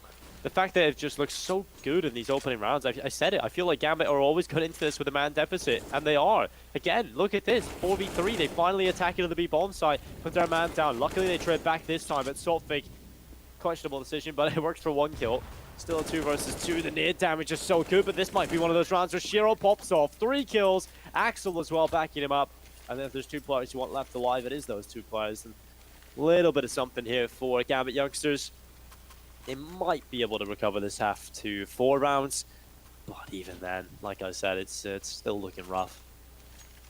That's actually depressing. Losing 13 out of 13 opening duels. I don't recall Gambit anywhere near consistently finding good trades on those. You know, on the CT side, you can win an opening duel and end up in a worse situation if it's a 1-for-1, right? But that hasn't been the case. Usually it's been something like this. Dexter goes down in con, finds it onto Supra, bails out, that's it. Dima's 5 for 0. Having an absolute whale of a time on the B-bomb site. As Gambit Youngsters look to challenge them there, and they've made the right read. This is the weaker defense overall with the only 2 players there. The AWP also not in this spot. But looks like they're going to take their time and go for this boost up above. It was being watched for by the op from heaven, but this time, without that op being in play, Onus falls down to Dima. He doesn't realize that they've already boosted up, but he wins the fight. How does he win that fight? Explain that to me. Well, I can, basically. Dima just good. And then basically, I mean, Gambit Youngsters is kind of sucking right now. This is awful top-tier analysis, but it's true. Gambit Youngsters coming into this are just losing everything. Nothing's going their way. Literally nothing. And Espada, they create their own luck. They are certainly in good positions to deal with it. That's good, though, from Shiro. Just jumping up and down. Dima jump spotting, gets caught because he's jumping directly up instead of side to side, I believe. So that definitely cost him. But look at this flying. Patsy, the man that started off this game as an absolute beast, finally getting that flank going, getting involved again. And now Shiro, he's going to be under pressure, but Patsy reads it well. He knows there's going to be a player on this corner, but the shadow is going to give Shiro an advantage. He takes down Patsy, and a 2 versus 3, still recoverable here for Gambit Youngsters. 19 seconds, though. They've got to go into this B-bomb site and sort fixed position. There's no smoke, there's no utility to get him off the angle. And now it's just Shiro, and he's going to go down as well. Finnegan getting a 12th round on the board here for Espada as we move into the last round of the half. This could actually be even worse than their performance against fours. And what are the pauses? Yeah, that's another great question, Dinko. 12-2 down, not a pause. Oh, wait, I think they used 1 pause earlier on, about halfway through this absolute massacre. Yeah, but you need one now. Apparently not. Gambit say, screw it. 2 pistols, 2 AKs, and an op. And they're going to go in for a 2-man stacking connector. I think it's to try and deal with Dexter's early peak. But this is another thing we haven't complimented Espada for all too much, is that they've been really hard to predict.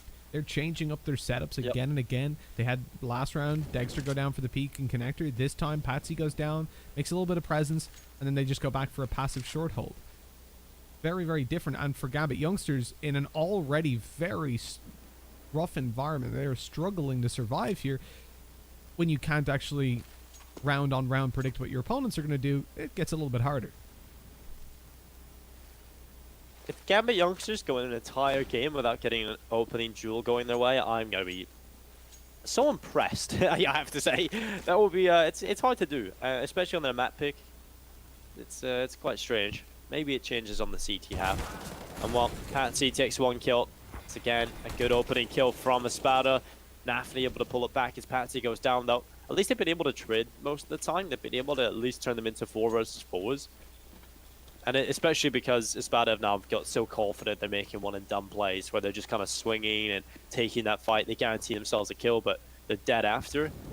So that's at least giving Gambit a small chance here. The bomb is going to be going back to B with the rest of the team as well. Inters is left trying to sell the fake over towards this B bomb site. And not really working for him. He's going to pull himself back in towards middle. Now the push from Gambit Youngsters comes in towards this lower bomb site. Shiro goes down on the initial attack. 9 seconds, bomb on the floor and not winning this round. Inter's nowhere near. It's 13-2 at the half for Espada. What a showing on their team's map pick, on their opponent's map pick. And we come into this with Espada looking like they're going to go to the main event. They definitely are. And a very disappointing performance from Gambit Youngsters, which I think you can deduce yourselves at home. They came in as favorites by quite a long shot, I think, in the eyes of some of the gambling sites. In mine, it was close to an even fight, but and you mentioned it as well, Dick, you know, close favorite for Gambit, but still a small advantage. This kind of result shouldn't happen. To be absolutely stomped out like this is almost out of the question in the beginning of the day, and yet we end up in this spot after a Mirage that they very well should have won and completely bomb out of in the end, and now this. It's a weird scenario. Certainly for the Gambit Youngsters, they have a lot of work to do for their T side if they're going to be able to compete, because their T sides over these last 2 best of 3s that we've seen them in have sucked. Dexter and Dima finding kills, big frag there on towards Nafani. And out Shiro and Inters, the last 2 remaining players. Gambit Youngsters getting locked out of this pistol round as well. Shiro will try his best, but it's going to be huge. And there it is. Dexter, big pistol round, 3 kills, stays alive in 1 HP. And that summarizes Gambit Youngsters' luck in this game. It's going to be 14-2 now. Espada 2 away from victory in the series, 2 away from taking their spot in the main event of the We Play Clutch Island. And yeah, it's unbelievable. They still haven't won an opening duel, really, have they? I didn't quite catch. I can't remember 1 round ago. That's bad. Nope. Got to mention or something. But yeah, this is so rough from Gambit Youngsters. They've got 3 deagles, 1 scout and play for Shiro. They've got to go for the 4 spy. They almost have to win this, Mitch. They lose this, it's job done. Job done. Oh, you've done it again. That's And what? pretty No, thank you very much. I want 27 HP. Shiro, down low. 1 minute and 20 seconds. Supra, up in towards short. They're getting a little bit of control here at Gambit Youngsters. But Espada, they're sending all of their players over towards A.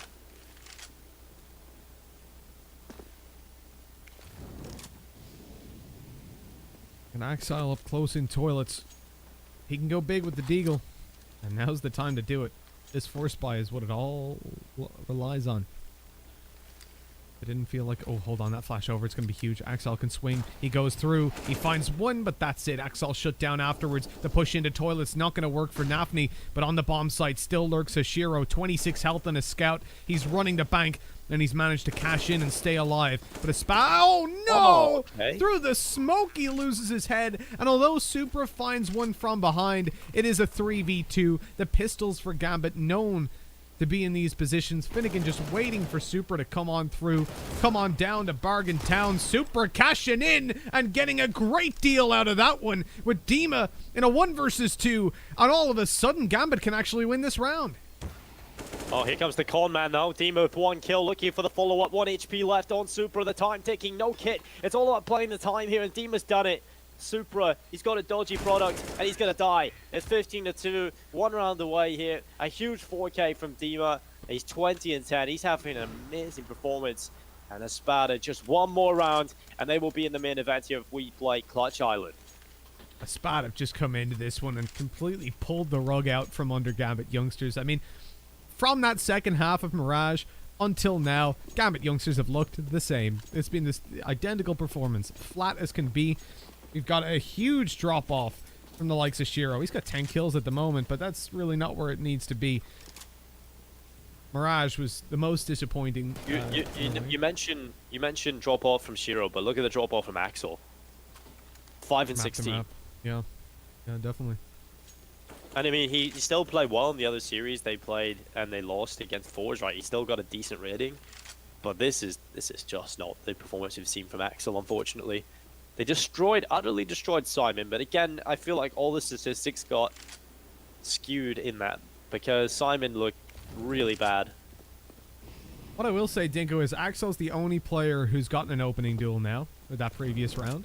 He's actually successfully done it. He was traded out immediately and lost his teammate, but, you know, an opening duel's an opening duel. That's what they always say. It is, and they've ruined that statistic now, unfortunately. It's another wall bang. How many of them are we going to see in this game? Luckily, it's only Espada this time. Now, Dima walks forward, headshot through, Axel gone. Oh, a follow-up could be there for Dima, but he goes down quickly. And Finnegan there to assist, but Sotfik getting aggressive. It's cleaning up. It's just Inter's the last remaining player. And, well, this is probably our last round casting here at the WePlay Clutch Island. What a quick day. And Inter's now all the way back inside the middle. Flash is going to come up. He'll try to find something, but there it is. Espada, they qualify for the main event. We'll be seeing them over the next few weeks playing in the WePlay Clutch Island. And Gambit Youngsters not out just yet. They go down to the lower bracket where they'll play against the loser of Fours versus Namiga. That one's still up in the air of where that'll go, because take a look right now, it's 16-11 up for Namiga on map 1. Now it's 12-7 for Fours on second map, so looking like that one's going to go to a third. But Gambit Youngsters versus either of those teams with this performance, don't see them making it, to be honest, Mitch. So yeah, this is kind of upsetting, and I'm sure they'll be disappointed going into this lower bracket matchup. But Espada, they can be very happy. They continue to improve. They continue to look good. And while I'm looking forward to seeing them in the main event. We mentioned at the very start of this game Dexter versus Shiro in the opping department, and said that Dexter obviously is an insane opper. And coming into this, if Shiro wasn't showing up completely, I said this before Mirage even started, that they would be in trouble. Dexter was 5-0 on that last map alongside Dima in opening duels. Absolutely dominated in any mid-round as well. 15-for-5. The dude barely died. And really, this is a spot where you cannot excuse the performance from Shiro. It's definitely a win condition for Gambit that we highlighted. But the fact that on map 2, Axel didn't turn up, we just saw Gambit looking so lost when it came down to the attacking side on their map pick as well. A map that they've got an over 80% win rate on with a load of plays versus some really good teams, including this one.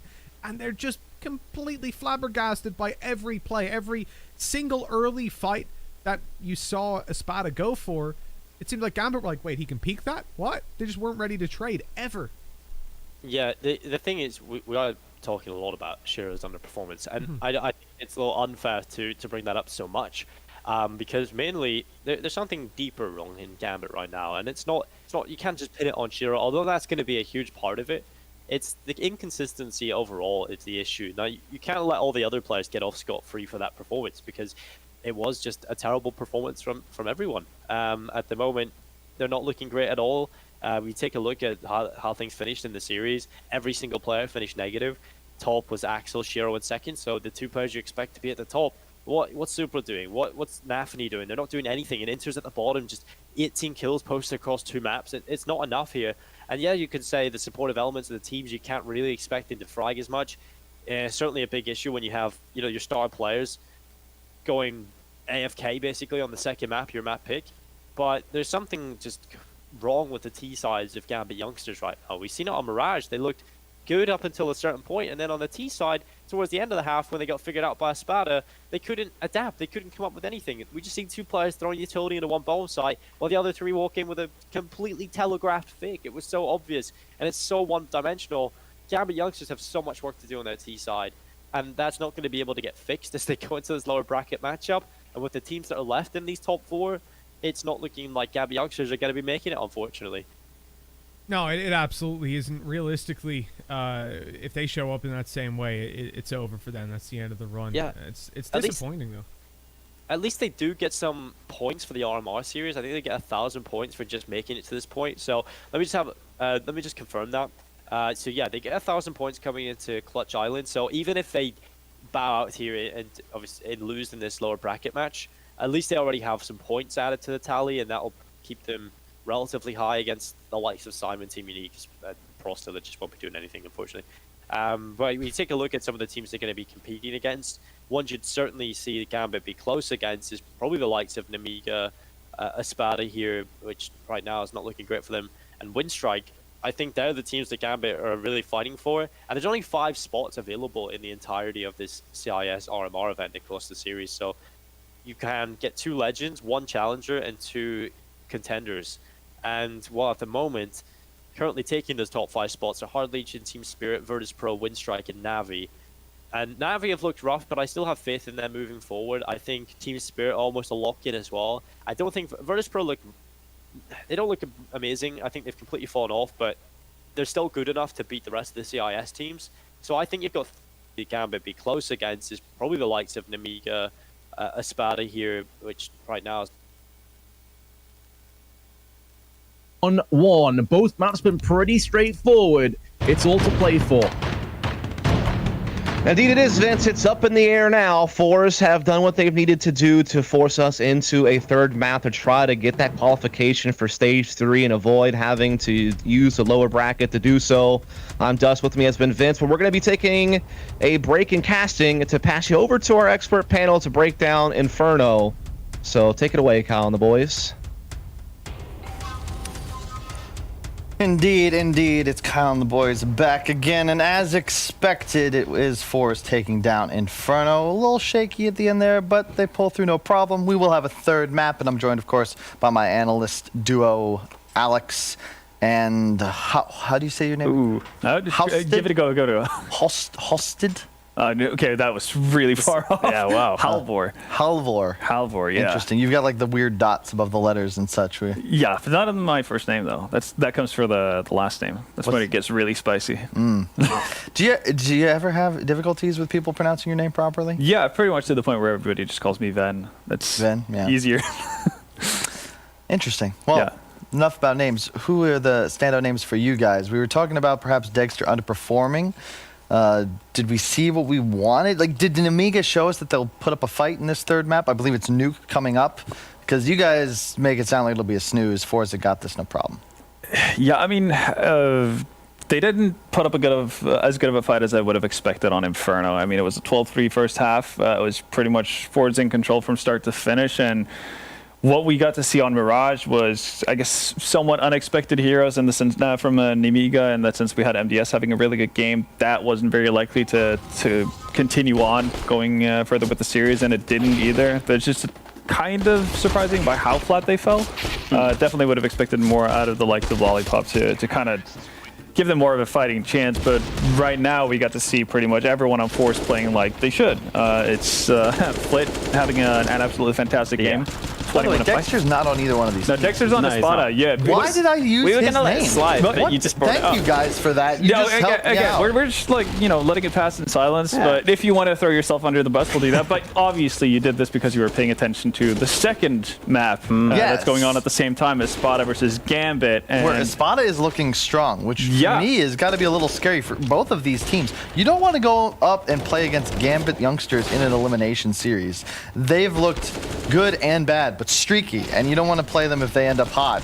Watch the rest of this qualifier from home. Yeah, no, absolutely. And I think while we were on our way down to the studio, I think the Espada had a 15-2 lead on the second map, actually. So it's very likely that we can, if things go according to plan, or at least as we have assumed, in this series, we might have a matchup between Namiga and Gambit Youngsters to decide who's going to get that final spot.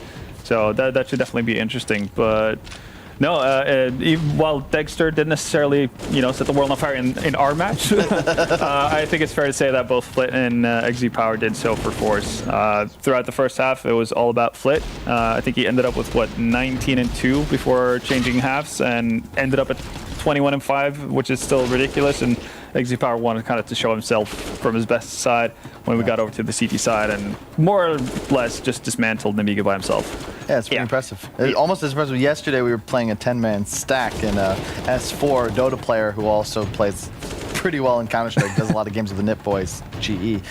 He dropped 43 kills Wow. still Okay, lost. so my question now is how many kills did you get? Oh. I think I was double digits. Yeah, okay. It was respectable. All right, not Yeah. worst performer on your team? No, I was not. Okay, well, who was that? Name and shame. I don't even remember, actually. That sounds like a cop-out. Yeah. Sounds like you're just being really nice. I'll be honest, it could have been me. But yeah, it was a tough match. It was pretty funny. They were just trying to juke out S4. I don't know if they do that in Pro CS. They're like, okay, guys, Simple's playing A. We got to rush B. But that is they definitely actually employ that strategy. That is actually something that was an occurrence back in the older Navi lineups when Seuss was still playing. If you knew Seuss was playing, let's say, B side on Mirage, you'd definitely see teams leaning more heavily towards the B side, simply because you know you'd have to go through Simple. And now at least you're giving a bit of a harder time because he has to rotate all over and he can't be waiting for you necessarily. So it definitely happens, not just in your 10 mans.